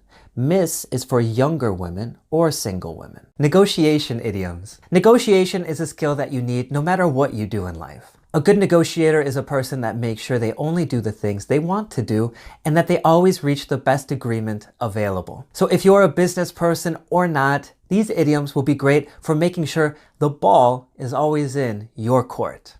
The ball is in your court. If the ball is in your court, we are basically saying two things. One, you take the next move, meaning you decide what to do next. Second, it is now your responsibility. It's up to you. It's your decision what to do next. So if negotiating with someone or debating and they say, the ball's in your court, they are saying, your turn. Your turn, your opportunity to now try to deal with a problem or issue, and after you do this, someone else will probably have an opportunity to act. The ball will then be in their court. If you're in a negotiation and someone says, the ball is in your court, they are saying that it is now your opportunity to do something, to take action or to decide what you want to do next. When the ball is not in your court, that means it is not your responsibility or that you don't have control or cannot decide what to do. Let's imagine that we work for a manufacturing plant in China. We want to charge Apple more money for the hardware components we manufacture to be used in their phones. So, in our negotiation to earn more money, we say something like, we are going to charge you more. Here is how much money we want. If you decline, we will completely stop producing these components for you. And we end by saying the ball is now in your court, meaning you can now decide what you are going to do. Are you going to accept our deal, decline, or try to find a compromise? It is Apple's turn to negotiate now. In more general English, the ball is in your court can also mean that something is your problem now. It can also be a way to say, I did what I was supposed to do, now you do the rest. You do your part. And finally, it can just mean you decide. I prepared my part of the presentation. And now you need to finish your part before tomorrow. So the ball's in your court. When you are elected president, the citizens of a country are basically telling you that the ball's in your court. You decide what to do now. What should we eat for lunch? I don't care. Ball's in your court. You decide. What? The ball's in my court? Why do I always have to decide? Beat around the bush. If you beat around the bush, it means you are indirect. You are trying to avoid direct confrontation. We can also say you are doing something in a roundabout way. In the US, we are typically very direct. We don't beat around the bush when doing business or expressing our opinions. However, especially in parts of Asia, it's part of the culture to beat around the bush, to be less direct as a way of being polite. What about in your home country? Do people tend to beat around the bush, or is it generally encouraged to say exactly what you're thinking directly to someone? Sir, there was a problem yesterday. We don't know whose fault it is, but stop beating around the bush and tell me what happened. If you want to get a raise, you need to tell the boss directly how much of a raise you want and why you deserve it. If you beat around the bush, it will appear that you don't really deserve it. Plus, it's always better to be direct when negotiating. When talking about your salary, how much money you earn, a raise is an increase in the amount of money you earn. And typically we either ask for a raise or get a raise. Who you're meeting. If the person you're meeting is in a more senior position or you're in a more formal situation, like an interview, use hello, like we just did. However, if they are a new colleague, meaning someone you work with and has a similar job or position, feel free to use hi and then nice to meet you. That is a small difference, but I always suggest you treat your superiors, the people like your boss, manager, or supervisor that work above you, a little more formally, especially at the beginning of your professional relationship. No matter who you are talking to, say the greeting confidently and sincerely to appear professional and direct. As well, you want to give a nice, firm handshake when starting the greeting. Depending on where you are from, I need to stress this. Do not give a weak handshake. As an American, I can tell you that it's better for your handshake to be too strong than for it to be too weak. A weak handshake is the worst way to introduce yourself. But don't do this. Don't give a Donald Trump handshake. That's too much. But I would rather your handshake is closer to whatever that is than a limp handshake. The opposite of a firm handshake we call a limp handshake. It is insulting to have a limp handshake. For many Americans, the handshake is more important than the spoken greeting. Remember, you are making your first impression, meaning the person you are meeting is creating a mental image of you that can last forever. A limp handshake shows them that you are not interested, weak, and lack confidence in yourself. So be firm. This is especially true if you are negotiating and need to appear in command of the situation, meaning you are the one in charge, in power. After your greeting, the focus will turn to the main topic or small talk first. Small talk always has the same structure no matter if you're speaking informal English or business English. Small talk is usually talking about the weather, bringing up a current events topic, or asking questions about the other person that are appropriate depending on how well you know them. To bring something up means to introduce a topic for discussion. And current events are the things happening in the world, the popular news stories at the time. Small talk happens after the initial greeting and is used by Americans to fill pauses in a conversation or when the conversation doesn't start naturally by itself. As well, it's often used when you first meet someone but don't know what to talk about. Also, when you are with other people but you can't think of a good conversation topic, so you pick an easy one that everyone should know about. Like a hot topic in the news or the weather that day. A hot topic is an issue that a lot of people are talking about, but that also creates a lot of disagreement. And other times, small talk for Americans is a way to try to avoid being silent and not appear rude. Casual first-time greeting. If you're meeting someone for the first time and the situation is less formal or more business casual, we can just say hi or hello, followed by great to meet you. Even more casual is hey. But only use hey if you want to sound quite informal. Often with first-time greetings, we will say, you must be so-and-so. You only say this the first time you meet someone in person, and it's used to make sure you are greeting the correct person. Hi, you must be Bill. How was your flight? Hey, it was long, but it's finally over. And you must be Samantha. It's nice to finally meet you in person. If you want, you can put the person's name you are meeting after the hi or hello. It's especially helpful if you're not positive it's the person you're looking for, or to practice saying someone's name to find out how to say it correctly. Hi, Abhishek? Yes, great to meet you. If you're not sure you're talking to the right person, like maybe you have to pick up a client at the airport, a great expression is, hi, are you blank? And then the person's name.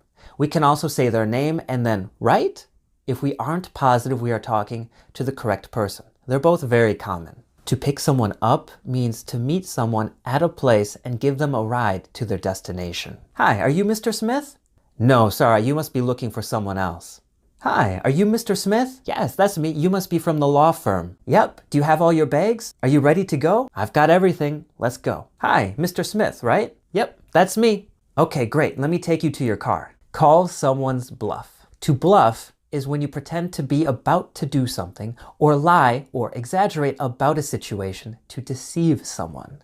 When you bluff, you don't know if the other person will believe what you're saying or not. When the other person suspects that you are being dishonest, they can call your bluff, meaning to make it clear that they don't believe what you're saying. So if you think someone is bluffing, you think they are lying or being dishonest about what they are saying. Almost always someone bluffs in order to trick you, to deceive you in order to take advantage of you. This happens all the time when playing cards, especially poker. One player will bluff, meaning pretend that they have really good or bad cards in order to trick other players. But if the other players are really good at the game, they will know when other players are bluffing.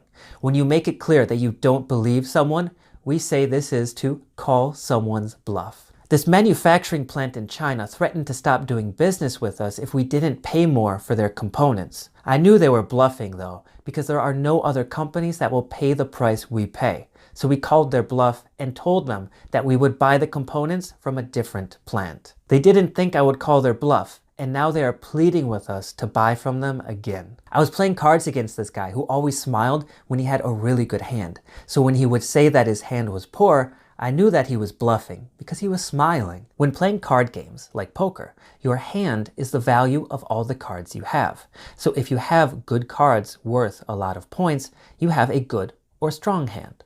If you have cards with little value, you have a bad, weak, or poor hand. Common ground. Do you have friends with whom you share the same opinions and interests? So you agree about certain things or enjoy doing some of the same activities? Well, then you have common ground. Most commonly, if you find common ground with someone, it means that you agree about something. You share the same opinion. Like, you're studying English, so we can agree we find common ground about the idea that learning English is important. Maybe we both also think that it's important to dress well. Now we have common ground on two things. So we find common ground with someone. That means to discover the things you agree on. And in general, to be in agreement with someone about something means to have common ground with someone about or on something. Common ground can also be used, though less commonly, to talk about shared interests or hobbies that you and another person have. Generally, it's used this way when you meet someone new and you don't know what you have in common with the other person, what things you both enjoy doing and talking about. When talking about interests, it's common to say to find common ground in something. That means to find a specific activity that you both enjoy or find interesting. Let's say I meet someone at a party. It seems like we have nothing in common, no shared interests, until we find out that we have common ground in the music we listen to. We both like the same kind of music. That is our common ground, and in this case, common ground really means shared or similar interests. We don't share all interests, but we have at least a few, which is our common ground. But I think common ground is much more commonly used when talking about having the same opinion or finding some way to agree on something by locating areas that you are in agreement on. The politicians at first said they did not agree with each other at all. However, they finally found common ground when they realized that they both support giving money to low-income citizens who have jobs. The last example is good because often we try to find common ground in order to solve a problem or locate a position we both agree on so that we can move forward from there. So finding things that we have in common is a great way to understand each other better or work better together. My girlfriend and I have very little common ground when it comes to our interests. She likes country music and I like rock and roll. She wants to live in the countryside and I want to live in the city. But when it comes to how we view a relationship and starting a family, we have tons of common ground. I'm having trouble finding common ground with this new client. The client doesn't want to spend money, but I believe you need to spend a lot when starting a new advertising campaign. The client also doesn't want to use social media, but I think it's essential. The only common ground we have right now is that the client agrees that I'm the best person for the job. Now we just need to have some common ground on how to best start this project. Ready for some homework? Let's start with some culture. I already told you about the cultural importance of a handshake in the US when meeting someone. What about where you come from? What are some important aspects of your country's business communication that you think are the same or different than how Americans communicate? Write them down and I look forward to chatting with you a little bit more about them. It's time to practice what you just learned. And the idioms you just learned are great for business negotiations and for use in general English outside of work too. So make some examples for both types of situations and I'll be here to help if you need it. Explaining your work. After you meet someone new and introduce yourself, it's typical to be asked about your work and then explain the job you have or the type of work you do. Usually, in a more formal setting, the first question you get asked after introducing yourself is about work. In a more informal setting, the first question you are asked is usually about your hobbies or interests. The most common questions people will ask about your job are, what do you do? What do you do for work? What kind of work do you do? And what kind of job do you have? There's a few ways you can respond. First, I work in blank. Here, the blank is the sector, area, or type of work, like sales, education, politics, finance, engineering, hospitality, etc. The next way you can respond is, I work as a blank, or I'm a blank, and then the specific job or position that you have. For example, I work as a chef. He works as a freelancer, she works as a teacher. We can also say, I'm a chef. He's a freelancer, she's a teacher. What kind of work do you do? I'm an accountant at Deloitte, and you? I work in advertising as a sales representative. So what kind of job do you have? I work in education. I'm an economics professor. What about you? I work in the food sector. I used to be a chef, but now I help farmers sell their crops. So as you can see, if you want to return the question, to ask someone what they do for work, you can simply respond with, and you? Or what about you? Meetings. A meeting is a gathering of people, also called a conference in business settings, where you generally discuss and debate certain topics. For the idioms related to meetings, I'm going to focus on the best ones for starting and ending a meeting, introducing new information, and showing who should be speaking. This way, you can be in control of a meeting with just 5 easy to learn but super helpful expressions. Hold a meeting. To hold a meeting just means that it is going to happen. We can also say to have a meeting. If we want to describe where, we use in after these expressions and then a place. Like, we're holding a meeting in 5 minutes in the conference room. The sales team will be having a meeting in the cafeteria to discuss quarterly profits. If you're having a meeting where people mostly communicate by phone or a similar device, we can just say to have or hold a teleconference. If there is video of the people you are talking to, that is a video conference. To focus on who is organizing the meeting, we can just change the subject. The boss is having a meeting in 5 minutes. Lisa from HR is having a meeting to discuss the dress code. The dress code is what a business allows employees to wear and what clothes it does not allow them to wear at work. The person who runs a meeting is the person who is in charge. They decide what the meeting will be about, what topics will be discussed, the length of the meeting, and everything else. Jim is running the meeting, so if you have any questions, ask him. And when the person running the meeting is ready to start, we can also say to get the ball rolling. To get the ball rolling just means to start, to begin. A less common expression, but used specifically for meetings, is to call a meeting to order. This is much more formal, and I don't recommend you use it. Instead, use one of these. Let's get the ball rolling. Let's get started, or time to get started. Okay, listen up. Let's get the ball rolling because we only have 30 minutes to discuss the merger. A merger is when 2 or more companies or different parts of the same company combine. They merge into one. All right, time to get started. How are we going to drive sales? In business, drive often means to increase. So drive sales means increase sales. Drive interest means to increase interest. But when someone says your drive, it means your motivation and determination. To have the floor. Now that you have gotten the meeting started, there's a very good chance that you want a specific person to talk and have other people listen attentively. To introduce the person who should be listened to, we say that person has the floor. All that means is that it's their turn to speak. Listen to that person. That's all I have to say about the issue. Now Lisa has the floor to tell you what the advertising department is working on. Please listen. I have the floor, and you especially need to know what our plan is and how it's going to change next year. Save any comments you have until you have the floor. So if someone has the floor, it's just their turn to speak. In a formal situation, if someone is interrupting you, say, "Excuse me, I have the floor." It's a nice way to tell them to shut up. If it's not as formal, or if you want to be stronger in telling someone to shut up, say, "Excuse me, I'm speaking." It's still polite, but much firmer, more direct, and better for formal and informal situations. To shut someone up means to tell someone strongly that they should stop talking. If you tell someone to shut up, it is quite offensive and rude. We only use shut up when we are upset or in a bad mood. Homework! And now I've got some homework for you. Tell me about the type of work you do. What field or area of work do you work in? And what is your specific position, or what do you hope your position will be in the future? Can't wait to see your response and look forward to learning more about your career. Put something on the table. When you want to make a suggestion or offer an idea that other people will decide on and debate, we say to put something on the table. When you put something on the table, you are presenting or suggesting a plan to other people to be discussed and either agreed on or rejected. When something is taken off the table, that means it is no longer available for discussion. It is no longer an option or available for debate. So if something can be discussed or changed, it's on the table. If something is not able to be changed or discussed, it's off the table. In American English, to table something means to discuss it later, to make it temporarily not a topic for debate or discussion until a later date. So basically the same as taking something off the table, but for a temporary period of time. When an American says to table something, it means postpone or delay until later. However, in British English, it's the complete opposite.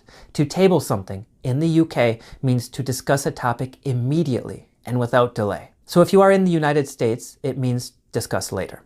But if you are in the UK, it means discuss now. Finally, there is a similar idiom, to bring something to the table. This expression is used when describing a person and what traits, skills, and characteristics they offer and will contribute. A popular interview question is, what will you bring to the table at this company? Meaning, what good skills and benefits will you offer? I think I bring years of experience, insight, and the ability to lead teams to the table. What I bring to the table is the ability to think outside the box, to think of new ways to do things, to move that. After an idea is put on the table, everyone needs to express what they think should be done related to it. Basically, show their opinion and what direction they want to go with it, like being in support or in opposition of it. One way to show your opinion is to say, I move that blank, and then what you think. I move that we accept the offer before they change their minds. Our board of directors moves that we find a new CEO. To change your mind is to change your decision or opinion about something. But move that is quite formal, probably too formal for you. So instead, I think you should use I propose that blank or I suggest that blank. These are both great for sharing your opinion and what you think should be done. I suggest that we hire a freelancer to fix the website interface. I propose that we freeze bonuses for top executives until we fix this problem. A follow-up meeting. It's very difficult to discuss everything you need to in a single meeting. So oftentimes we have a follow-up meeting. A follow-up meeting is a second meeting on the same topic that is held at a later time. Remember, we will have a follow-up meeting next month to see how well this plan operates. You might have a follow-up meeting because you ran out of time during the first meeting, or because you need to see how things change in the future and then reanalyze the situation in the follow-up meeting. So the follow-up meeting will be on the same topic but held at a later date. I had my first interview with the company last week. Tomorrow is actually my follow-up interview, so they must be considering hiring me. Two other super popular expressions are to follow up with someone and to follow up on something. To follow up with someone means to talk to someone later in order to get new or updated information about something. And to follow up on something is quite similar, but we are focused on the thing we want to discuss instead of the person we are going to discuss it with. Are you free next week to follow up on what we talked about today? Sure, I'll be happy to follow up with you to see how things are going. I love the topic of the book you're writing. Whenever you have some free time, I would love to follow up with you to see how it's going, or if you need any help to avoid writer's block. Writer's block is when you can't think of anything to write or are unable to write anything new. We say to have writer's block when we have trouble writing anything new. Greeting people you see often. I suggest business casual greetings for people you work with every day, speak to often, or have developed a more casual relationship with when doing business. By business casual, I mean you won't use very informal street slang type greetings that you learned at the beginning of the course, but you also don't want to be too formal. I suggest business casual greetings for people you work with every day, speak to often, or have developed a more casual relationship with when doing business. By business casual, I mean you won't use very informal street slang type greetings, but you also don't want to be too formal. Americans are generally more informal in business situations, so we use business casual quite a lot. But it still depends on your relationship with the person, especially if you are on a first name or last name basis. First name or last name basis. We have two expressions, to be on a first name basis and to be on a last name basis with someone. If you call someone by their first name, then you are on a first name basis. This is quite common in American English and indicates you know each other and are more casual in speech. This is often the colleagues you work with and see every day, as well as other employees that are in similar positions or paid similar salaries at your work. The only time you should call your boss by their first name is if they tell you it is okay. Otherwise, you might appear impolite. If you are on a first name basis with someone at work, you can use more informal English greetings. Even greetings like "what's up" can be acceptable. But a more business casual level would be "how are you" and "how are things?" To respond to these greetings, you can say "I'm good" or "things are good." And to return the question, ask one of these. "And you?" "And how are you?" "And how are things with you?" Or just, "And what about you?" Let's try now. I'm going to ask how you are, and then you respond and ask me how I am. "How are you today?" Good to hear. I'm good too. I'm having a lot of fun helping you with English. Now, if you are on a last name basis with someone, it means when you talk to them or address that person, you only use their last name, not their first name. This always indicates that your relationship is more formal and that you should avoid more casual or informal English greetings, vocabulary, and expressions unless if you notice the other person using them first. Regular greetings to use in more formal situations are good morning, good afternoon, and good evening, followed by the person's title and name. Slightly more informal, you can also say hello or hi, and then the person's title and name. Business culture in the US is generally seen as being more informal than other parts of the world. So don't be surprised if business titles are ignored and first names are used right away. However, it's always a good idea to start more formal and then use informal English after you understand the work environment better. After these greetings, it's common to ask how the other person is. The most common way to do this is by asking, "How are you?" or "How are things?" This is often done quickly as a courtesy to be nice, but not always because we want to talk to the person. It's a very general question that allows the person to give a very quick and polite response or to respond with personal information if they want to share it. If someone doesn't really want to continue the conversation, they will just say, "I'm good," "Things are good," or something brief like that. But if they are polite, they should at least respond with something like, "And you?" so that you can answer.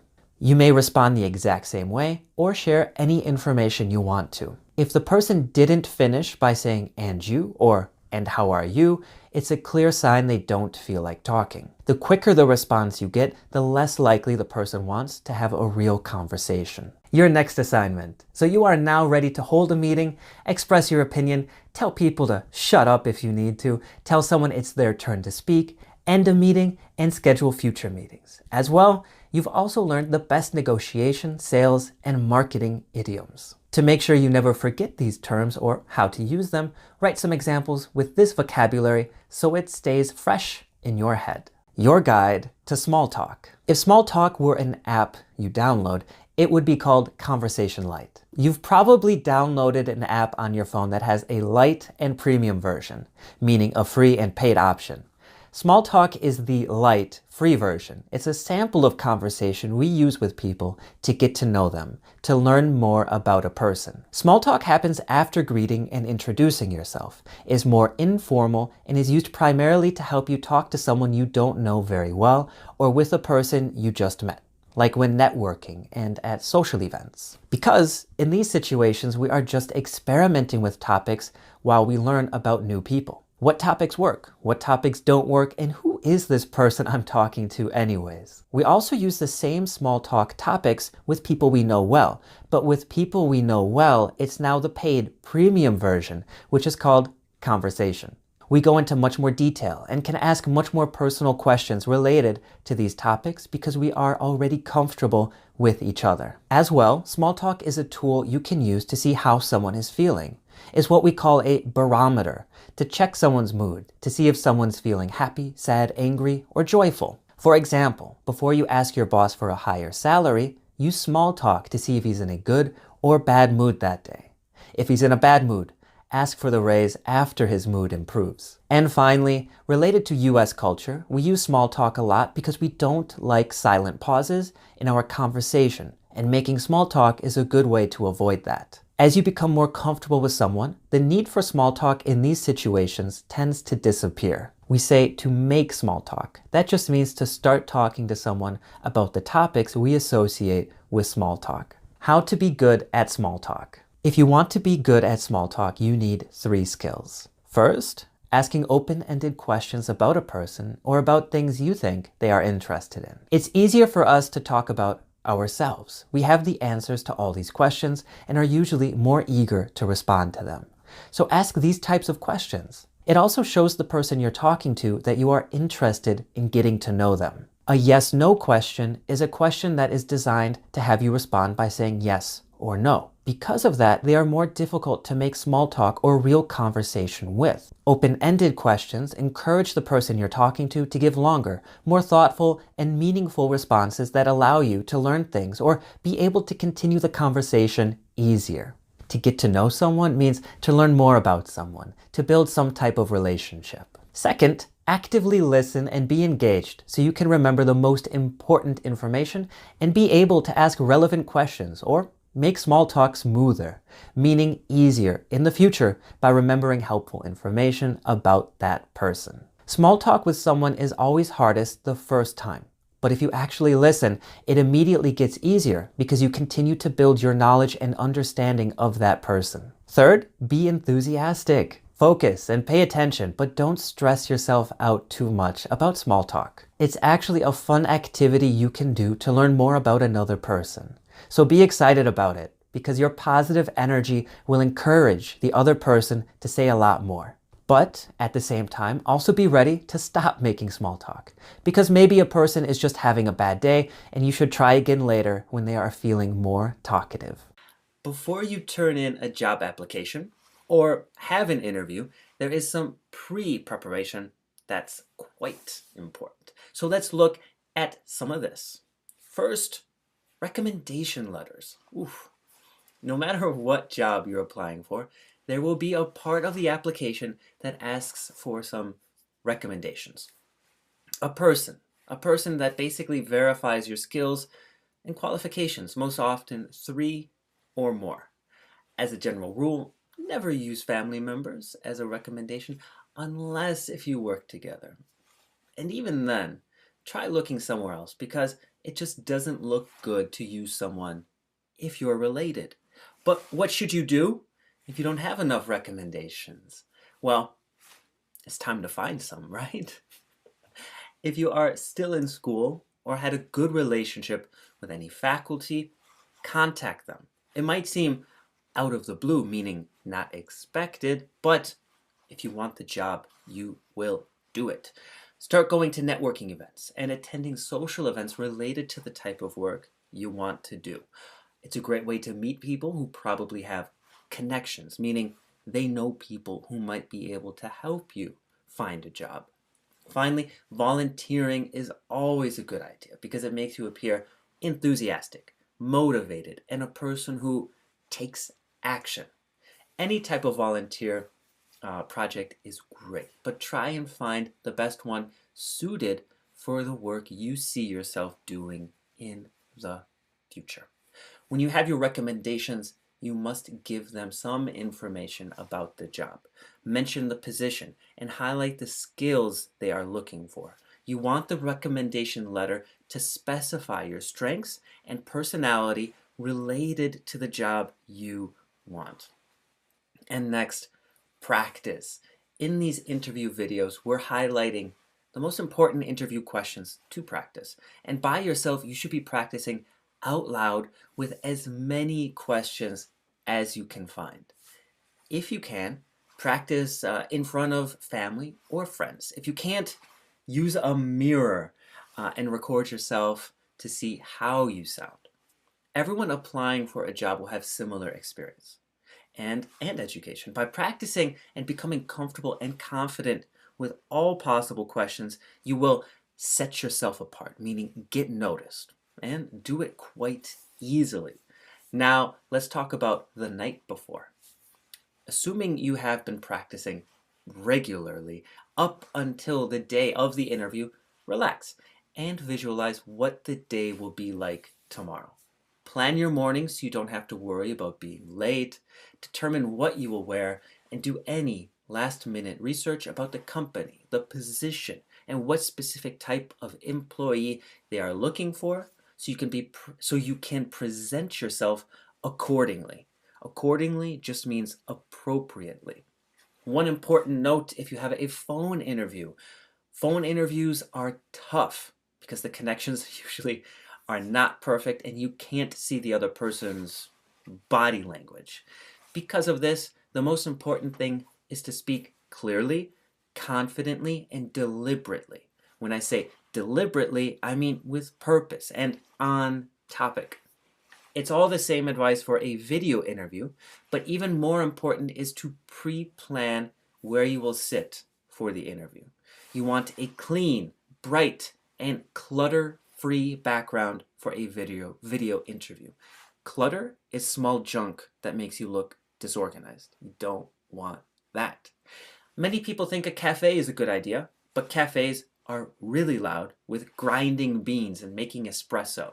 So if you don't have a good location at home, find a comfortable, professional, and quiet location somewhere else and test the connection beforehand.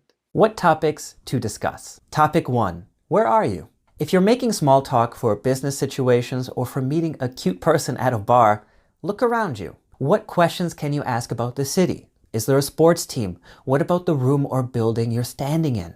Mention something you notice about the conference room or the bar you're in to get things started. Talk about a place you recently visited, or ask the other person about places they recently visited or plan to visit in the future. And are you a local or just visiting? When talking about a city, a local is someone who lives in the city and has more knowledge about places and activities than someone who is just visiting, like a tourist. If you're both locals, you have a lot of things to talk about because you both know the city really well. If one of you is only visiting, you can offer suggestions about things to do or ask for advice about things to do or how to navigate the city. And remember, if you don't know someone at all, the main use of small talk is to see if the other person even wants to talk to you. Sometimes people don't want to network with you or are not interested in becoming a friend or romantic partner. And that's when even the best small talk fails. So don't waste any more energy on that person unless it's a business VIP you have to keep happy for your boss. Topic 2.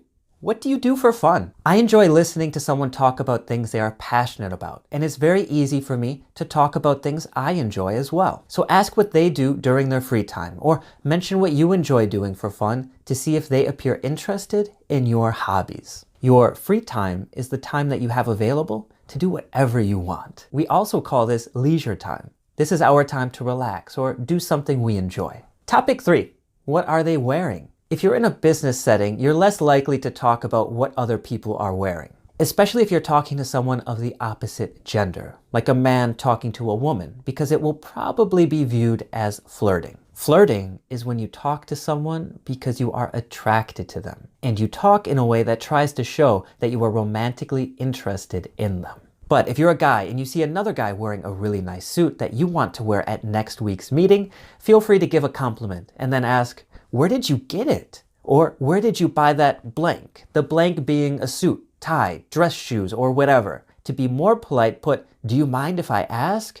and then your question. But don't ask about price. In American culture, asking how much something costs is usually inappropriate, usually related to a person's house. As you get to know someone, this becomes less of an issue.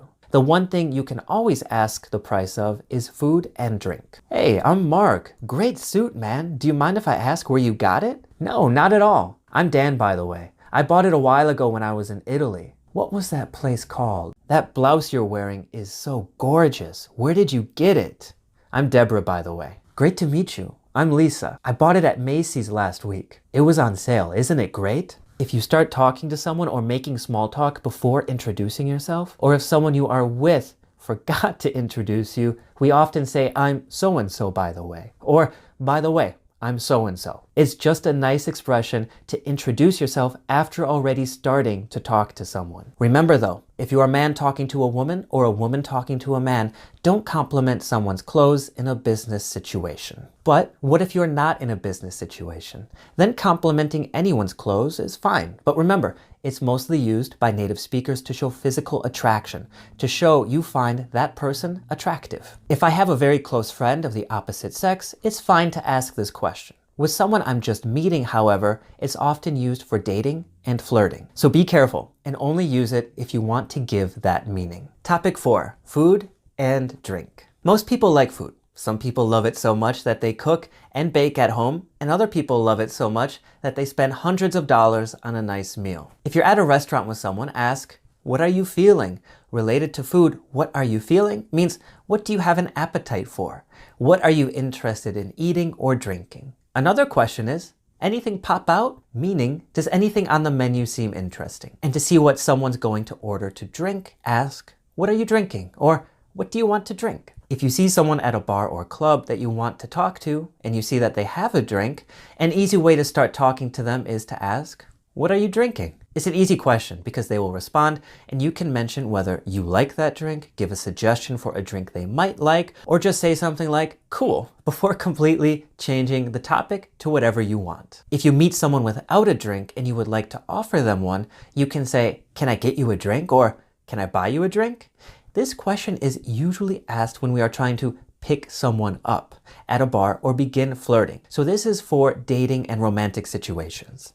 If they are interested in you, they'll say sure and probably tell you a drink they would like. To pick someone up is a dating expression we use for when you go to a place trying to get a cute person's telephone number, informally called their digits, or to take someone back home with you. Topic 5, sports. Sports is a reliable conversation starter, especially when talking to men.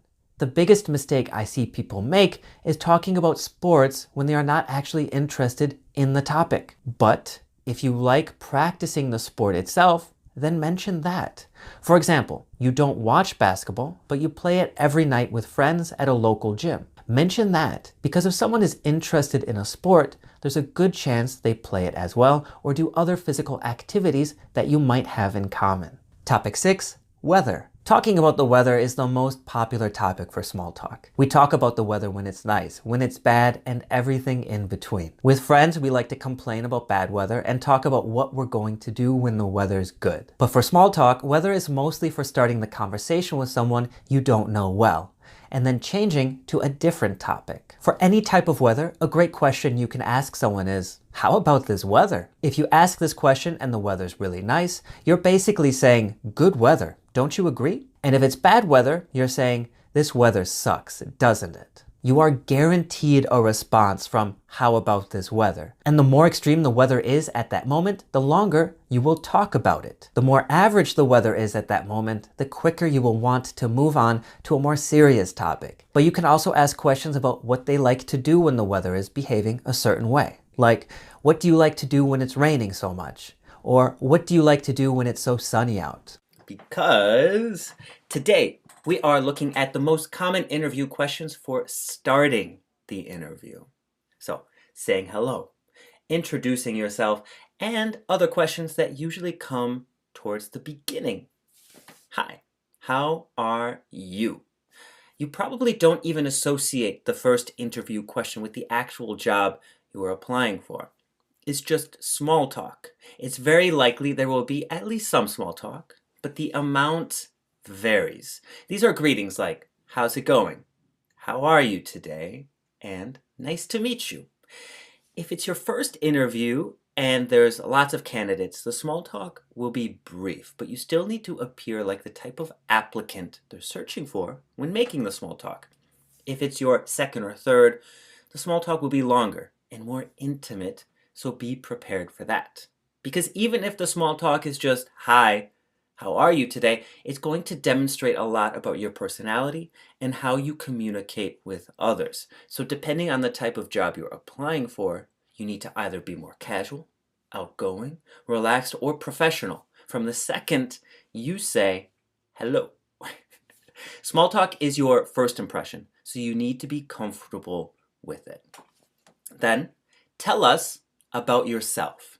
To start an interview, the most common question that companies ask is not actually a question, it's a request.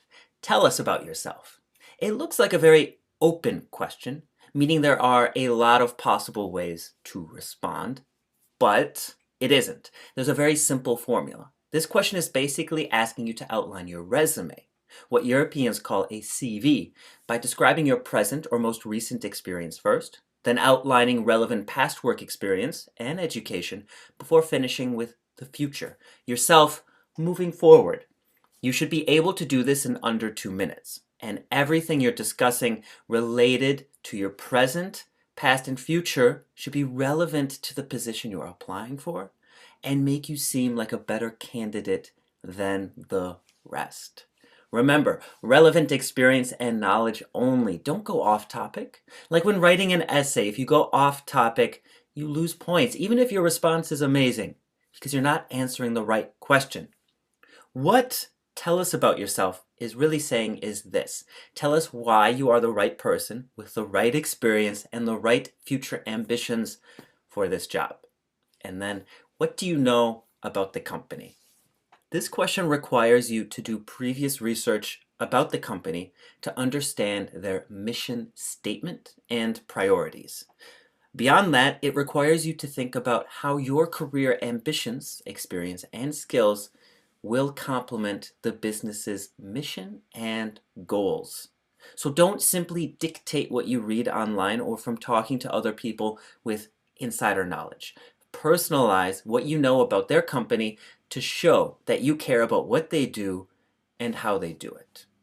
Do find the most important keywords that the business uses to describe their mission. Then personalize it into a response that demonstrates how compatible you are with it. As well, by doing this research, you might find that you have some questions to ask them. Questions to ask about what the company's growth plans, or about the company's growth plans, why the interviewer likes working there, and similar questions to decide if the job is a good match for you. Your turn to ask questions is usually the last part of an interview. Topic 7. Work. For networking or talking to people you work with, work is probably one of the first things you will talk about because it's relevant to the situation. It makes sense that you will talk about your work because it's something you obviously have in common and the other person won't mind talking about. But in some situations where you're with colleagues or people from networking events, you might want to avoid it. For example, an informal lunch or having drinks after work and other more casual situations you might find yourself in with people you also work with. It's easy to know when to avoid the topic because someone will say something like, "Can we not talk about work?" or "Do you have to talk about work?" after someone tries to talk about it. "I can't believe someone opened an attachment and downloaded that computer virus this week. Do we have to talk about work? This is a time to relax." Yeah, that's fine. What do you want to talk about then? In any other situation not related to networking or people you work with, you might mention what you do for work right when you meet someone. But the more informal the situation, the less likely you are to do that. Usually we start by talking about interests and hobbies and don't ask about work until we've talked to someone for a little bit. If you mention your work too early in informal conversation, you risk appearing too formal. If you want to appear business-oriented and focused on work, mention it as early as you want. But if you want to appear more casual, relaxed, and approachable, save it until someone asks you about it or if you have a very interesting story to tell other people. Topics to avoid. In the United States, there are a few topics we only want to discuss with people we know well. That's because these topics often cause disagreement and argument. So obviously, not the best way to meet someone. 1. Avoid politics. If you want to have an argument, Politics is an easy way to do that. A political issue might be the thing most people are talking about, but rarely is political news good news, and many people actively try to avoid it. In fact, if politics is being discussed, it's easy to become the center of attention, the person people want to talk to, if you can find a different topic that is less divisive, meaning less likely to cause a dispute. Small talk works best with topics that unite people, not separate them. 2. Avoid talking about physical appearance. I think it's obvious that in business settings, you don't talk about how someone looks. There's no reason for it. Second, is just not something we make small talk about in English-speaking countries. We do talk about how people look, but it's for real conversation with people you know well, because it's usually talking about people you are attracted to or possibly commenting on what someone is wearing or how they look. Not a topic for people you just met. 3. Avoid religion. The only reason you might talk about religion in small talk is because your job is connected to it, or you are meeting people for the purpose of talking about religion. For example, if you join an online dating app that is supposed to help you find a partner of the same faith. In American culture, the topic of religion is often related to abortion, birth control, and other very political issues. So don't talk about it. Mature content, dirty jokes. If you don't want to be known as the person telling dirty jokes or always talking about dirty topics, when we use dirty this way, it means anything related to sex and inappropriate adult humor. Of course, we all talk about these things, but it's with our friends. Sex is a taboo topic, even more so in the US compared to other English-speaking countries. So using it in your small talk will immediately make people avoid you. A person's age. In business, talking about or asking about someone's age can likely be viewed as discrimination or harassment, so just avoid it. If someone is older, there is the chance they think you're asking about their age because you assume they're too old, should retire. If they're really offended, you might be reported for ageism. That means discrimination against a person because of age. Ageism usually refers to older employees, but can be applied to younger employees as well. For example, younger employees might be treated as unknowledgeable or not taken seriously, meaning not listened to with respect. So if you ask a younger employee for their age, they might be offended because it's typically a question people ask when they think someone is too young for the amount of authority they have been given. But what about outside of work? Culturally, there are several important factors. First, young children always seem proud of their age. So asking a kid how old they are, boy or girl, is something they will happily answer. For teenagers, they are around the legally defined ages of smoking cigarettes, 18 in the US, and drinking alcohol, 21 in the US.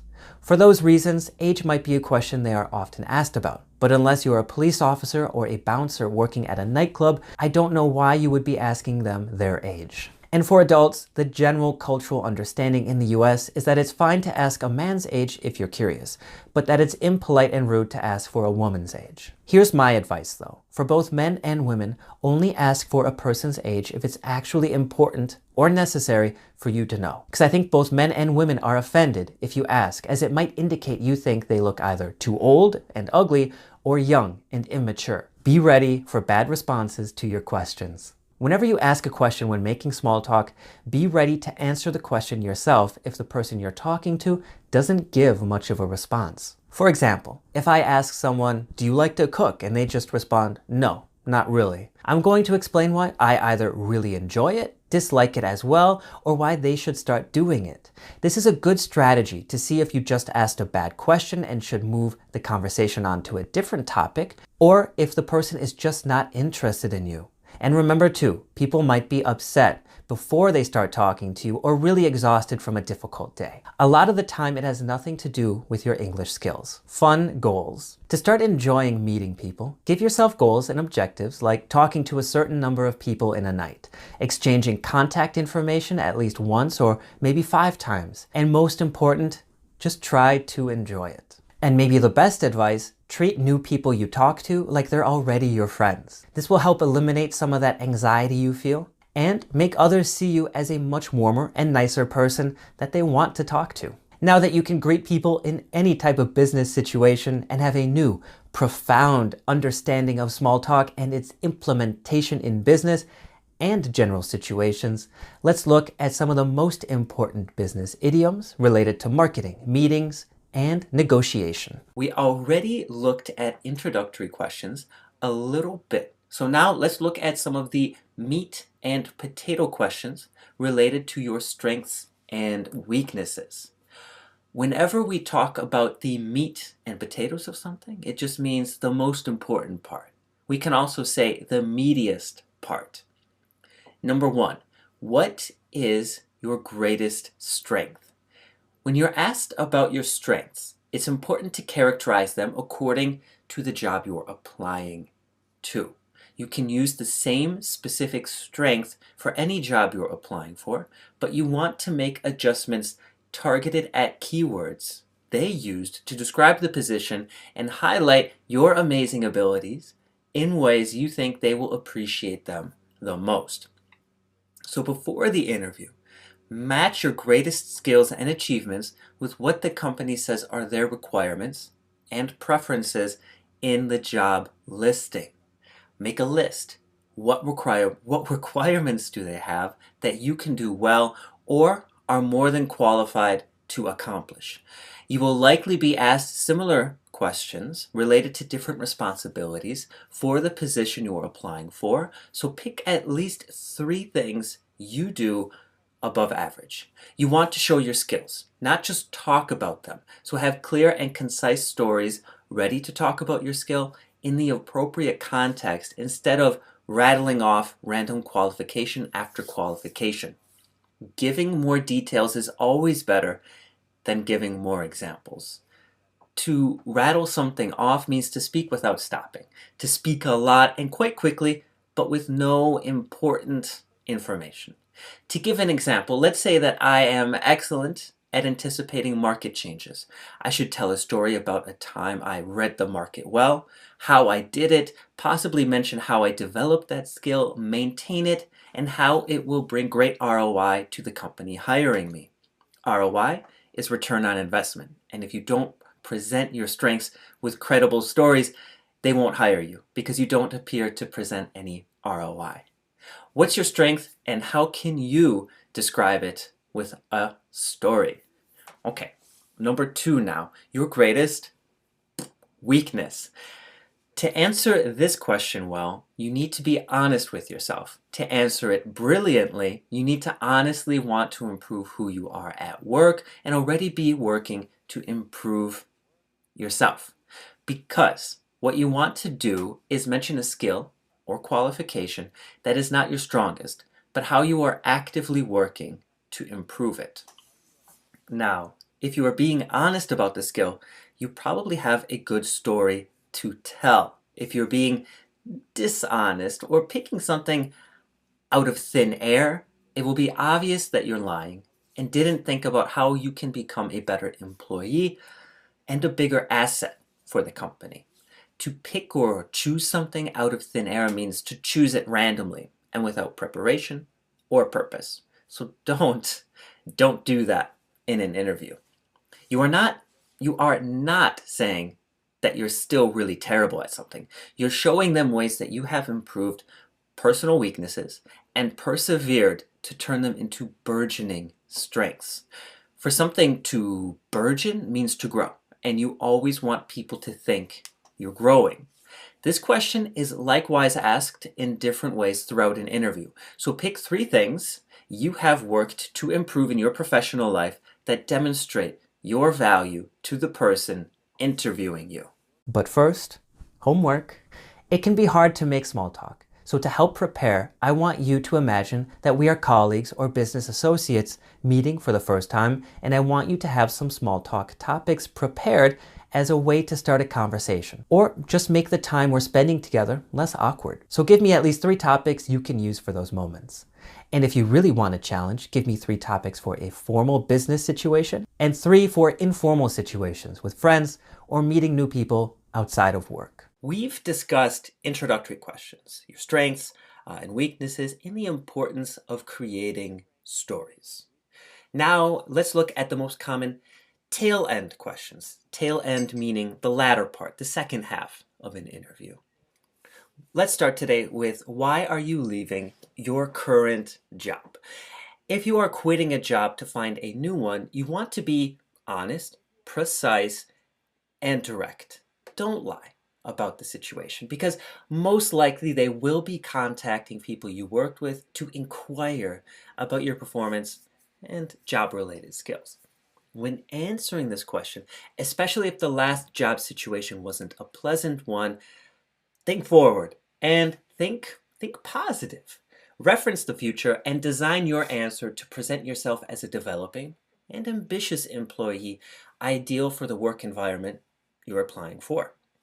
Do this to give the interviewer the idea that you are thinking of the future and the possibilities that come with it, not stuck in the past.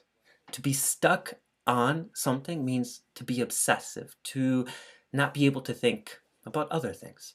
And if you didn't have any recent employment history, I suggest immediately finding independent ways to show that you are serious about improving your skills and presenting yourself as a professional. Take in-person or online courses related to your career. Volunteer. Go to networking events, attend conferences, and do whatever you can do without holding a traditional job. Blogging and creating a social media profile on a site like LinkedIn is also a great way to get noticed and stand out. Next question. What are your salary expectations? That's my question. What are your salary expectations? The salary question looks simple, but is very tricky to answer if you haven't done research. If you give a price that's too low, you're lowballing yourself, meaning not getting what you are worth. If you overprice yourself, you are probably out of the running for the job you're applying for. To be out of the running means to no longer be a competitor, no chance of winning. Sites like Glassdoor.com are excellent to see what the median, average salary is for similar job positions and prepare you to confidently answer this question with no hesitation. Now, describe a blank type of situation you handled or experienced and how you dealt with it.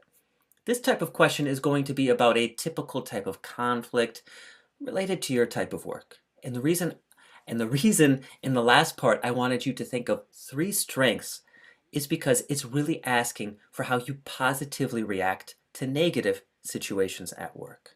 So think of a difficult situation you managed and a strength you have that allowed you to do it while keeping control or keeping the problem under control. This is also more of that storytelling we talked about. So find something specific and go into detail. More detail is always great, but just giving more generic examples is not. And finally, how most interviews end. Do you have any questions for me? First of all, if you say no, it appears that you're not terribly interested in the job or aren't well informed or experienced enough to know what questions to ask. So before the interview, prepare a list of questions you can ask that are 1, relevant to the position you're applying for, or 2, related to the company that might hire you, so you can learn more about their mission and directive. And probably the most insightful, 3, definitely consider asking other people in the room what they think about their jobs and about the work environment you might soon be spending countless hours in. So, good luck. Marketing idioms. Marketing is promoting products, doing market research and advertising. More generally, marketing is goods and services starting from the creation of an idea all the way to delivering it to a customer. So let's look at a few important idioms to help discuss marketing. Bring something to the table. If you are part of a team, what you bring to the table is your talents and skills. It is what you contribute that can be beneficial to a larger group. This is almost always used when talking about an individual and how that person can help other people. But it might also sometimes be used to talk about how something will be helpful or have a positive impact. This is also a common interview question, basically meaning how will you contribute to this company? What skills do you have? How will you help us? And to respond, you can just mention the positive traits you have or use the idiom in your response. What I bring to the table is, or I bring blank to the table. If we hire you, What will you bring to the table? I bring years of excellence to the table, as well as a proven track record of success that has helped companies succeed. A track record is your performance over a period of time. Hopefully you have a good track record and not a bad track record. Why do we want to sell this product? What will selling this luxury product bring to the table for our company in the long run? In the long run is another way of saying in the long term. And what they both mean is far in the future, not immediately, but further down the road.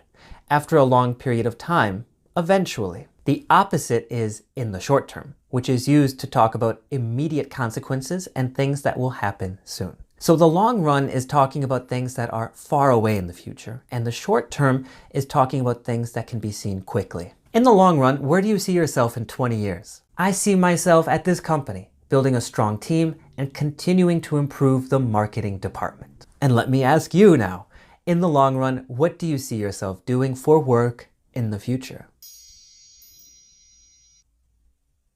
All right. And what does your near future look like? Tell me about your short-term career goals as well. Very cool and well said. To land something. To land something means to get something.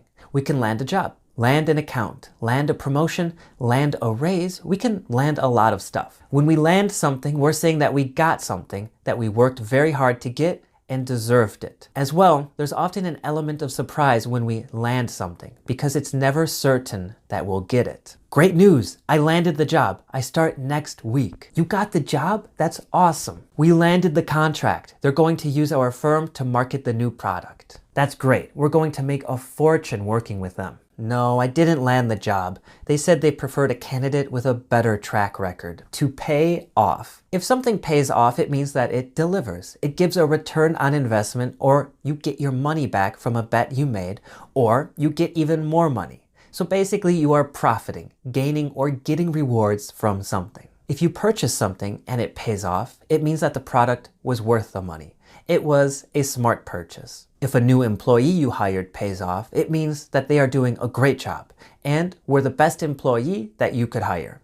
They are worth the money you pay them. If a bet pays off, it means that your bet is successful and is returning a lot more money than you bet, than you wagered. We can also use this as a noun, a payoff, or for there to be a payoff. Oftentimes a payoff is a payment of money given to someone, sometimes as a bribe, a reward, or an amount of money an employee gets when leaving a company. There was supposed to be a huge payoff for taking such a big risk, but almost nothing has changed. It really paid off deciding to call in sick because I feel 100% better now. I'm investing in this new company and I really hope it pays off in the near future. Word of mouth. Word of mouth is basically free publicity that something receives from people talking about it with other people. It is sharing information by oral communication among interested consumers. Usually word of mouth is positive. It is sharing positive information about something with others. There might be some initial money spent to publicize or promote a product, but when people start talking about and discussing it in large numbers,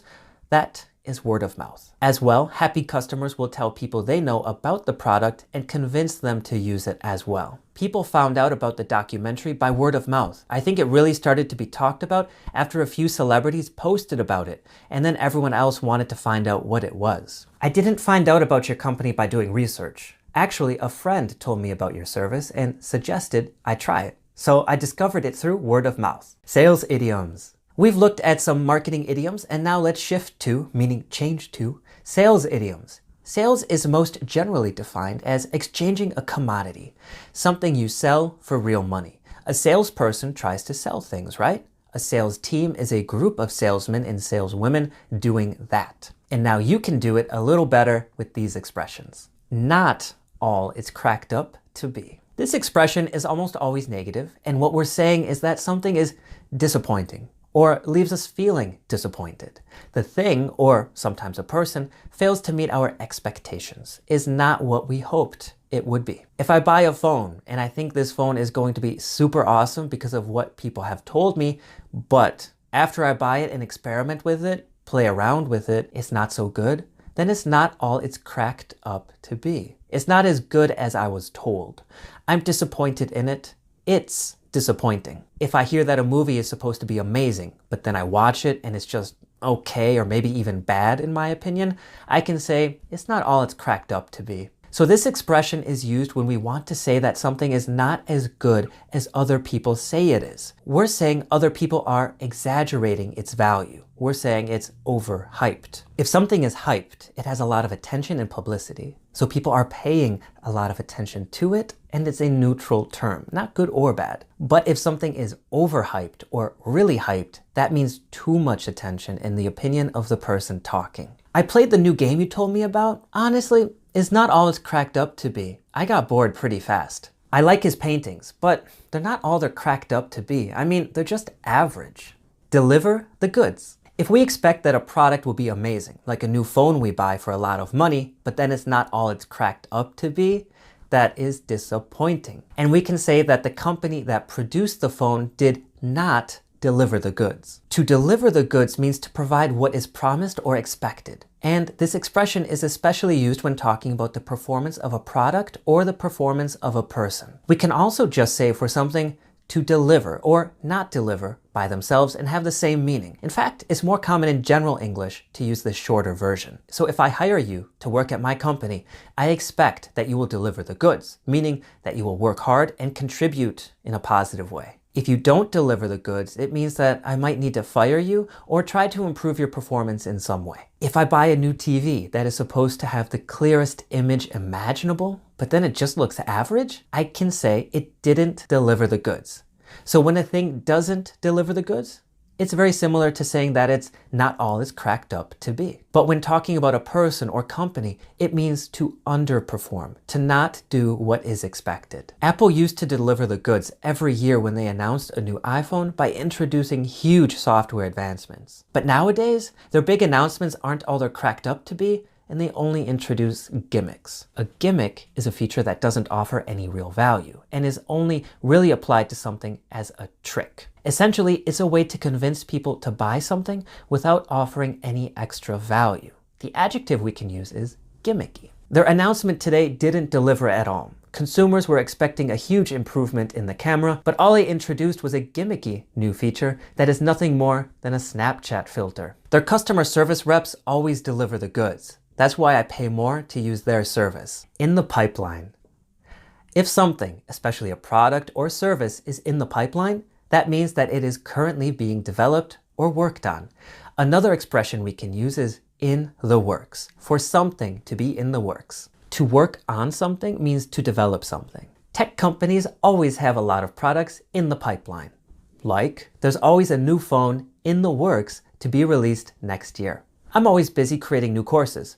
Right now, I have a new business English course that's in the works, and I hope it will be finished next month. Apparently, Tesla has a new car in the pipeline that will only cost $30,000. That's a lot cheaper than the cars they currently sell. Selling point. A selling point is a feature of a product you buy that makes it attractive to potential customers. So a specific product will have several different selling points.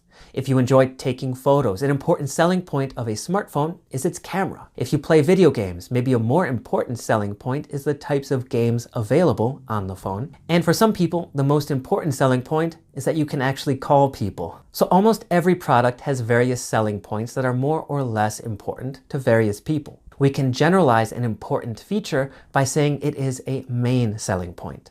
To say the opposite, we just say it's not a main selling point. We can say a selling point or the selling point in most situations. Both are good. For wealthy people, the low price is not a main selling point. However, for regular consumers, it is the main selling point. There are several selling points we are focusing on for this product. First, it's reliable and never turns off unexpectedly. The second selling point is its affordable price. And the third selling point we want to focus on is the customer service you get if you do experience any problems. Sold on something. If you are sold on something, it means that you are convinced. You believe in something or you trust what someone told you. When you finally accept that someone is right or that you believe something, you can just say, I'm sold. If you're not convinced yet, you can say, I'm not sold, or I'm not sold yet. We have a phrasal verb for this, to sell someone on something. To sell someone on something means to successfully convince someone, to persuade someone to believe what you are saying. I'm telling you, invest in the company. you are going to get so much money back after they go public in the stock market. I don't know. I'm not sold yet. They have a great product, but it's still under development, and I don't like the CEO. Hi, Mr. Smith, we have a new type of paper that will be great for your business needs. It's a little more expensive, but just give me 5 minutes to explain its benefits, and I'm sure you will be sold. All right, tell me about it then. But if you can't sell me on it in 5 minutes, then I don't think I'll ever be sold on it. And we'll just continue with the same paper we've been buying already. School and education. Because everyone in the world has experienced some amount of education, it's a super popular topic for discussion. I'm an American, so I'm going to focus on the American education system and culture from the very beginning until the very end, which is pretty much from pre-K all the way to getting a PhD.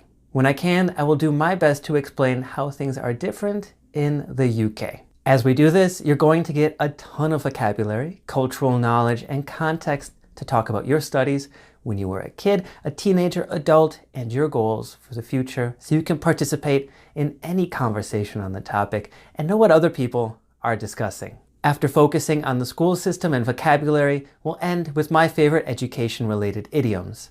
I really recommend you watch all these education videos because I'm going to introduce a lot of vocabulary, and there will be plenty of homework exercises along the way, meaning as we continue to the end.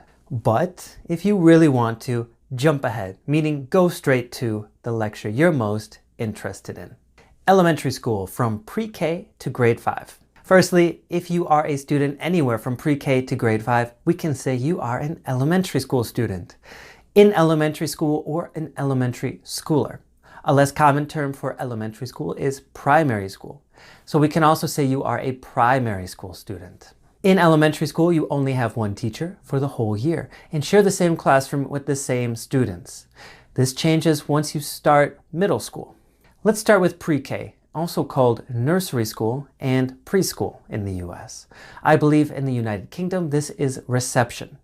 In the United States, most people use the term pre-K. So that's what I'll use. Pre-K is short for pre-kindergarten. Kindergarten is the first real year of school for a child. Kindergarten is called year 1 in the UK. We can say you are in pre-K, in nursery school, or in preschool. We can also say you are a pre-K student, a nursery school student, or a preschooler. Generally, you are in pre-K from the ages of 3 until 5. For the United Kingdom, reception is most often from the ages of 4 until 5, and the year before that is called nursery school. The main goal of pre-K is to teach children how to behave in a real classroom. You might be introduced to some real subjects like math, but the primary focus is on learning about good and bad behavior and school customs. Finally, pre-K is not required. It is optional for students to attend. Post-secondary education. Post-secondary education means all education that comes after high school. This is also called higher education. For most people, that means either a 2-year associate or 4-year bachelor's degree, which can be followed by even higher degrees like a master's or PhD. When talking about post-secondary education, college and university are both very commonly used. The majority of the time they are used the exact same way. College campus, university campus. The campus is the area where all parts of the school are located. University soccer team, college soccer team. University dorm, college dorm. A dorm, short for dormitory, is housing and apartments provided by a university for students to live in. One example of when to only use college is when we are describing a part of the school, often with its own building related to a specific area of study. For example, the College of Nursing, the College of Business, the College of Medicine. We say the College of blank, and then the specific part of the school. For any degree, we most often use the verb get. To get an associate's degree, get a bachelor's, get a master's, get a doctorate, or a PhD. A more formal expression, if you are in the process of doing this, is to work towards a degree. Your major. When you finish getting your degree, you now say that you have a degree in blank, or majored in blank. When I say blank, that is where you say what you majored in, meaning what your main subject of study was. We major in a topic. That means we focused primarily on that topic. If you are still studying, you can say, I am majoring in blank, or I am a blank major. A popular question people will ask you when studying is, what's your major? They're asking, what's the main thing you're studying in school? Like politics, art, history, literature, music, or any subject. What did you major in school? I majored in political science. What about you? My first major was economics, but I hated it. So I changed my major to history. In the United States, you can change your major as often as you want. One important note for English learners whose first language also comes from Latin. Your major is what your studies focus on. Your career is what you do for work. So your major will largely decide the type of work you will do later. Said another way, your major will largely decide the type of career you will enter. Your major is only talking about what you study. Your career is only talking about the type of work you do for money. I majored in business because I thought it would easily allow me to find a high salary career. My career is not at all related to what I majored in. Your minor. Your major is your main topic of study. In the US, most universities also require you to have a minor. A minor is a secondary, less important topic that should complement your major or show a secondary professional interest. Your major and minor don't always have to be related, though it is helpful and recommended so that you have a higher chance of finding a job after you graduate by having multiple relevant sets of knowledge. An associate's or bachelor's are both your undergraduate education. If you are getting an undergraduate degree, you can say you are an undergrad or an undergraduate. Undergrad is much more common in spoken English. Kindergarten. After completing pre-K, there is 1 year of kindergarten, most often from ages 5 to 6. We can say you are in kindergarten or a kindergartner. Notice that the T in kindergarten is pronounced with a D sound, kindergarten. So it sounds like garden, but is not spelled the same. That's because this word comes straight from German. Most states in the United States require students to attend kindergarten, but not all. Kindergarten, or year 1 if you're in the UK, is still pretty similar to pre-K, but with a little more focus on real elementary school topics like math, language, reading, science, social studies, and art. In the United States, we say math. In the United Kingdom, they say maths with an S at the end. This is because they are abbreviations for mathematics. So an American student will say, I study math, and a British student will say, I study maths. As well, social studies is a required class that focuses on society, geography, history, culture, and government. There is another class that students start to take later in their education called civics. Civics focuses specifically on the government, how it functions, and what it means to be a citizen. It's fairly common for teachers and parents to agree to hold their children back for another year of kindergarten. In education, to be held back means to not progress, to not move on to the next level of education. Usually it's because you are not academically prepared for the next grade. But sometimes, especially for kindergarten, it might be because the child is so small compared to other classmates or not yet adopted the appropriate behavior for a real classroom. As you get older, if you are held back, it simply means you failed too many classes and do not meet the requirements to continue to the next grade, which is very embarrassing when you're older. To fail a grade has the exact same meaning. To fail a class means that you did not pass a specific class and will have to repeat it, or we can say retake it. So fail too many classes in 1 year and you are held back, or have to repeat a grade, meaning you failed the grade. In the US, we have a grading system for the classes you take that correspond to a percentage from 0 to 100%. An F is the worst grade you can get and means failed. That's anything from 59% and below. A D is next and usually means you barely passed. That's from 60% to 69%. But some teachers require a C to pass a class. A C means fair or average and is from 70 to 79%. Next is a B, which means good. A B is from 80 to 89%. Finally, the best grade you can get is an A, which means excellent. An A is from 90 to 100%. We can say to get a blank grade or to receive a blank grade. When I say blank, I mean like A, B, C, D, or F.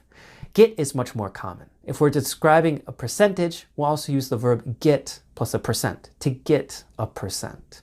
What did you get on the test? I got an A, or I got a 95%. How do you think you'll do on the test? I need to get at least a C to pass this class, or I need to get at least a 70% to pass this class. It's most common to talk about the grade you receive, and we usually talk about the percent to be more specific. For these grades, you can also get a minus or plus. A B plus means you are very close to getting an A, or more specifically, an A minus. A B minus means you are closer to getting a C, more specifically, a C plus. Did you get all A's this semester? Almost. I got 3 A's and a B plus. Starting in elementary school and continuing until you finish high school, you also get a report card. You get at least 1 report card per semester, and it gives a list of your classes and the grade you got. There are 2 semesters in a school year. Each semester is made up of 2 quarters, so there are 4 quarters in a year. For this same time period, you also have parent-teacher conferences. These are meetings your parents and your teachers have where they discuss your grades and classroom behavior. Most often, the student will also attend these meetings. It's an opportunity for parents to talk to their child's teachers and see how they are performing. For children, these conferences are often torture. Finally, field trips also start to happen in kindergarten and will continue until you finish your education. A field trip is when you visit a place outside of your school in order to learn more about a specific topic. So for example, a student might take a field trip to a bank to learn more about money and finance. You might also go on a field trip to a university when you are in high school to learn more about college. The expressions we use are to go on a field trip and to take a field trip. Especially when you are younger, you need to get a permission slip signed by your parents. The permission slip gives the school permission to take the student to a place outside of the school. Mom, I need you to sign this permission slip. What's it for? It's for a field trip to the zoo to learn about animals. Oh, sure, I'll sign that. Do you have a pen or pencil? High school. After you graduate from middle school, you are now in high school. You are a high schooler. High school is your secondary education. High school is for grades 9 to 12, ages 14 to 18. In the UK, that is years 10 to 13. In high school, you still have grades that you enter, but we don't say you are a 9th grader or anything like that. We stop saying we are a something grader in middle school. In high school, we can say that we are in a grade. In 9th grade, in 10th grade, in 11th grade, in 12th grade. That's not so common though. What's most common is to say you are a freshman for 9th grade. You are a sophomore for 10th grade. You are a junior for 11th grade.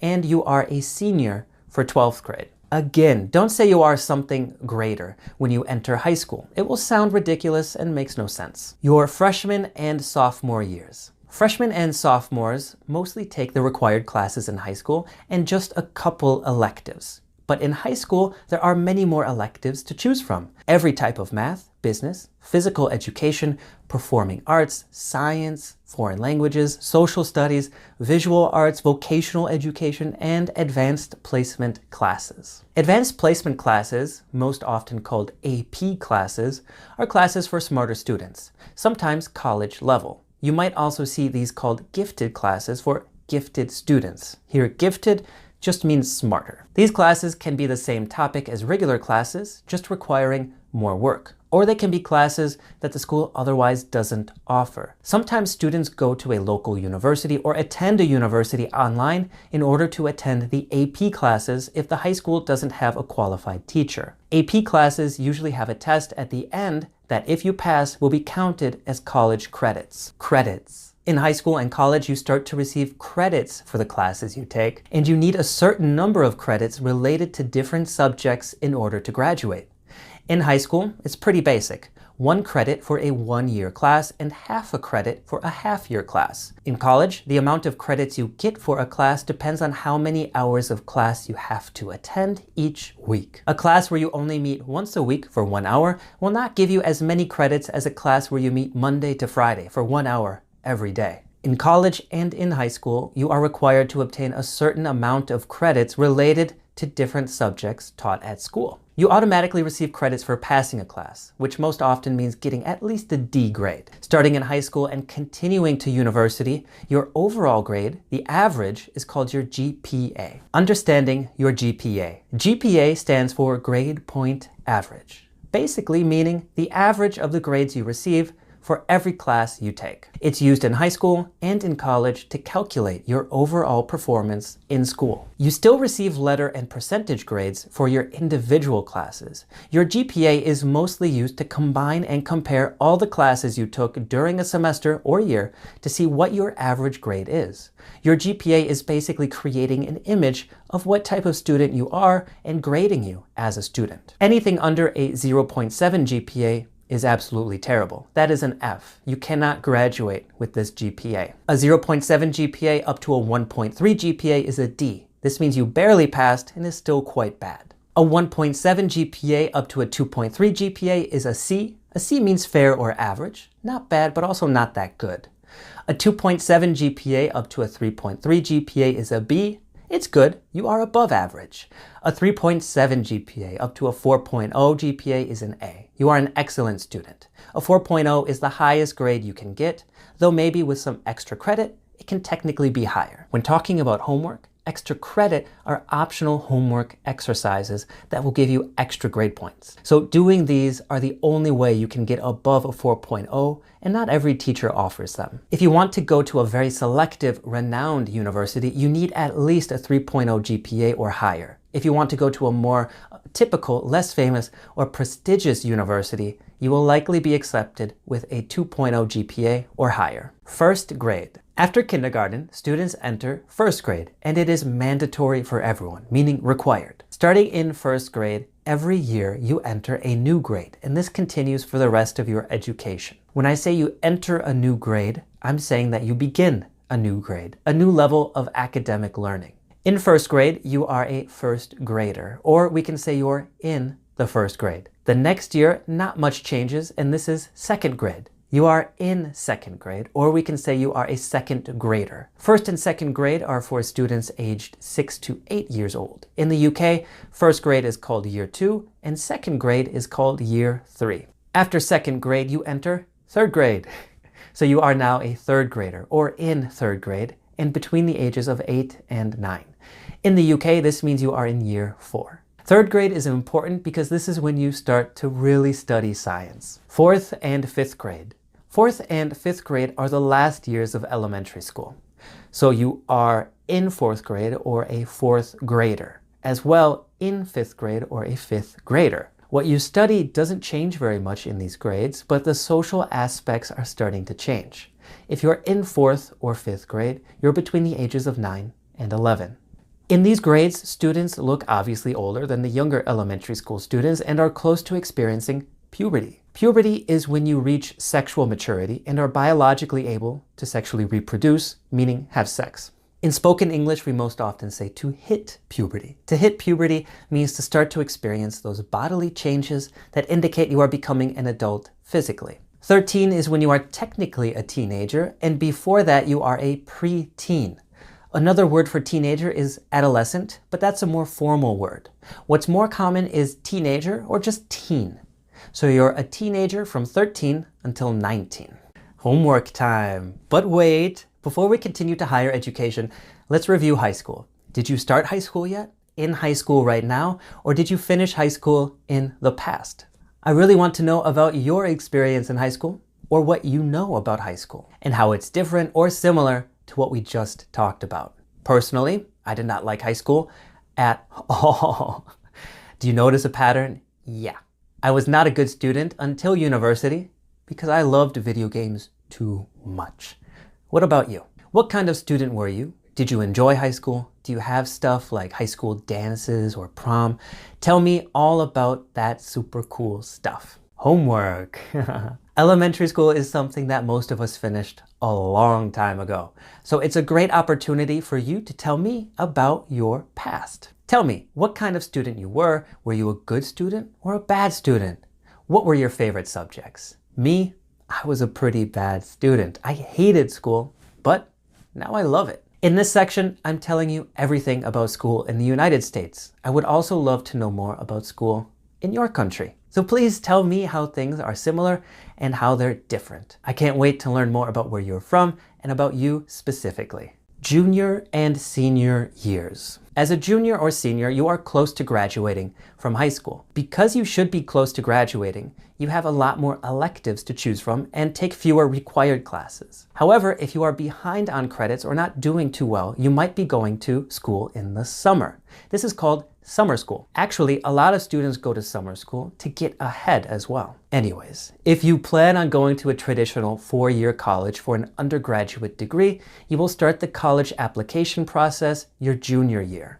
The most important thing to do is take the ACT or SAT entrance exam. These are the two most popular college entrance exams in the US. They are part of your application to a university to see if you are a good enough candidate for a school. The two exams are super similar, and where you want to go to school in the US will decide which exam you take. When you apply to a university, the most important things are your ACT or SAT entrance exam score, your GPA, and your extracurricular activities, also called extracurriculars. Extracurriculars are the activities you did outside of school during your free time that will make you a better candidate. Some schools are easy to get accepted into. Other schools are very difficult, and for the difficult ones, you want to be able to show a lot of extracurriculars, like joining clubs at school, volunteering, and participating in sports, grants, scholarships, and loans. College in the US is more expensive than any place else in the world. An average public 4-year university, the cheapest place to get a bachelor's degree,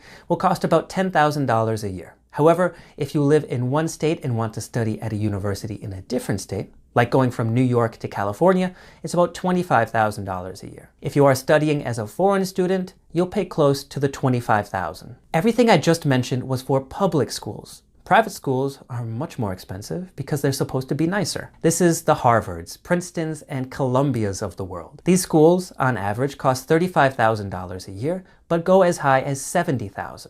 Because of these costs, students will apply for grants, scholarships, and loans. If you receive a grant or scholarship, this is money that is given to you for free. You do not need to pay this money back. Usually you receive a grant or scholarship for a very high GPA, for something related to an extracurricular activity, or because you come from a poorer family that cannot help pay for your college. If you are applying to a university, you want to research what grants, scholarships, and loans are available to you. A loan can be from the government if you are from the United States. But if not, it's probably a private loan from a bank or company. A loan means that you must repay. Give the money back sometime in the future. Most often, you begin repaying the loan after you graduate from college. The price of attending college in the United States is a very big issue right now, especially as it becomes more and more expensive every year. And student debt is a very serious issue. As a consequence of the expensive price of attending college, many students are unable to pay their student loans. Remember, with the word debt, the B is silent. Debt. We'll talk more about university in a little while, but for now, let's talk about the end of high school, graduation. Graduation. Graduating high school is one of the most important parts of a young person's life. Some communities in the US also put a lot of importance in graduating 8th grade, going from middle school to high school, but that is not as universal as the high school graduation. High school graduation is largely about becoming independent, leaving home, and beginning life on your own at university. You aren't 21 yet, so you can't legally drink, but most people now view you as a mature adult. The high school graduation uses all the same vocabulary as other graduations earlier and later if you continue your education. Most people call the ceremony where you receive your high school diploma the graduation ceremony, but it's technically called the commencement. For graduation, you buy your cap and gown to wear when you walk up and get your degree and take a photo. The cap is what you wear on your head, and the gown is that fancy dress you wear around your body. The student with the best grades, the highest GPA, is the valedictorian, and they give a special speech called the valedictorian speech or valedictorian address. All of this is the same when you graduate from college. You're now done with high school and can start your post-secondary education. Middle school. Middle school is grades 6, 7, and 8 for most students in the US, from ages 11 to 14, and is less commonly called junior high. We can say someone is a 6th grader, 7th grader, or 8th grader. Additionally, we can say they are in the 6th grade, in the 7th grade, or in the 8th grade. In the UK, this is years 7 to 9. Middle school is still part of your primary school education, and to generally describe yourself as a student who attends middle school, we can say you are a middle schooler. In middle school, students can start to choose some of their own classes. These are called electives. An elective is a class that a student chooses to take or not take, meaning it is elective or their choice. As well, middle school is when periods are introduced. Some schools have up to 10 periods in a school day that last for about 45 minutes to 90 minutes. Each period is a different class or activity. For example, one period for history class, one period for gym class, one for lunch, and another period for English class. The list of all your classes or periods is your schedule or your class schedule. When describing your schedule, we use ordinal numbers like 1st, 2nd, 3rd, 4th, 5th, 6th, 7th, 8th, 9th, and 10th to refer to each period. Organizing your schedule with periods will continue until you graduate from high school. Did you get your schedule yet? I have 1st period gym. What about you? Dang, I have 6th period gym with the other teacher.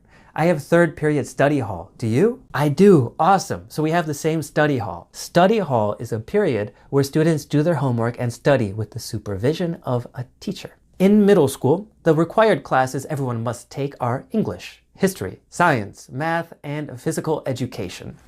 Physical education, also called PE for short, is gym class. The most popular elective classes students can choose from in middle school are band and orchestra, which means playing a musical instrument, chorus, which means singing in a group called a choir, art, which means painting and drawing, home economics, which is learning about things around the house like cooking and parenting, drama, which means acting and performing, and computer science, which teaches kids how to use computers and other tech stuff. Another class students start to take in school and is sometimes taught in home economics is sex ed, short for sex education. You might take your first sex ed class near the end of elementary school and will probably take your last one the first year of high school. Sex education should teach children about sexual activity, relationships, reproduction, birth control, and their sexual anatomy to better understand parts of their bodies like the vagina and penis. Finally, because students are hitting puberty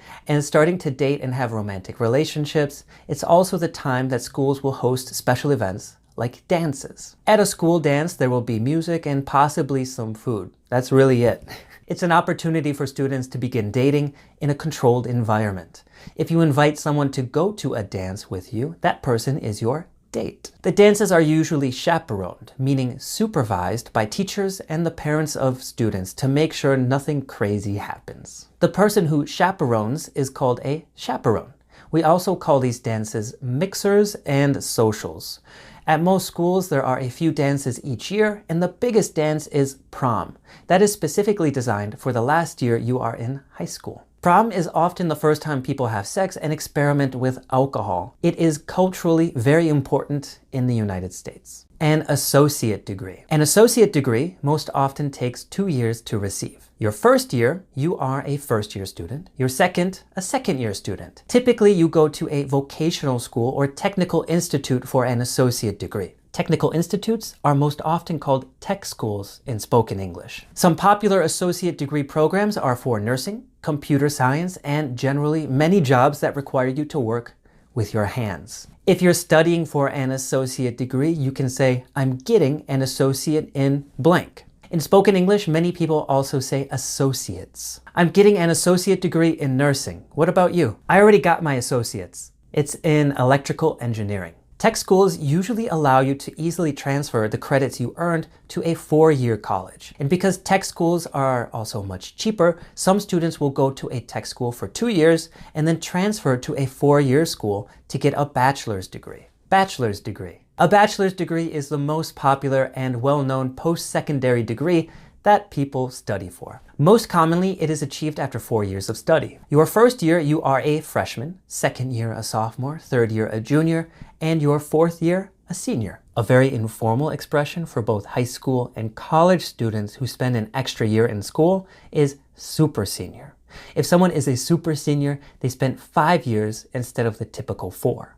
This is much more common for high school, where spending a 5th year in high school is quite embarrassing, and a super senior is an insulting term. In college, many students study more than 4 years to get their bachelor's, and super senior is not an insult. If you're still studying for your bachelor's, you can say, I'm getting a bachelor's in blank, and then the subject. Once you finish your degree, you can say, I have a bachelor's in blank, or I got or obtained a bachelor's in blank, and then the major you studied. Most people don't care about your minor, and you'll probably only be asked about it while you are still in school. When someone asks about it, they'll say something like, what's your minor? Or what are you minoring in? If someone does care about it after you graduate, like if you have a job interview shortly after, they'll ask, what did you minor in? Or what was your minor? In the past, most people would stop studying after getting a bachelor's degree, but today, master's degrees are becoming almost essential to find well-paying work. Professional schools. Before talking about a master's, we need to talk about professional schools.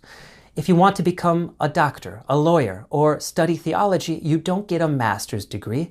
You get a professional degree and go to a specialized school for that area of study. You still need a bachelor's degree first, but you go to a professional school instead of a grad school to continue your education. A law student goes to law school for an average of 3 years. The main thing taught at a law school is law, and primarily how to become a lawyer. After graduating, you receive your JD degree, meaning Juris Doctor. In the United States, you must then take the bar exam to earn your license and be allowed to practice law, meaning be a real lawyer. When studying at a law school, we can say you are a law school student, that you study law, or are studying to become a lawyer. To describe your past studies, you studied law or went to law school. What do you do for fun? I don't really do anything for fun since I entered law school. Oh, cool, so you're studying to become a lawyer? Yeah, I didn't realize being a law student would be so difficult though. A medical student goes to medical school for an average of 4 years. The main thing taught at a medical school is medicine, and largely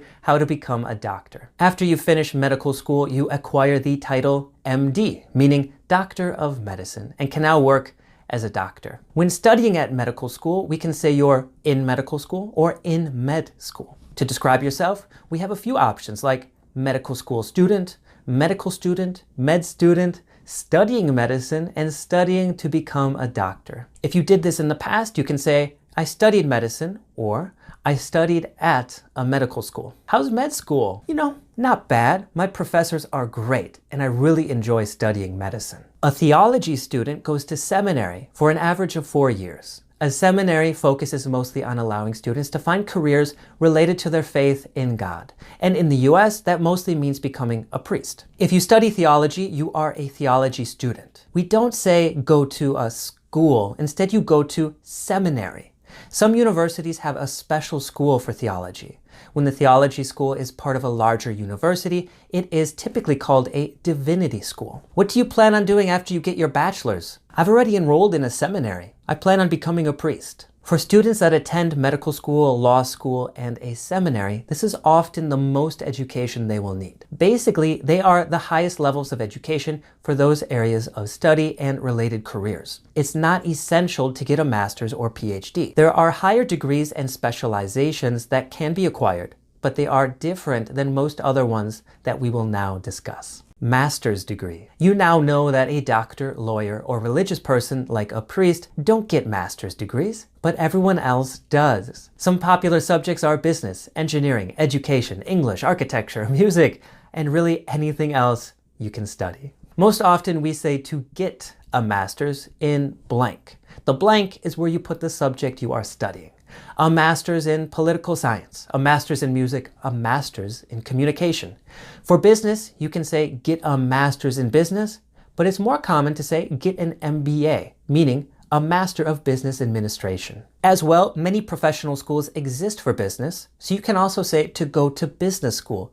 But business school is usually the same length as a regular master's program, which is 2 years. It generally takes 2 years to complete a master's program. If it's your first year, you are a first-year grad student. Second year grad student. When you are studying for your master's, you are a graduate student, more commonly called a grad student or a master's student. In the US, it's much more common to say you are a grad student. Grad student generally means that you are studying anything higher than a bachelor's, but is commonly understood to mean master's student in the US. There is another term, postgrad or postgraduate student, which is also very general and describes any type of study done after getting your bachelor's degree. In the US, it's not used much, and when it is usually a very general term to describe any type of study done after finishing your undergraduate degree.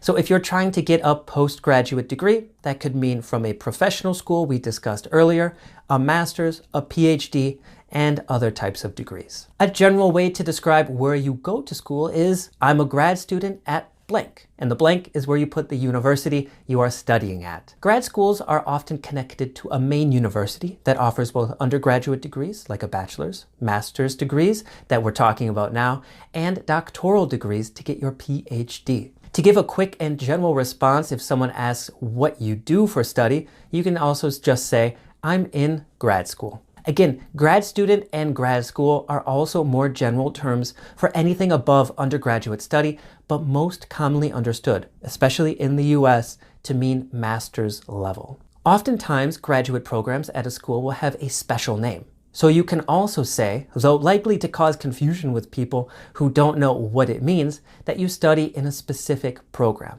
Like at Harvard, they have a master's program to study the Middle East. When I say the Middle East, I mean that region in the world that primarily speaks Arabic and is a majority Muslim. Anyways, their Middle East program is called the AM program. If you are in this program, you can say, I'm in the AM program.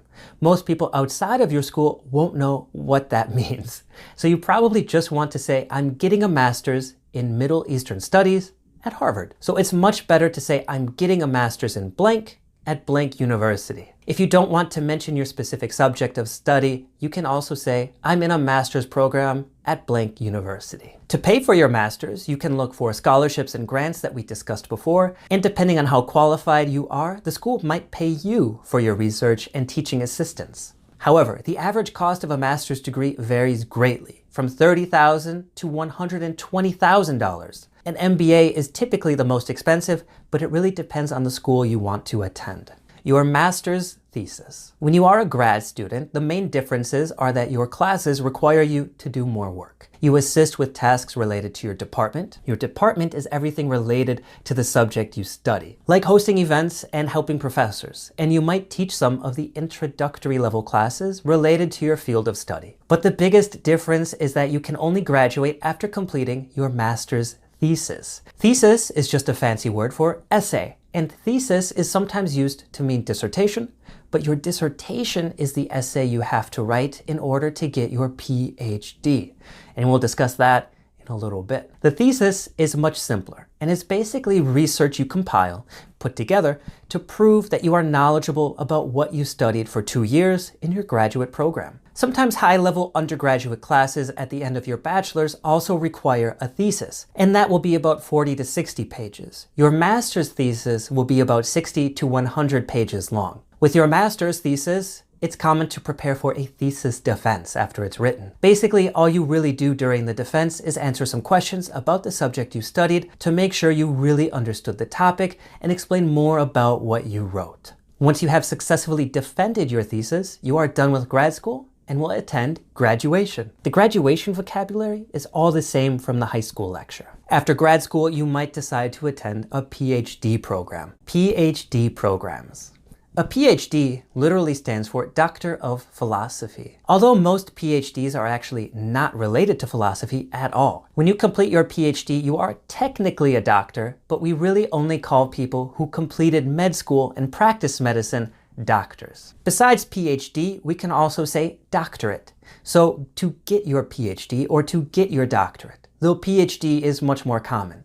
As well, we can use PhD as an adjective or use doctoral as an adjective. Again, doctoral is a popular word for people familiar with postgraduate education, but the majority of people in the world are not. So use PhD because it's more commonly understood outside of academia.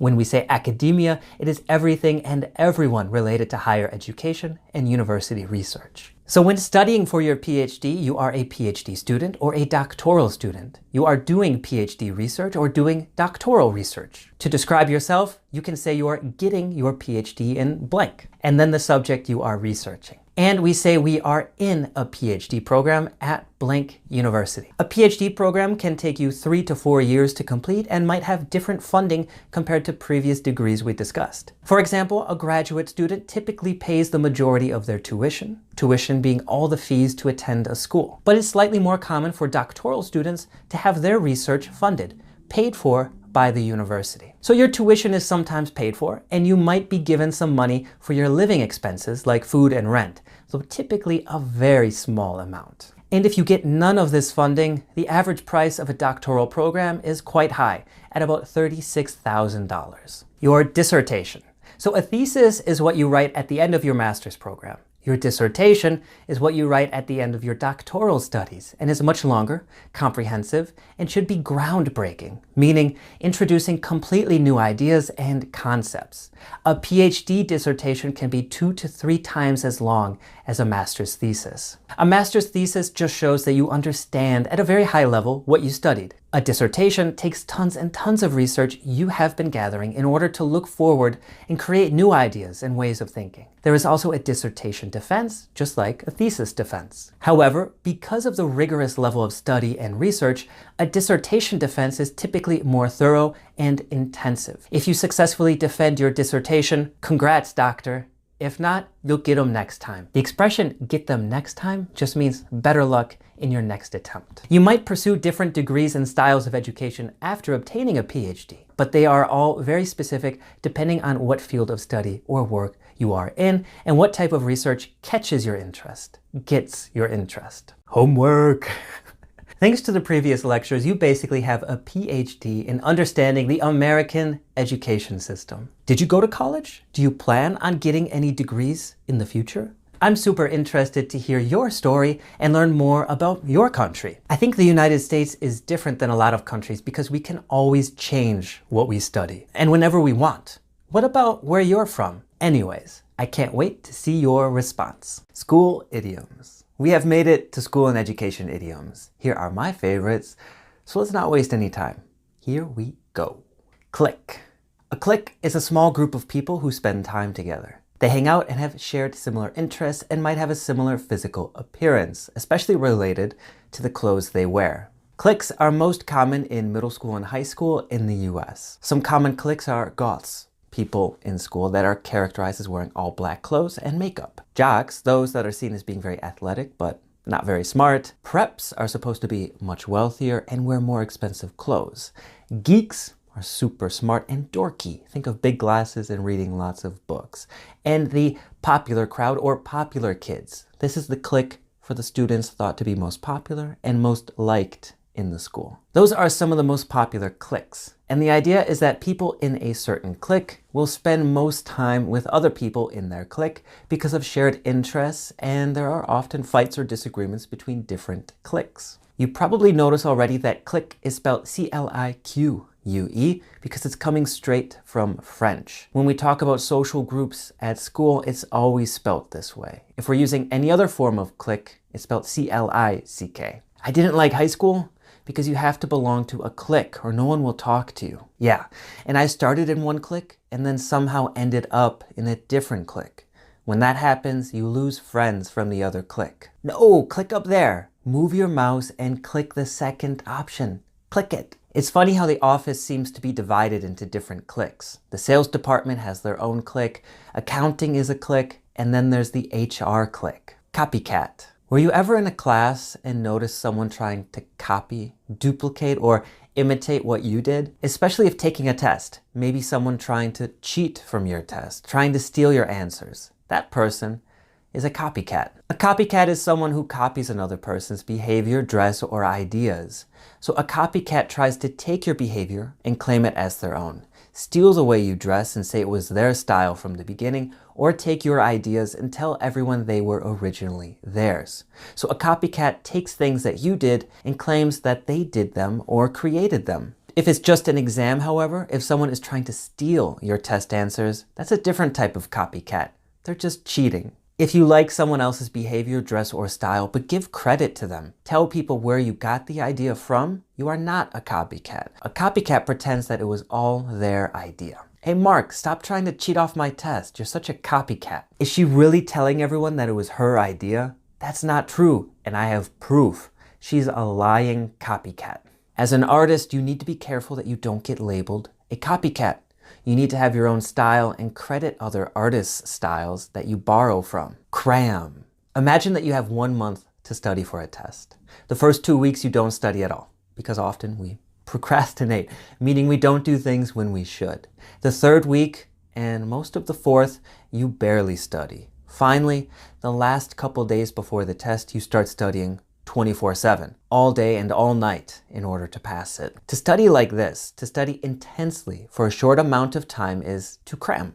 We say to cram for something, to cram for a test, to cram for a presentation, to cram for whatever you were not studying or preparing for earlier. In my example before, if you studied regularly for the entire month, that would not have been cramming. Cramming is only studying for a short period of time right before a test or presentation. Cramming isn't good because we often forget all the information that we crammed into our head. We also say to cram things into places. For knowledge, it can be our head, meaning we force it in there, but it's probably not a good fit, so not enough space. So when you cram knowledge, it's also not good. Popular in parts of Asia are special schools designed to help students with important exams, like end-of-year exams in high school and college entry exams. In English, we call these schools cram schools. They are designed to help students with specific goals, like doing really well on an exam to get into a good university. My parents are worried that my grades aren't good enough for Harvard, so they want me to go to a cram school to do better on the SAT. In the US, your finals are the final exams, the last exams you take each year and test your knowledge on everything you studied that year. We can also say final exams. As well, it's to take an exam. We also say to sit an exam, but that's less common. And in the US, to pass an exam means to succeed at an exam, to get the score you needed. It's the opposite of to fail an exam. I wish I started studying earlier. Now I have to stay up all night and cram for my finals tomorrow. I really hope I have enough time to review everything. Sucks to be you. I'm going to bed because I studied a little bit every day this month and don't have to cram. Good luck cramming in everything we studied this year in your overnight study session. Crank out a paper. No matter what you study or what your major is, there is a very high chance that you will have to write at least a couple papers in high school or college. Often with a paper, we don't do it gradually like we should, and instead we try to do it all at once. This is to crank out a paper, meaning to try to write a paper or essay as quickly as possible. We also use crank out generally to mean doing something as quick as possible in a lot of other situations too. Most often we will just say crank it out. The it is for whatever we want to do quickly, whatever we want to crank out. Do you need to clean? Try to crank it out and get it done as quick as possible. The it there was for the task of cleaning. Do you have a lot of tasks to do at work? Don't be lazy. Just try to crank it out as fast as possible so you can relax a little bit when you finish.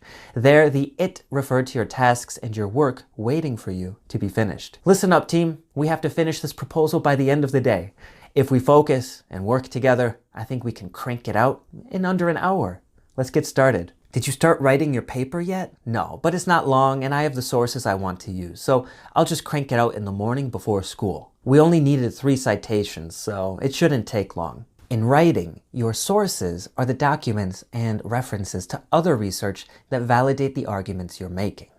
Source is the noun, but the verb for this is to cite someone. And in your paper, you put citations either at the bottom of the page with your sources or at the end in your bibliography. Drop out. Not everyone finishes school. If you start high school but don't graduate, or start college but don't graduate, this is called dropping out. To drop out of school means to stop attending and not graduate. Most often it's because you are performing badly and decide to give up, or for some other reason are required to drop out. But not always. Bill Gates is a famous example of someone who dropped out of college in order to start his own business, Microsoft. To flunk out is similar, but it puts more emphasis on your poor performance. Bill Gates definitely did not flunk out because he's incredibly smart. He chose to drop out. So to drop out is usually understood to be a choice. To flunk out is more understood to be a result of a very poor academic performance, a bad student. The noun for someone who drops out of college is a college dropout. It's also the name of a famous CD by rapper Kanye West, who is also a dropout. As well, we can say to drop a class, drop out of a class, flunk a class, or flunk out of a specific class. So before, we were using them to mean that you stop attending school entirely. You never graduate. But we also use them with specific classes you take. It's very common for students to drop a class. It means you decide you don't like a class or find it too difficult and take an easier class. And sometimes you might be taking too many classes and realize you need to drop one in order to maintain a high GPA. This is super common. Almost every student drops a class at some point. For example, if I think I will enjoy calculus, but find the math too difficult, I will drop it and find a math class at a better level for me. Or maybe I take a film and cinema class because I think it will be super interesting, but it's the most boring class I have ever taken. So I drop it and look for a more entertaining class. However, to flunk a class or to flunk out of a class means that you failed it. You did terrible, you got an F. If you flunk a class, usually you can take it again to pass it. You can also flunk an exam, meaning you do not pass the exam. So we say to flunk or flunk out of a class and to flunk an exam. How did cramming for the test work for you? Did you pass it? No, the opposite. I flunked the test. If I still can, I think I'm going to drop out of the class because it's just too much work for me. I really hope you don't drop out of school because it's very difficult nowadays to find a good job without a diploma. I didn't see you in class today. Where were you? Oh, I had to drop out of it because it interfered with the track team schedule. It's homework time. You know the drill, meaning you know what to do. It's time to write some sentences using these idioms and send them to me so I can see your super awesome examples. I can't wait to see them. And of course, if you want some practice speaking, I really recommend you record yourself or practice with a free language partner on one of the apps I mentioned before. Time and memory. Get ready to be able to talk about things in the past, present, and future, how to tell time and use more awesome vocabulary and idioms to never be confused by what people say related to time. But let's start with understanding the most important tenses related to the past, present, and future. There are 12 tenses in English. You don't need to use all of them for a solid level of fluency. For good control of the past, present, and future, I'm going to focus on the 4 most used tenses: past simple, present continuous, and the future simple. Talking about the past. The past simple is a very dynamic tense. When I say it's dynamic, I mean that it has multiple uses. But first, how to form the past simple. Forming the past simple. To form it, we just take the infinitive of any verb, meaning the base form, or just what a verb looks like unchanged, and add an ed to the end of it. So if we don't change a verb at all, let's call it its base form for the rest of this lecture. Here are 5 verbs in the infinitive, and you know a verb is in the infinitive when you see to in front of it. So to cook, to clean, to work, to play, to go. The past simple forms of these are cooked, cleaned, worked, played, and went. But what is went? You see, there are also irregular verbs that do not follow the rules, so you have to memorize them. The regular verbs, the overwhelming number of English verbs, follow the rules. But the irregular ones, like to go, see, and be, you must memorize. Past simple use 1, a single action. First, we use the past simple for actions we did once in the past. We did them once, and then it stopped. A clear and obvious start and finish point. Let me give you some examples using this image. I ate breakfast this morning. It is something I did earlier today and then finished. I started and finished eating. This is what the past simple is primarily for, to describe actions that we did once. We did the action once, and then it was completed. She washed her hands after using the bathroom. What was the single action that happened before? She washed her hands. We talked to her on the phone. What did we do? We talked to her. Clear start and finish. Past simple use 2, past habits and customs. In spoken English especially, we often use the past simple to talk about things we regularly did in the past. Our hobbies, interests, and customs. That means we did these actions more than once, regularly, reliably, and consistently. To generalize, let's refer to these as past habits, past repeated actions and states of being. If you look at this image, you can see a past repeated action and hobby I did in the past. I played saxophone. I did it a lot.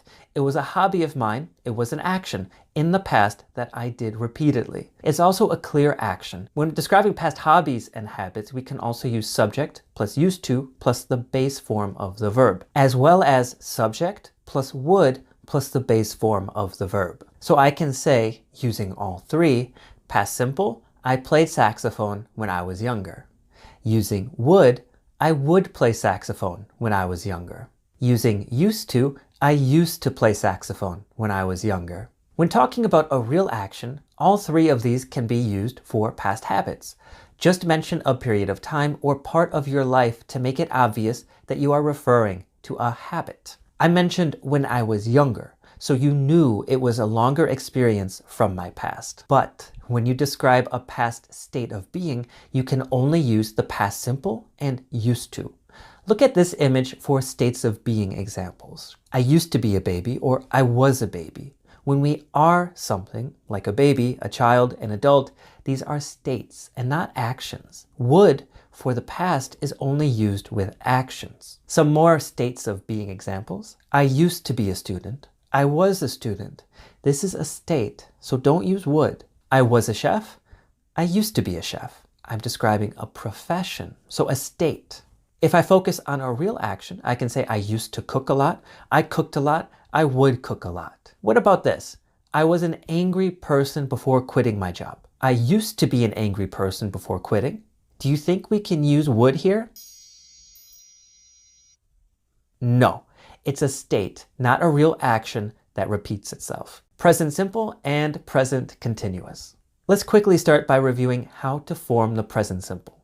In the last lecture, I told you that the base form of a verb is the verb unchanged, how it looks before we put it in a sentence. We also often see to in front of it, and I gave you some examples: to cook, to clean, to work, to play, to go. Now in the present simple, we just have to make sure that the verb agrees with the subject. When I say subject, I just mean the person, animal, or thing doing the action. So with the subjects I, we, you, and they, we don't change the verb at all, but just throw away the to part. So it's I cook, we clean, you work, they play, I go. If the subject is he, she, or it, we add an S to the end. So this becomes he cooks, she cleans, it works, he plays, she goes. And again, to go is irregular, so it gets an extra E when you spell it. How to use the present simple. The present simple is used to talk about repeated actions like hobbies and customs and things that are generally true, like facts. Look at this image. Here is our first example.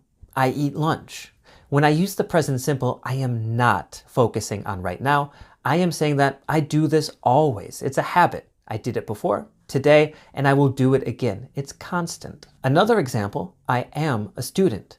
If I say I am a student, that means I was a student in the past, I am still a student right now, and I will be a student for some time in the future. This is a stative verb, the same thing we talked about in the last lecture. It's not an action, it's a state of being. We do not usually use the present simple to talk about things we are doing right now.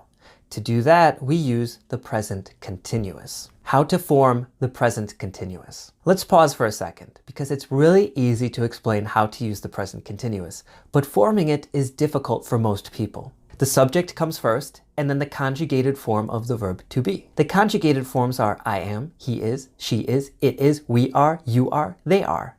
After that, we just put the verb, meaning the action we are doing, in the present participle form.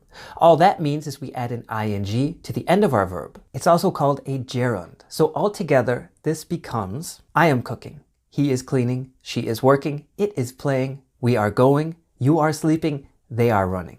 Using present continuous in the present. I was telling you before, we use the present continuous for actions happening now. In this very moment, this action is happening. We don't know when the action started or when the action will finish. We just know it's happening now. Look at this image for examples. I am eating lunch. I'm doing this right now. We don't know when I started eating, and we don't know when I will finish. All we know is that I am doing this action now. We can't use the present simple here. That is for things we do generally. Remember, our example was I eat lunch. It's a habit, actually a necessity for all of us. And when I say I eat lunch, it means I ate lunch yesterday, plan to do it today, and will eat lunch tomorrow and every day until I die. It's a fact. I am studying. I am studying now. Probably I am studying now for a test in the future. If you say I study, you are explaining a habit that you have as a good student. Good students study. Bad students don't study. Those are habits. With the present continuous, I'm focusing on what I am doing now. The present simple example I used was I am a student. This is a stative verb. It's not a repeatable action like studying. Most of the time we don't put stative verbs in the continuous tenses. We use them in the simple tenses. The future. In spoken English, there are two popular ways to talk about the future. They are the present continuous and the future simple. Present continuous for the future. In the last lecture, you learned how to form the present continuous. So you're all ready to go.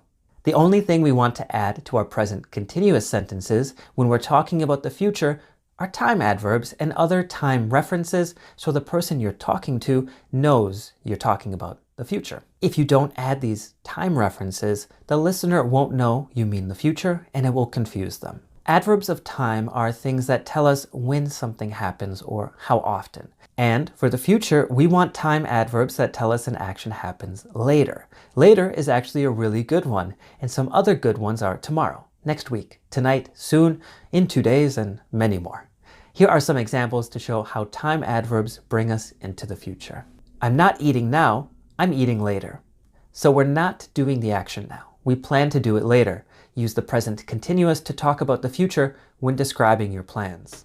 They're not studying because they said they're studying this evening. And here, some people are choosing not to study at this very moment because they have arranged to study this evening, later tonight. This is an arrangement they made, meaning a plan for the future. If you're taking a test, it's important to remember that the present continuous is for future things you already planned or organized to do. The future simple is for everything else. However, in spoken English, this rule is ignored. Future simple. The future simple is very easy to form. It's just the subject plus will plus the base form of the verb. So you don't have to do a lot of work to use the future simple. Here are our verbs from before, but now in the future simple. I will cook tonight. He will clean. She will work. It will run. We will search. You will play. They will go. Shall. Shall has the same meaning as will in the future simple, but is not used very much in any type of English conversation. The only time we use shall is with the subjects I and we when offering to do something or making a suggestion. Shall I make you a cup of tea? Shall I pay you for the groceries? And still, the only time we use it often is when we are showing that we are preparing to leave a place. And to do this, we have two very common expressions, shall we and shall we get going? When someone says, shall we, or shall we get going, it is a direct sign that they want to leave. If you are not prepared, say, just a couple more minutes, or let's stay a little longer. I'm getting tired. Shall we? No, not yet. Let's stay a little longer. It's getting dark out. Shall we get going? Yeah, it's getting late. And that completes your mastery of the most important, most used tenses in English. There are more to learn, but you can survive easily with just the ones discussed in this section. Telling time. It's important to be able to talk about time. First, how to tell time, describe different dates on a calendar, years, and able to use different time-related vocabulary and idioms to never be confused in a conversation. Let's start with the most important, telling time. If you want to go straight away to the other topics, just skip ahead until you reach the specific lecture you want. How to tell time. First of all, you might be wondering what it means to tell time. If you can look at a clock and tell me the time of day that it shows, you are telling time. It's just knowing the time of day, specifically the hours and minutes displayed on a clock. When you have a clock with a face, like this, that means that you have the little hand to point to the hour and the big hand that points to the minute. We also call the small hand the hour hand, the big hand the minute hand, and some clocks are very specific and will have a seconds hand to show the number of seconds out of each minute. Remember to say the seconds hand with an S, because second hand by itself is a term used when buying or selling something to indicate that it was previously owned, is not new. Whenever the big hand is pointing at the 12, here, that means we are on the hour. It is an exact hour of the day. So we will say the hour of the day and then put o'clock after it. We can also just say the hour by itself. It's 1 o'clock, it's 6 o'clock, it's 9 o'clock, it's 1, it's 6, it's 9. When telling someone the time of day, you will say it's blank, and then the time. It's 1 o'clock or it's 1, it's 9 o'clock or it's 9. We have a few ways to ask for the time. The most popular questions are, what time is it? What's the time? Do you know what time it is? And do you have the time? Before saying any of those, be polite and say, excuse me, or sorry, to politely get someone's attention if you don't know them. Excuse me, what time is it? It's 9:15. Sorry, do you have the time? Yeah, it's 1/2. 1/2 what? 7:30. Hey Mark, do you know what time it is? I think we should leave. No, we're all right. It's only 4 p.m. Oh no, what's the time? My alarm didn't go off? Your alarm, the thing that wakes you up in the morning, goes off, meaning that it makes a loud noise to wake you up. Sometimes you need to make obvious the time of day you're talking about. To do this, you can add in the morning, in the afternoon, or we have two options for evening time. They are in the evening or at night. After giving the time, your other option is to add AM, meaning morning, or PM, meaning both afternoon and evening. You only need to use AM, PM, and the other expressions when it might cause confusion without them. I'm free at 7 if you want to call me tomorrow. 7 a.m. or 7 p.m.? Oh, sorry, I meant 7 a.m. I went to bed really late last night at around 12. 12 a.m.? That's not bad. I usually go to bed at 11:45 at night. Oh no, I mean I went to bed at 12 p.m. That's why I didn't wake up until 8 in the evening. I'm done with work at 11 in the morning and I don't have to do anything until 11 at night when I pick you up from the airport. Notice the prepositions we use with these expressions. With a specific time of day, with a time we can read on a clock, we use at. The only other preposition we use is in for what is called future time, meaning in the present you are talking about what you will be doing a certain amount of time later. For example, let's imagine right now it's 3 p.m. I tell you I will arrive 15 minutes later. So I will arrive in 15 minutes or at 3:15. Let's look at a few other important time expressions. Noon is 12 p.m., midnight is 12 a.m., and afternoon is the time of day from noon until evening. Quarter past.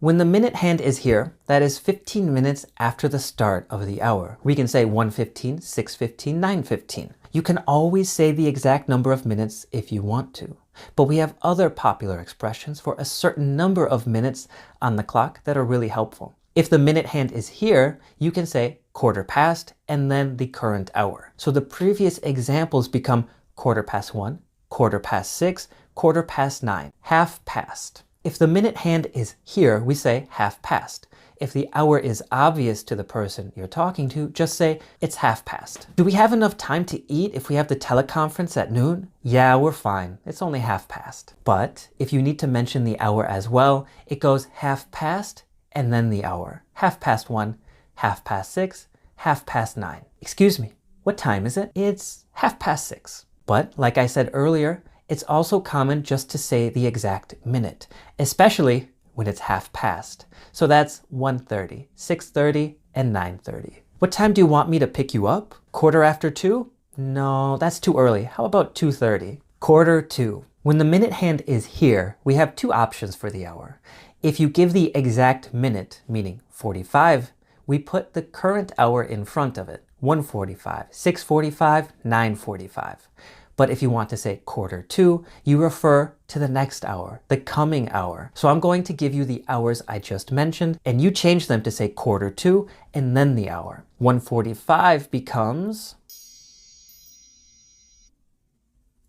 1:45. 6:45 becomes 6:45. 9:45 becomes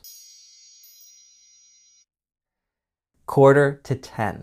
You might have noticed that in spoken English, the to in 1:45 sounds more like a short d. 4:45, 5:45, 6:45, 7:45. You don't have to speak like this, but if you hear it when time is being talked about, now you have a better idea of what's being said. And it's the same for the next expression, 10:02. As usual, you can just say the hour and then the minute. When the minute hand is on the 10, that means 50 minutes out of 60. So 1:50, 6:50, 9:50. But we can do the same thing we just did with 1:45, but now say 10:02. And here as well, the 2 sound becomes more of a quick D sound. Let's change our previous examples. 1:50 becomes 10:02. 6:50 becomes 10:07. 9:50 becomes 10:10. Additionally, if the hour you are describing is understood, you can just say it's 10:02. Do you want to leave at 1/2 No, I need a little bit more time. How about 10:02? When you don't follow 10:02 with the hour, you don't get the D sound.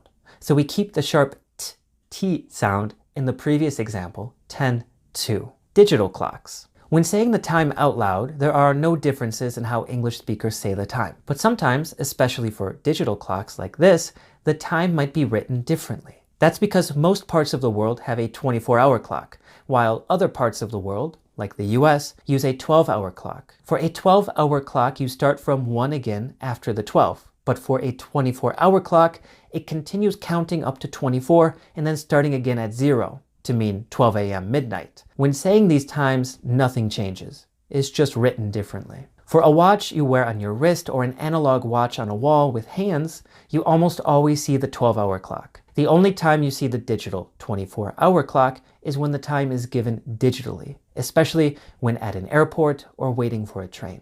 As well, the 24-hour clock is used by every country for the military. In English, we call this military time, and the times are pronounced very differently. For example, midnight becomes 0:30. Only people who serve in the military will speak like this, and typically only with other people they serve with, not civilians. Telling time isn't difficult. You just need some practice to make sure you use the language you're learning. So write a schedule of your most important daily activities. Try using those specific times like 1/4, 1/2, and 1/4 if you want to challenge. Here's mine. At 5, I wake up. I could also write at 5 o'clock, 5 a.m., or 5 in the morning, but 5 is pretty simple and I don't need to clarify the time of day, because who wakes up at 5 in the evening? I take a shower at 6 before brushing my teeth. At 8:15, I eat breakfast. At 12:30, I eat lunch, and so on. That's the first part of your assignment and is for general habits, so we use at with the times. But now, imagine yourself at each time of the day that you wrote and use in to tell me when you will do your next activity. This is the future time with in. Here are my examples to help you understand. I wake up at 5. In 1 hour, I will take a shower. At 8:15, I eat breakfast. In 1 hour and 15 minutes, I will eat lunch. Okay, you get the idea. Now write your examples and send me your schedules. I don't know at what time exactly I will receive your homework, but I hope to see it in a short time. Days and dates.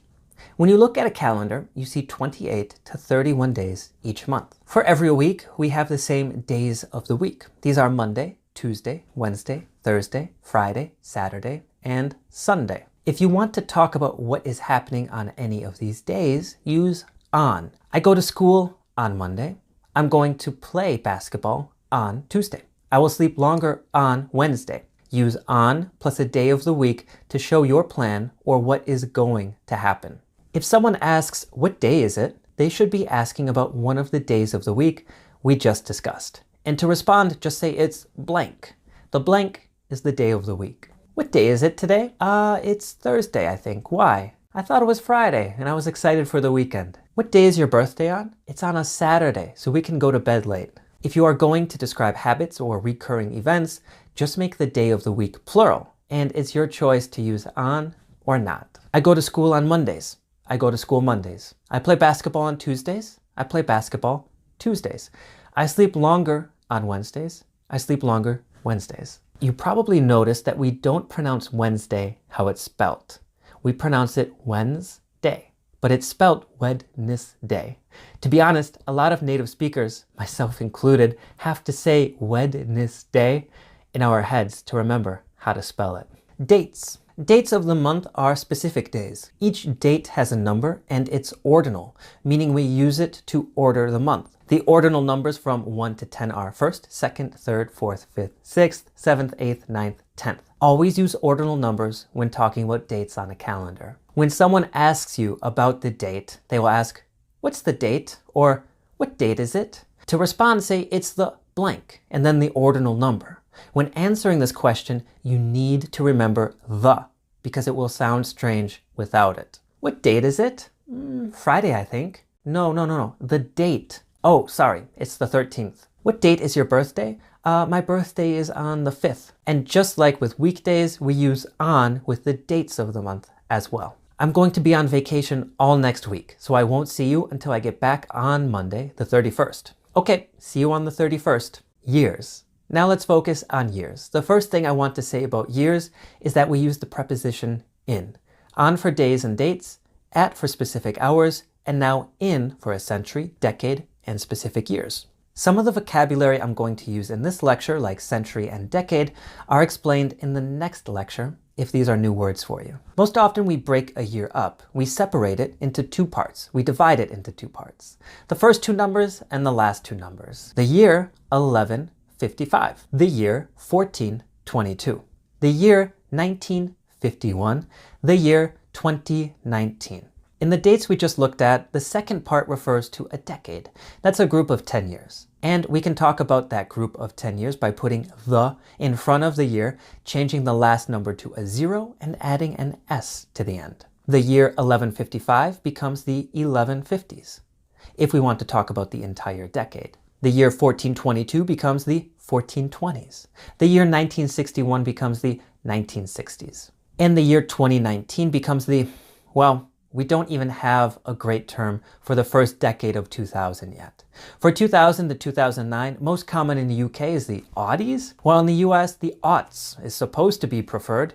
I have never used either of those terms, nor heard anyone else use them, but at least you know what they mean now. Basically, we still don't have a good name for that decade. For 2010 to 2019, the 20-teens is the most popular expression to refer to this decade. It becomes easier starting in 2020 because then we go back to saying the 20s, 30s, 40s, and so on. Years from the first decade of a century. If a year ends in a number between 0 and 9, then that 0 is pronounced as the letter O. For example, 1607. Just like with our previous examples, we still divide the year into two parts, but now because it is the first decade, the second part starts with O and then the final number. I want you to try a couple now. This is the year 1209. This is the year 1801. This is the year 1505. A year that ends in two zeros. When a year ends in two zeros, we still separate it into two parts. But for the second part, the 00 part, we say 100. So this date is said as 1200. You tell me how to say the following years, and I will tell you if you are correct. This is the year 1300. This is the year 1400. This is the year 1500. And to refer to the entire century, the entire 100-year period, put the in front of the year and add an S to the end. So for 1300 to 1399, the 1300s. From 1400 to 1499, the 1400s. And from 1500 to 1599, the 1500s. As well, for the 1300s, we can say the 14th century. The 1400s, the 15th century. The 1500s, the 16th century, and so on. Years 2000 and higher. For this year, it's the year 2000. For years 2001 to 2010, it's most common to say 2000 followed by the specific year. Some people say and then the year, and some people don't. 2001 or 2001. 2002 or 2002. 2009 or 2009. Starting in 2010, you can continue to say the year beginning with 2000 and then the specific number, or you can break the year into two parts again, like we started with in this lecture. With the following years, pause the lecture to give you a response, and then continue the lecture to see if you were correct. Remember, there are two options. This is 2010, 2010. This is 2019, 2019. This is 2020, 2020. This is 2050, 2050. How to say the full date. If you want to say the full date, meaning the date, month, and year, we have a couple options. First, we say it's and then the month and date followed by the year. It's August 3rd, 2008. It's December 25th, 2030. It's September 1st, 1990. So when we write the date this way, it's month, date, year. This is how we write the date in the United States. So the previous examples, as written in the US, are August 3rd, 2008, 0803, 08, December 25th, 2030, 12/25/30, September 1st, 1990, 09/01, 1990. We don't write the full year if the date is in the current century. 1990 was last century, so I need to write the full year or people will think I'm talking about 2090. And when a written date starts with a 0, we most often pronounce it as the letter O, like 080308. This is useful to know if you have to tell someone your birth date or credit card number when ordering something over the phone. A more formal way to say the date in spoken English is it's the, and then the date followed by the month, and finally the year. You hear this a ton on news shows and podcasts. And to make all of this past tense, just change is to was. It's the 3rd of August, 2008. It's the 25th of December, 2030. It's the 1st of September, 1990. In spoken English, this always sounds more formal, especially to an American. But it's how the majority of the English-speaking world writes the complete date. So when you're in the US, use the previous format or you will confuse people. When you are in most other English-speaking countries, use this format when writing. Here are the examples we just did, but now written. The 3rd of August, 2008, 03, 09, 08. The 25th of December, 2030, 25/12/30.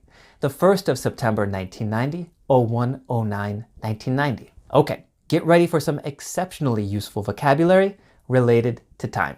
You made it!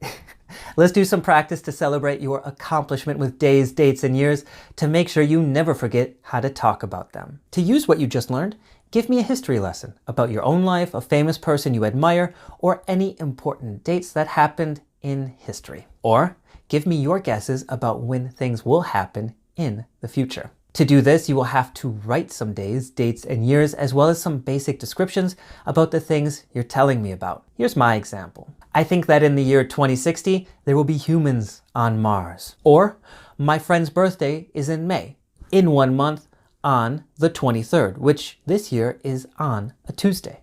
Your turn. Time vocabulary. Here are some of the most important nouns and adjectives related to time.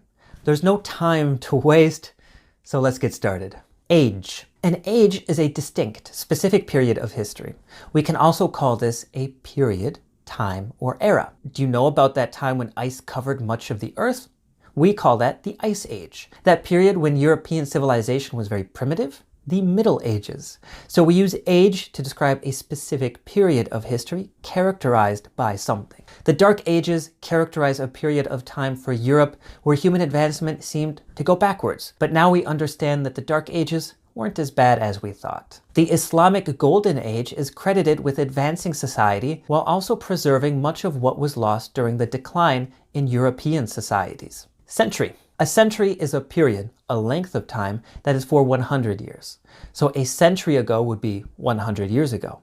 Currently, we live in the early 21st century, meaning the beginning of the 2000s. When we talk about the turn of the century, we talk about going to the next century. So for example, the turn of the 20th century was going from the 1800s to the 1900s. He was a famous inventor who was alive a few centuries ago, but he still has a big influence on technology today. The 20th century is well known for the various wars that took place. Chronological. If a list of things is chronological, the things or events are ordered by the dates in which they occur, with the oldest usually coming first and the newest coming last. They follow the order in which they occur. You forgot to put the dates in chronological order. It doesn't make sense when they are not organized properly according to date. Decade. A decade is a period of time. Specifically, it's a period of time lasting 10 years. For the decade of 1990 to 1999, those are the 90s. 1980 to 1989, the 80s, and so on. Do you have a favorite decade from the 19th century? I love the 80s for the music, and I love the 1960s because of the civil rights movement. Era. An era is synonymous with a period of time. It's a long and distinct period of time characterized by a particular feature, someone who ruled, a war that happened, or whatever. Other synonyms are epoch, phase, time, span of time, and eon. That era of history is characterized by the Great Depression, one of the greatest economic disasters. I wonder how people will talk about this era 100 years in the future. Generation. A generation is a period of time, but more so, it's a period of time in which a specific age group of people were born. Because they were born around the same time, usually no more than 5 years apart, they are from the same generation. When you are born around the same time as someone, you tend to have the same worldviews, similar beliefs, and opinions, especially compared to earlier or later generations. When we talk about older generations, those are people older than us,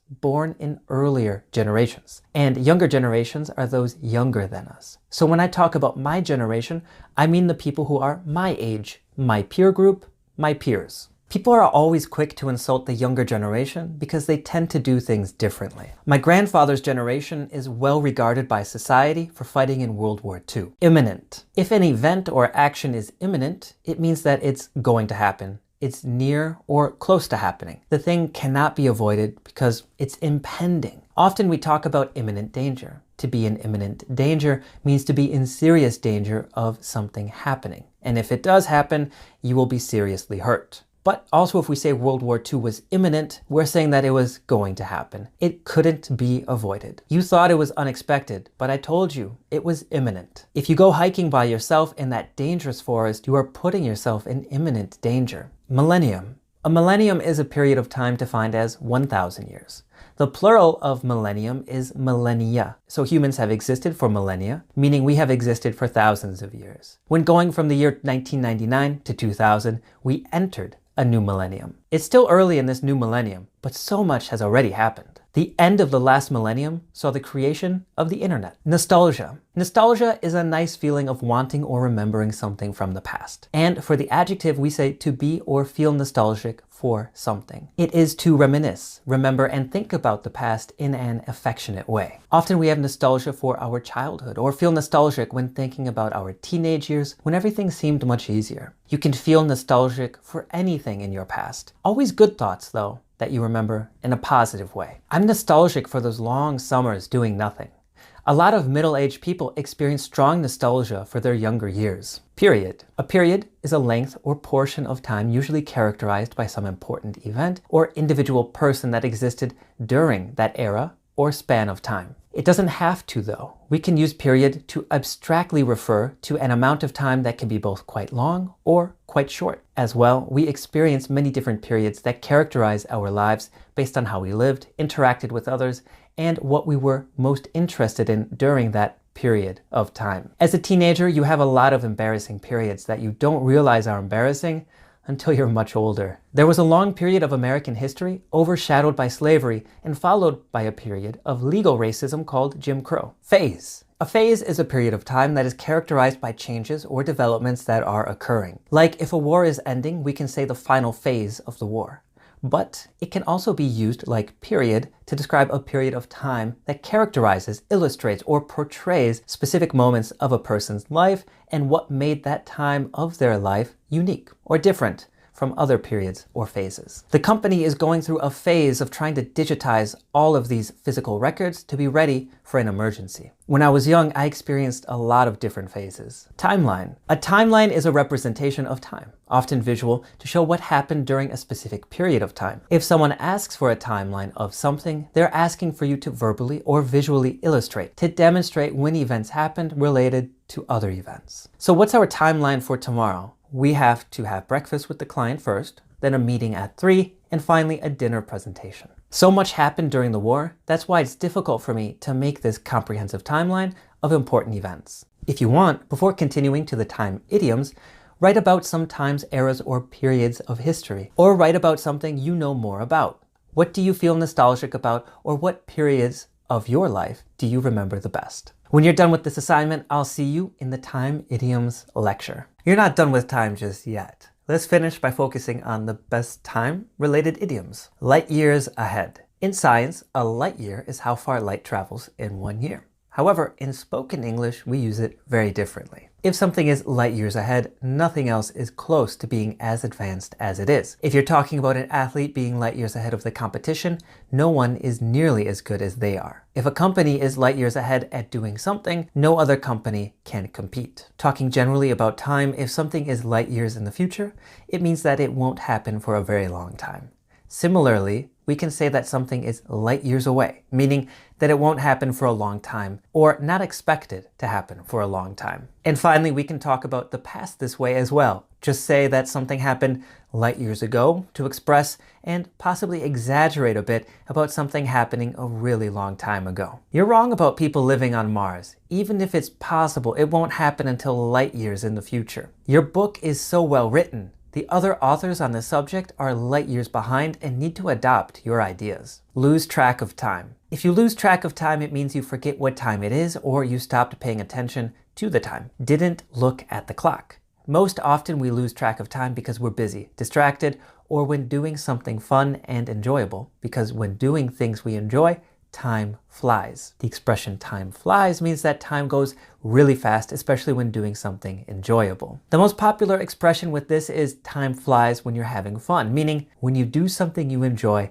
the time passes very quickly. The opposite is true with things you dislike. Time does not fly. It goes as slow as possible. We might even say that it stops. Is it already 5 o'clock? My God, how time flies when you're having fun. I'm sorry I forgot to call you before. I was so busy at work and I lost track of time. Are you still available later? On the dot. Do you know what it means to arrive on the dot? It means you arrive exactly on time, exactly when you are supposed to or planned to. Other words, we can use our precisely, exactly, promptly, and sharp. If someone tells you, be at my office at 5:30 sharp, they are telling you, be there exactly at 5:30, no sooner, and no later, precisely on time. And if someone does make that request, I sure hope that you arrive at 5:30 on the dot. Dot in this expression refers to the tiny marks on a clock that the seconds hand points to. Remember, the seconds hand from the Telling Time lecture? We cannot leave any later, so you need to be home at 3 p.m. on the dot, or we won't arrive for the school interview on time. She said to meet at 7 on the dot for dinner, but I didn't think she was so serious. I was only 5 minutes late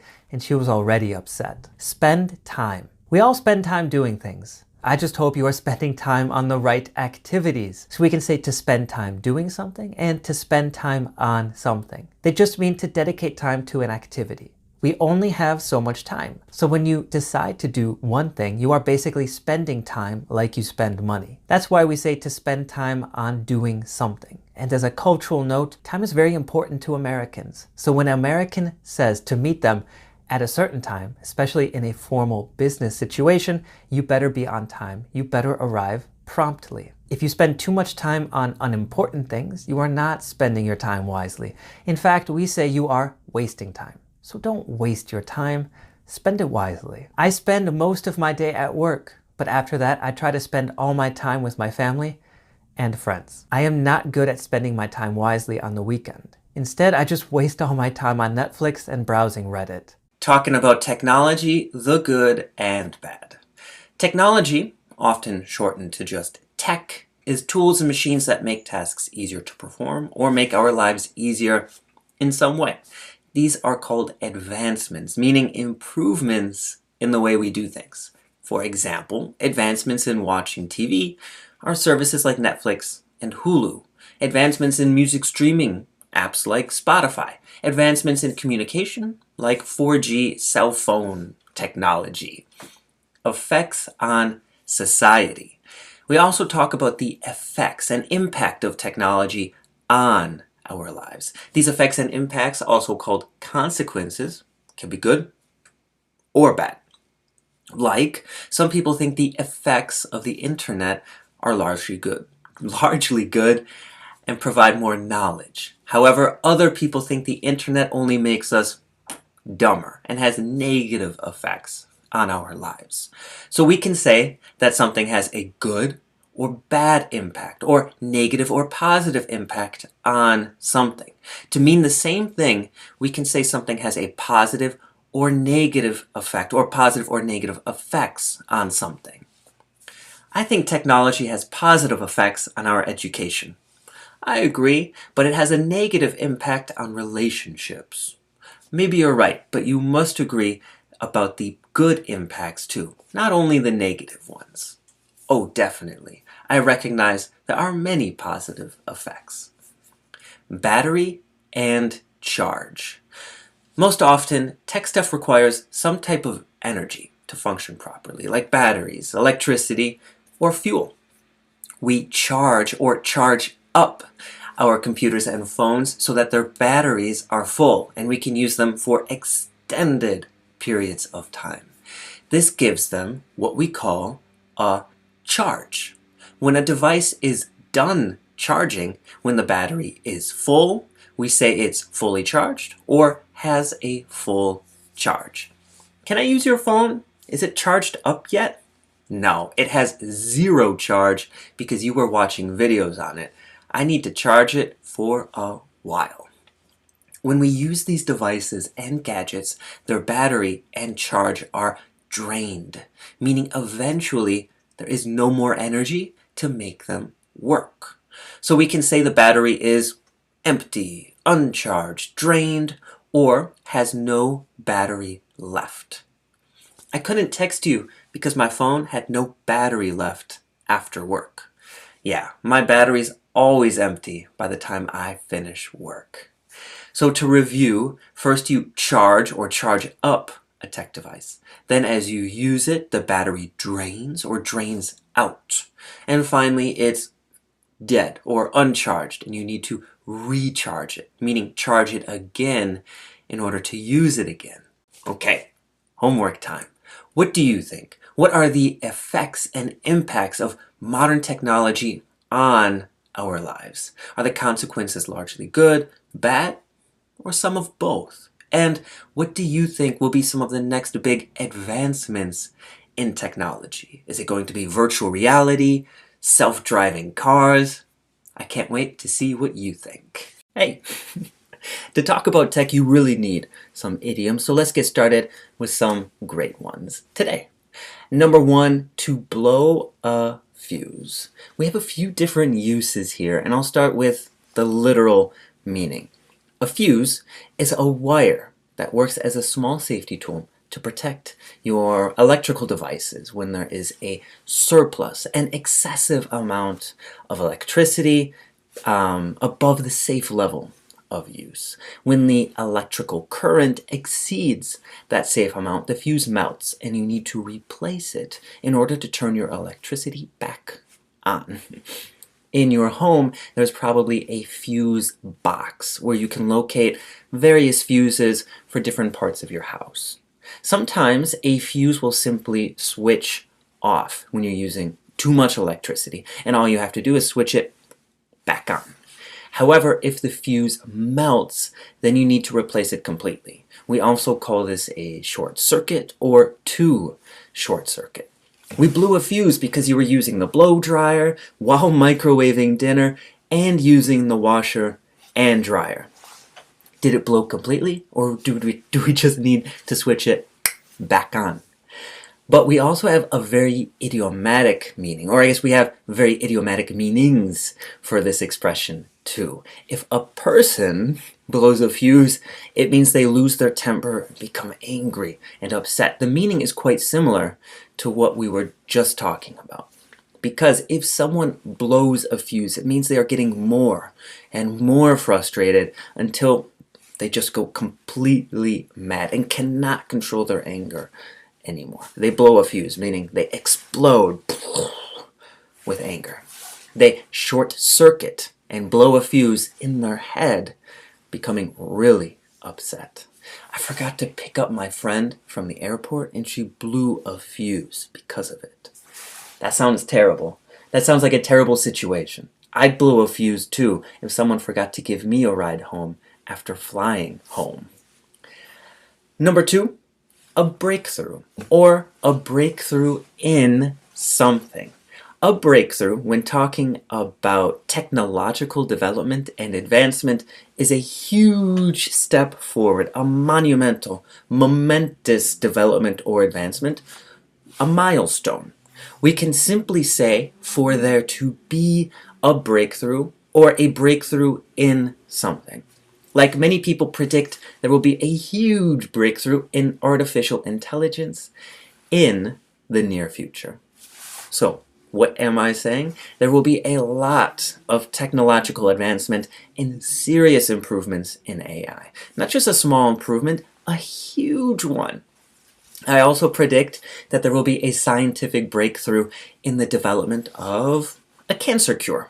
So I'm saying there will be a big discovery related to this cure, something never before seen and probably not anticipated. You see, breakthroughs are almost always unexpected. You never know when there will be a breakthrough. Finally, for the literal, unscientific meaning for tech use of this expression, to break through something can just mean to go through a physical barrier with force, like a burglar trying to get into your house. They will have to break through a door or window to steal your things. In this case, breakthrough just means enter or pass something by using force. Some kids were playing cricket outside my house and their ball broke through my window. Damn. Number 3, cutting edge. If something is cutting edge, it is extremely new and is more advanced and developed than anything that came before it. So tech devices can be cutting edge when they are the most, or when they are the newest and most recent version of something. When you get a new phone, you want to buy the most cutting edge one available. But then next year, there is a newer version that is more cutting edge, and you need to upgrade. A thing does not remain cutting edge forever, because eventually it becomes outdated or out of date, meaning that it's not so new anymore and lacks modern features. For example, I buy the new MacBook Pro this year and it's super fast and has all the new features available. But after a year or two, it starts to lack a lot of new technology that other new computers have. So it's no longer cutting edge. In fact, it's a bit outdated. When I bought this phone last year, it was so cutting edge. No other phone could do what mine did, and it had so much processing power. Yeah, but look at it 1 year later. It's extremely slow. You can't even upgrade to use the new software update. It went out of date really fast. Okay, so we looked at 3 idioms that each have a few different meanings. Your assignment now is to write some examples using each idiom and send them to me. Trust me, this practice will help prevent you from blowing a fuse when speaking English and stop your vocabulary from being outdated when you talk to people. So break through to fluency and get writing. For more technology-related idioms today, bells and whistles, cutting edge, down to a science, and what we call gadgets, gizmos, and doohickeys. Bells and whistles. When we talk about a device that we use, it probably has a lot of features or things it can do. Some features are really important and crucial to the device. We wouldn't want to have it without them.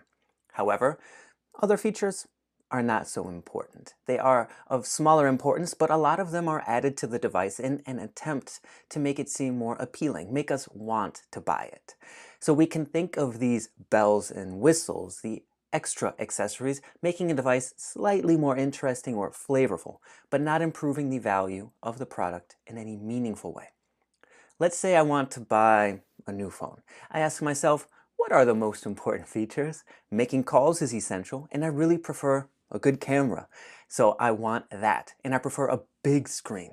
These three features are critical. Everything else is just bells and whistles because they add a small amount of value, but not anything I really care about. Like the phone comes with an app to monitor my health, but I never use it, and I never use their new virtual assistant either. Those are just bells and whistles in my opinion. Tell me about some of the bells and whistles of a device that you use. Cutting edge. If something is cutting edge, it is super new and advanced. If you get a cutting edge computer, it's the newest model and performs better than the previous ones. Or maybe you're buying a new car. If you get a car that has a bunch of new features that older ones don't have, it's cutting edge. It's new, has new features, and is more advanced than previous versions. We most often describe technology as cutting edge. The other main topics are fashion and design. So a cutting edge design means a new style of design that no one thought of previously. Or maybe you're at Paris Fashion Week. You will see a lot of new cutting edge fashion designs on the runway. In fashion, the runway is where the models walk to show everyone the new cutting edge clothes. But something doesn't stay cutting edge forever. Eventually, it gets replaced by new models. When that happens, it becomes out of date or outdated. When I bought this camera, it was cutting edge. It was the best. But now, there's nothing special about it, and I will need to replace it soon. And this computer, it's pretty cutting edge right now and works super fast. But in 1 or 2 years, it will be considered pretty slow. Do you own anything that's cutting edge or used to be cutting edge? Down to a science. The full expression is to have something down to a science. And when you have something, especially a task or skill, down to a science, it means that you can do it very well. For example, I edit a lot of videos. It took me many hours to learn how to edit, but now I've got it down to a science. It's not difficult. In fact, it's quite easy. Or what about English? Right now, you struggle with the language, but with consistent study, you will have it down to a science. You will understand it and use it easily. Talking about an idea, we can also say that we've got something down to a science to mean that you understand it really well. It's not complicated or confusing anymore. I've got Western European history down to a science. I've studied it for years and can tell you about any event that happened. I work in sales, so I have sales strategies and communication methods down to a science. If you need any advice, just ask. What about you? What skills or knowledge do you have down to a science or hope to have down to a science in the future? Gadget. There's a good chance you know what a gadget is. In fact, I've been using a different term in this lecture to refer to a gadget, a tech device. So tech device, gadget, same thing. They both mean a mechanical tool that we use to do certain tasks easier. Phones, laser pointers, computers, printers, and TVs are all gadgets. As well, a gadget most often requires a battery to operate, or if it has no battery, needs to be plugged into a wall in order to operate using electricity. Gadgets and devices are usually small enough that we can hold them, or at least small enough to fit in your house. That's why a car and other vehicles for transportation are not gadgets. They're too big. Another term we can use for gadget or device is gizmo. Gizmo is slightly more informal, but it's used to describe the exact same things as gadget. Finally, we also have doohickey. A doohickey is also a gadget or gizmo, but we most often use doohickey when we can't remember the name of the gizmo we're talking about or trying to describe. What's that wearable doohickey that counts your steps and monitors your health? Oh, you mean a Fitbit. It's a type of smartwatch. I read an article about this doohickey that immediately calls the hospital when you have a heart attack. I just can't remember what it's called.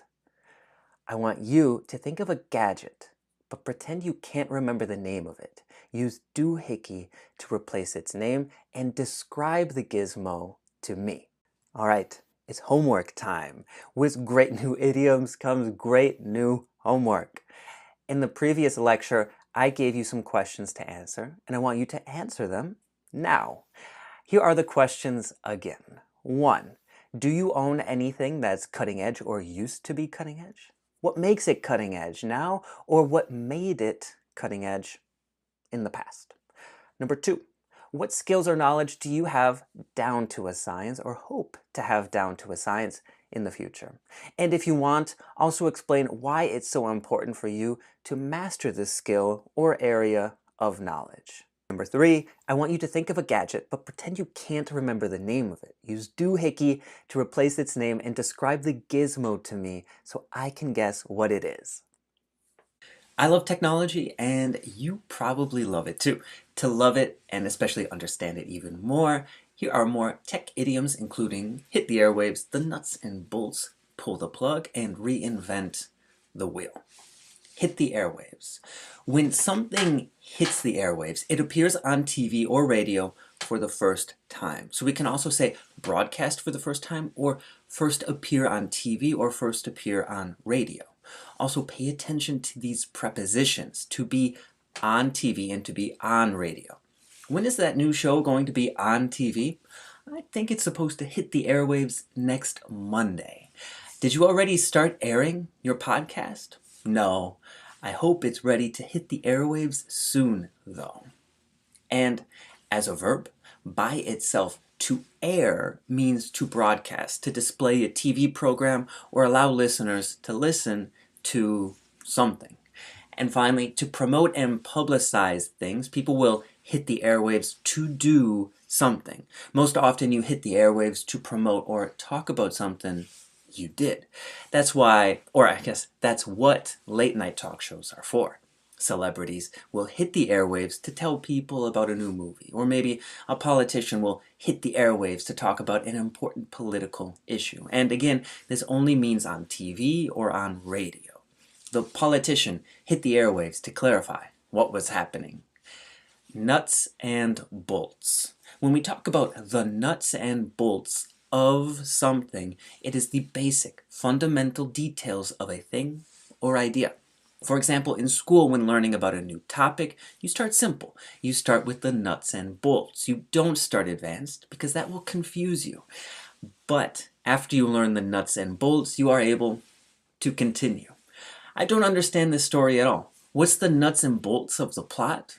Yeah, I'm confused too. I think the nuts and bolts of it is that people can be liars. I don't know a lot about physics, but I understand the nuts and bolts. And you might think you only know the nuts and bolts of English, but I promise that you are much more advanced than you think. Pull the plug. To pull the plug has a literal meaning and a more abstract one. Let's start literal. If you're at a hospital or talking about someone's health, to pull the plug means to stop trying to help a patient live, to remove them from what we call life support. If you pull the plug, most often the person will die because their body is too weak. However, less frequently, it might push the person's body to work independently and allow for a recovery. When we're not talking about health, to pull the plug means to quit doing something or to prevent something from happening. If you're working on a project but it's not going well, you might decide to pull the plug and start over. Or if someone at work has an idea that you hate, you might try to pull the plug on their project so that it doesn't happen. If we put an object after pull the plug, the thing we don't, or the thing we want to stop doing or prevent from happening, we need to put the preposition on before it. We pull the plug on something. Our boss pulled the plug on our Asian sales team.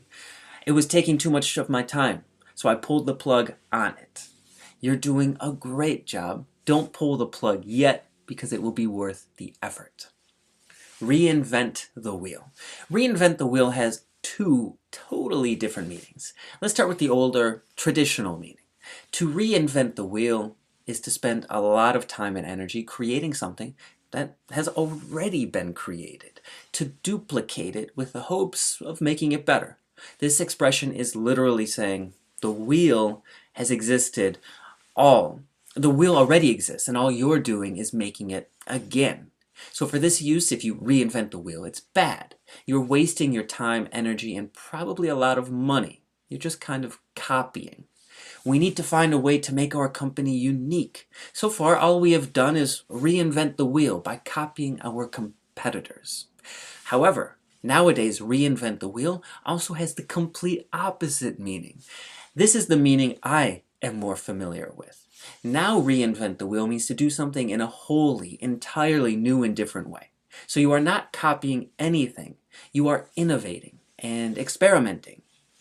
Deadpool was a popular superhero movie because it reinvented the wheel about how superheroes can talk and act.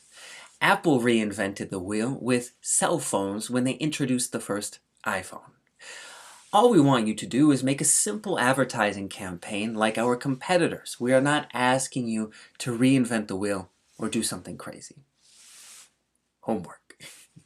We've gone over some great idioms today, as well as some idioms that can have quite different meanings. So write some examples or record yourself using them. Send me your examples and I'll tell you how you did. Weather English. We talk about the weather a lot because it's something that impacts all of us. Every day you wake up, the weather is influencing what you do and what it will allow you to do outside of your home. To start, let's look at a few small talk weather expressions, then how to describe, ask questions about, and detail changes in the weather. Learn vocabulary for all types of severe weather, some current events vocab so you know what weather issues are most popular nowadays, and finally, the most important weather idioms. Weather expressions for small talk. The weather is so common for small talk because we all experience it and are able to discuss it. So if the weather's good or bad, it's something we know we can talk to someone about. Small talk is a type of light conversation we use mostly with people we don't know very well and don't know well enough to talk about more personal things. But we also use small talk with friends, family, and colleagues to start a conversation by focusing on something that's easy to discuss and possibly to see what kind of mood someone is in and if they want to have a real conversation or not. After greeting someone, it's common to say something like, "This weather," or "How about this weather?"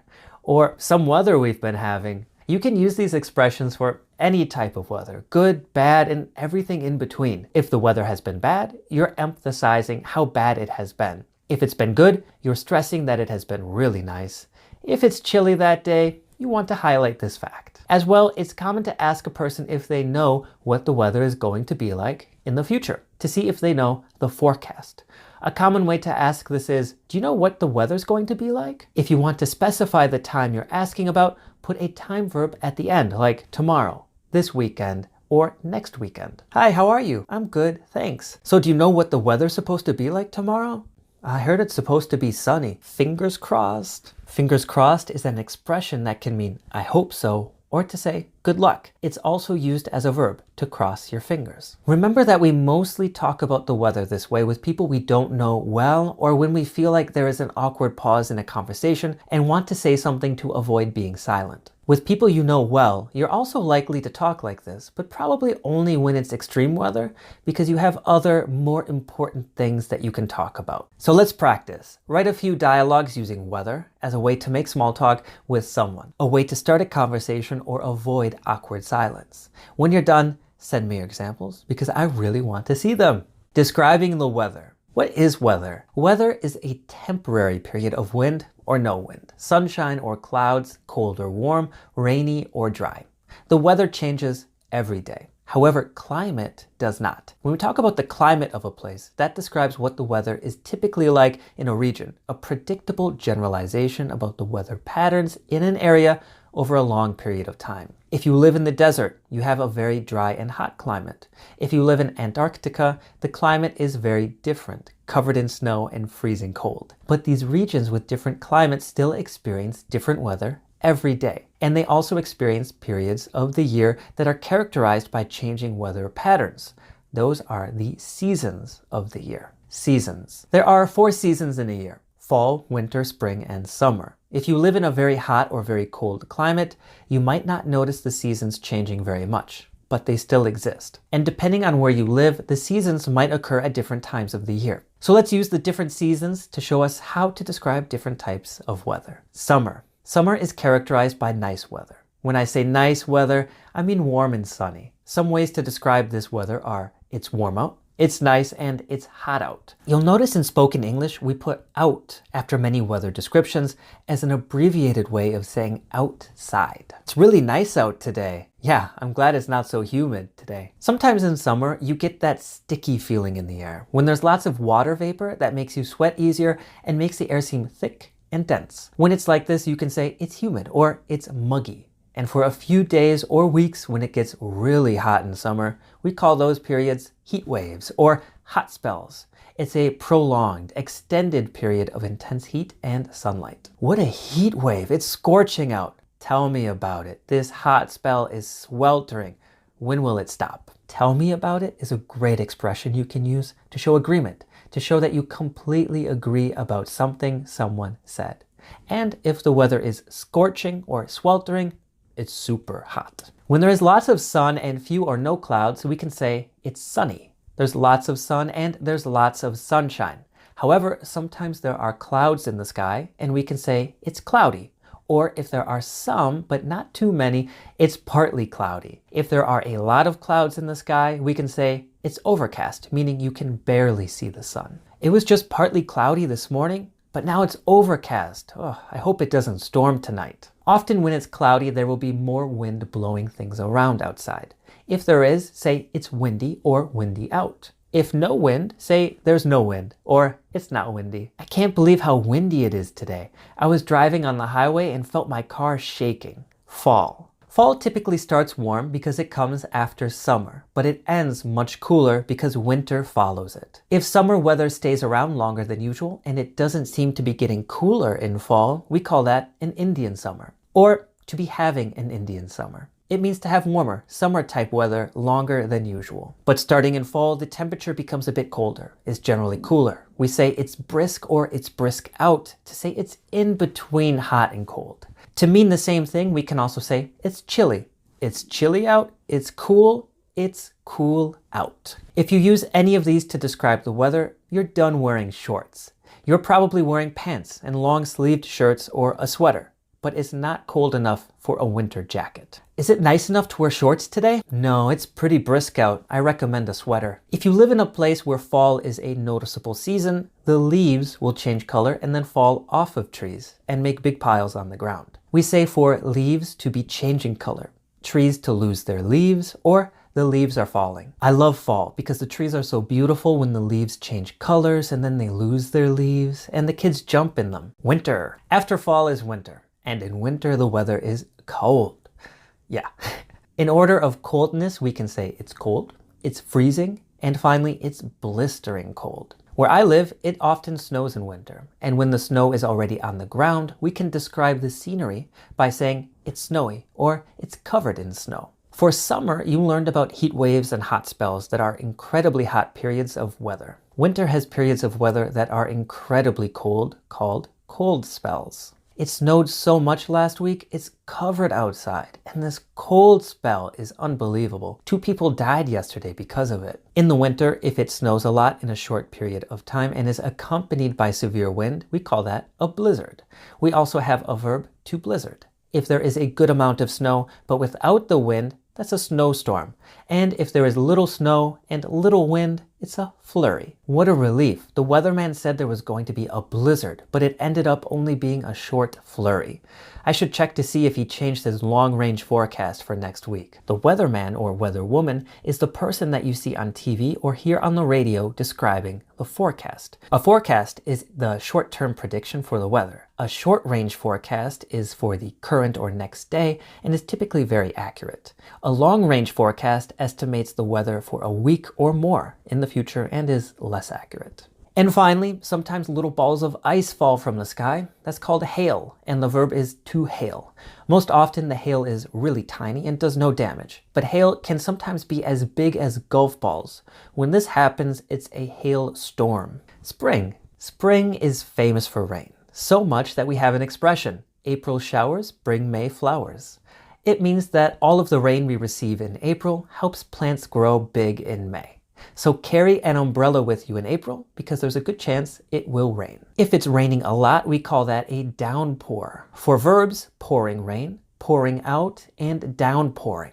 Most often we'll say it's coming down hard if it's raining intensely. If it's raining lightly, we say it's sprinkling or it's drizzling, to sprinkle and to drizzle. I can't believe how hard it's coming down. I was hoping it would just sprinkle a little so I could go for a run, but not in the downpour like this. To flood is something specific. If it floods, that means that there is so much water that the natural environment or man-made drainage system is not enough to send the water to different locations. So it stays above ground and can cause a lot of damage. The opposite of a flood is a drought. A drought is when there is no rainfall over an extended period of time.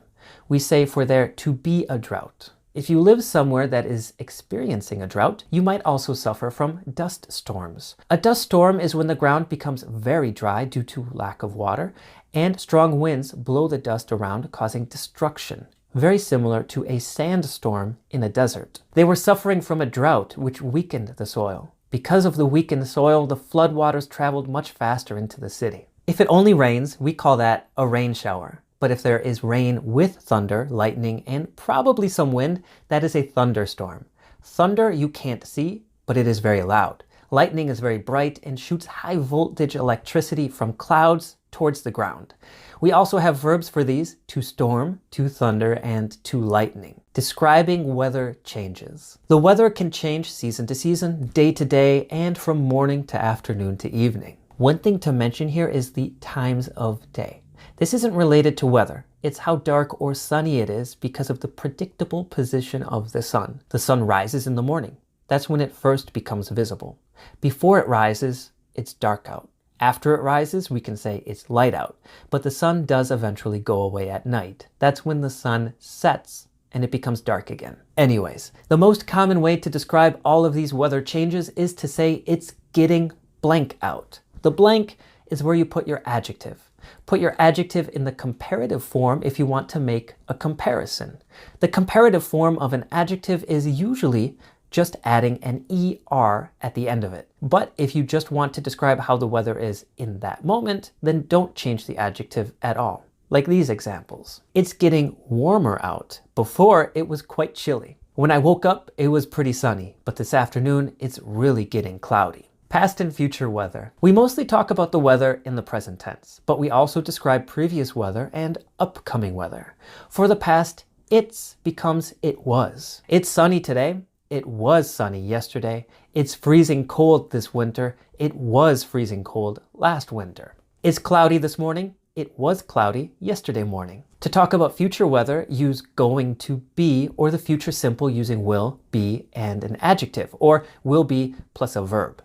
It's freezing today. It's going to be freezing tomorrow. It will be freezing tomorrow. It's raining right now. It's going to rain later. It will rain later. Ask questions about the weather. So you know all the ways we describe weather, but how to ask someone about it.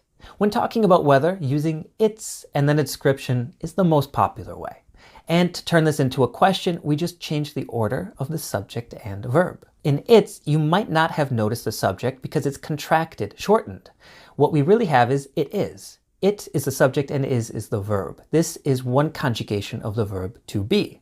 So to make a question, we just put is first and then it, followed by the thing we're talking about. Turn the following statements into questions. It's raining becomes Is it raining? There will be a blizzard becomes, will there be a blizzard? So again, we just changed the order of the subject and verb. There is our subject and will is our verb here. Be still comes after the subject. It's going to be cloudy and windy tomorrow becomes, is it going to be cloudy and windy tomorrow? But when talking about climate, we tend to talk about things that happen habitually and regularly, things that are characteristic of a region and don't change much. They're expected. So to ask questions in these situations, we often don't use the verb to be in our questions. Most weather verbs are like this, like to rain, to blizzard, to snow, to flood, to thunder, to lightning. Thankfully, they are very easy to turn into questions. For the present tense, just put does in front of the verb if the subject is he, she, and it. Use the question word do if the subject is I, we, you, they. When talking about the weather, the subject will almost always be it. And for the past simple tense, always use did. After the question words do, does, and did, don't conjugate the verb. Leave it in the infinitive form, also called the base form. That's the verb's natural state. I'm going to give you some statements with the verbs and I want you to change them into questions. It rains a lot in spring becomes, does it rain a lot in spring? So you can see that I didn't conjugate the verb rain to agree with the subject. To rain is the base form. We always use the base form after the question words do, does, and did. It snows and hails a lot where you come from becomes, does it snow and hail a lot where you come from? They like playing in the snow becomes, do they like playing in the snow? There is a severe drought in California becomes, is there a severe drought in California? Here we change the order of the verb and subject again because is comes from the verb to be. And with this verb, we just change the order. This is called inversion. Types of severe weather. Severe weather is an expression that refers to types of weather events that can cause serious amounts of physical damage, disrupt your regular life, and is capable of killing people. We already talked about a few types of severe weather, like blizzards, dust storms, and hailstorms, and floods. Now let's focus on a few other popular ones. An earthquake. An earthquake is when there is a sudden and extremely violent shaking of the ground. An earthquake doesn't last for a long time, but the tremors, meaning the shaking that people experience from it, are still very destructive. We say for there to be an earthquake. Often there are smaller tremors that will occur after the main earthquake. These are called aftershocks and can cause lots of damage. A hurricane. A hurricane, also called a typhoon, is a type of tropical cyclone that brings extremely fast winds that start in the middle of big bodies of water and then hit land. For storms that start in the water and finish on land, we say they hit land when they make contact with it. As well, we say there is a hurricane or a hurricane approaching if it's going to affect you. A landslide. A landslide is when a huge amount of earth and rock fall down from the side of a mountain or cliff. When a landslide happens, it's usually dry rock and pieces of land. But if it's very wet and muddy, especially because of a large quantity of rain or flooding, that is a mudslide. For there to be a mudslide and for there to be a landslide. Also, as an expression, we can say someone wins something in a landslide. That means to win by a big amount. As well, if you're on a mountain covered in snow, you might experience an avalanche. That is when a large quantity of snow sitting on the side of a mountain becomes unstable and plummets to the bottom. For this, say, for there to be an avalanche. A tornado. A tornado is a type of cyclone, but it doesn't occur over water. Instead, it happens above land. So it's a big vortex of violent wind moving around on ground. When there's a tornado, there's also a big storm with thunder, lightning, and rain. We experience tornadoes in many parts of the US, and in spoken English, we often refer to them as twisters. For tornadoes and twisters, we say for there to be a tornado or for there to be a twister. A tsunami. A tsunami is usually caused by an earthquake or underwater landslide that causes a huge amount of shaking and tremors. These submarine disturbances cause massive waves to move onshore, meaning on land, where they destroy almost everything in their path for miles. Unlike other storms that start on water and move towards land, a tsunami is incredibly hard to predict, and there is often very little warning. For many types of severe weather, like tsunamis and tornadoes, there is often a siren that will go off to warn people. With a tsunami, we can say it's moving towards a region, and to describe the event, for there to be a tsunami. You've probably noticed that the T at the beginning is silent. Tsunami. Current events, weather topics. Current events are the most popular or most important events happening in the world now, or that have happened recently.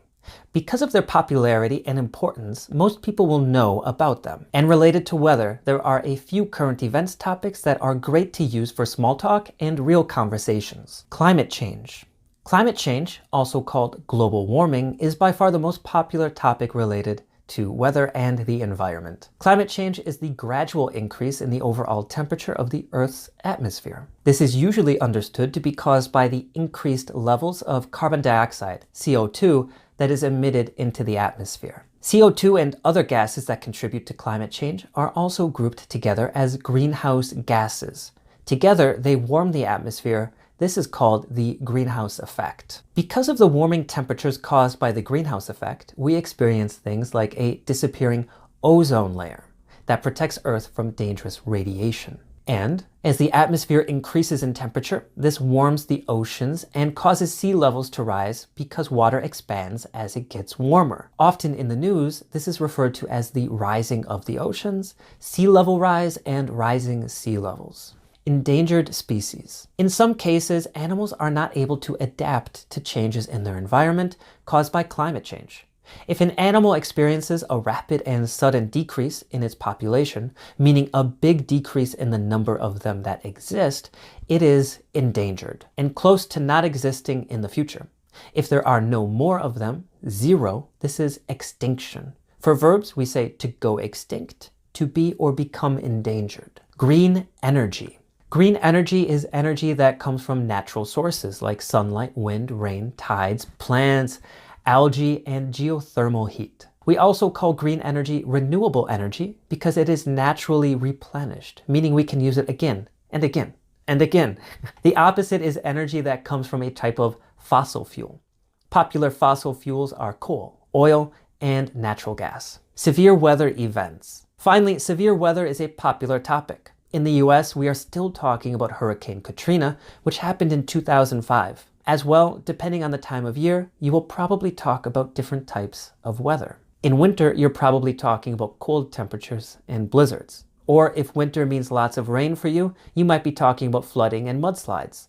Is it hurricane season? You can expect the news to be discussing big tropical storms for the next few months. As you can see, there are many weather topics we use for conversation. And in general, if you know you're going somewhere like a social event, party, or have a meeting with people you don't know very well, check the news for any big breaking stories, anything that will allow you to break the ice and start chatting with people. What are your thoughts about climate change? In the US, it's still a topic that is debated, and some people don't believe that it is a real phenomenon. What's your opinion? Is climate change real and impacting our world? If so, what can be done to stop it? Or tell me about a major severe weather event that you know or might have experienced firsthand. And why do you think people like talking about these types of devastating events? If something is firsthand, that means that it comes directly from the original source or from a personal experience you had.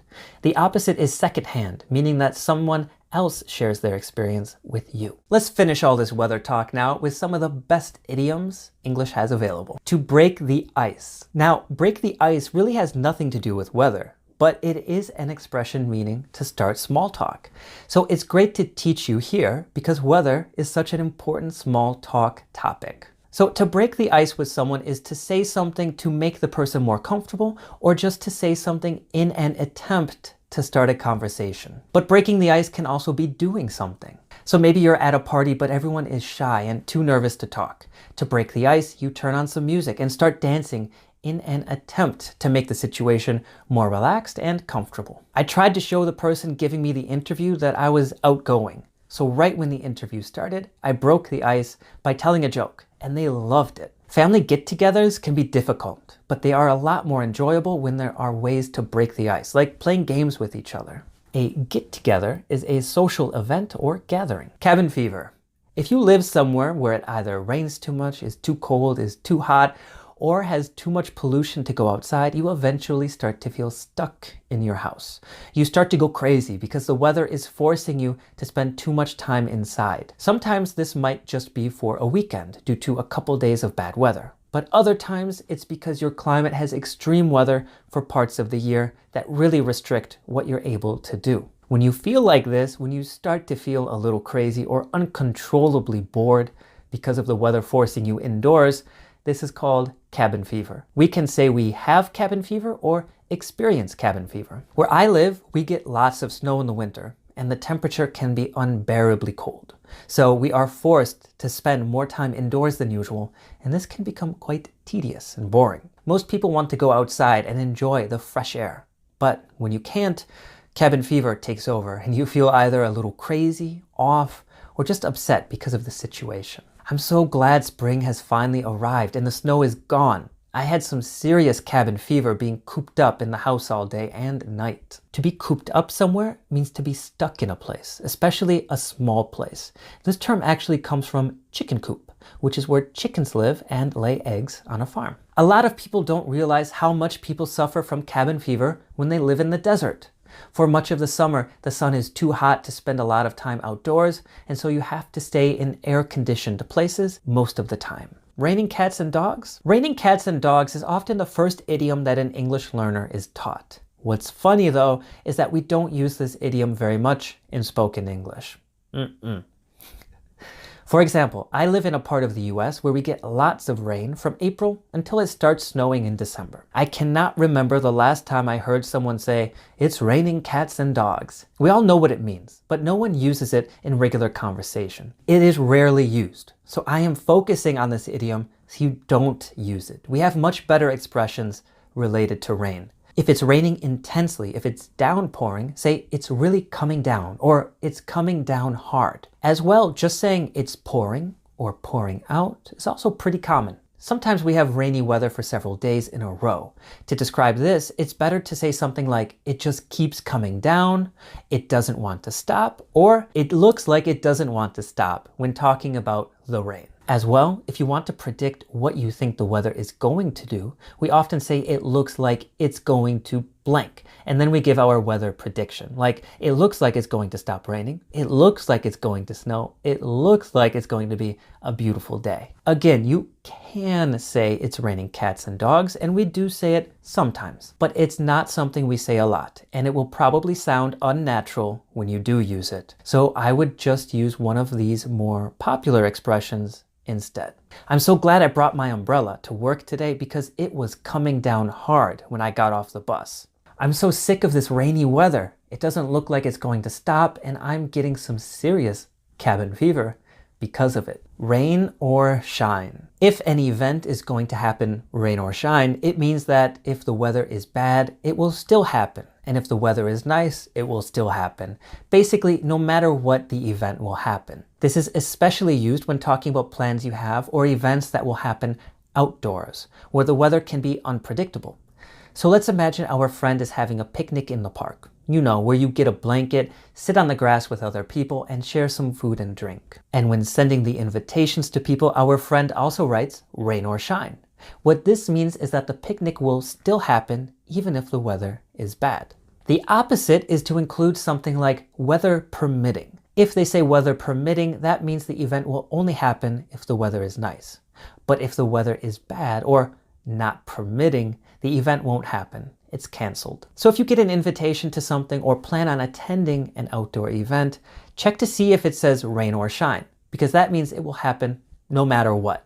But if it says weather permitting and then looks like it will rain that day, it's most likely going to be canceled. Finally, if you're just talking about getting something done, accomplishing a task or project, we sometimes say we will do something, rain or shine, to mean that we will do it no matter what. Nothing will stop us. We will work as hard as necessary to accomplish our task. And generally, it means that the task is going to be quite challenging. Why are you still at home? Aren't you going to the picnic? Mark said he was going to be there, rain or shine. Really? I don't want to sit outside in the rain getting sick. I just assumed it was weather permitting, so I made plans to see a movie instead.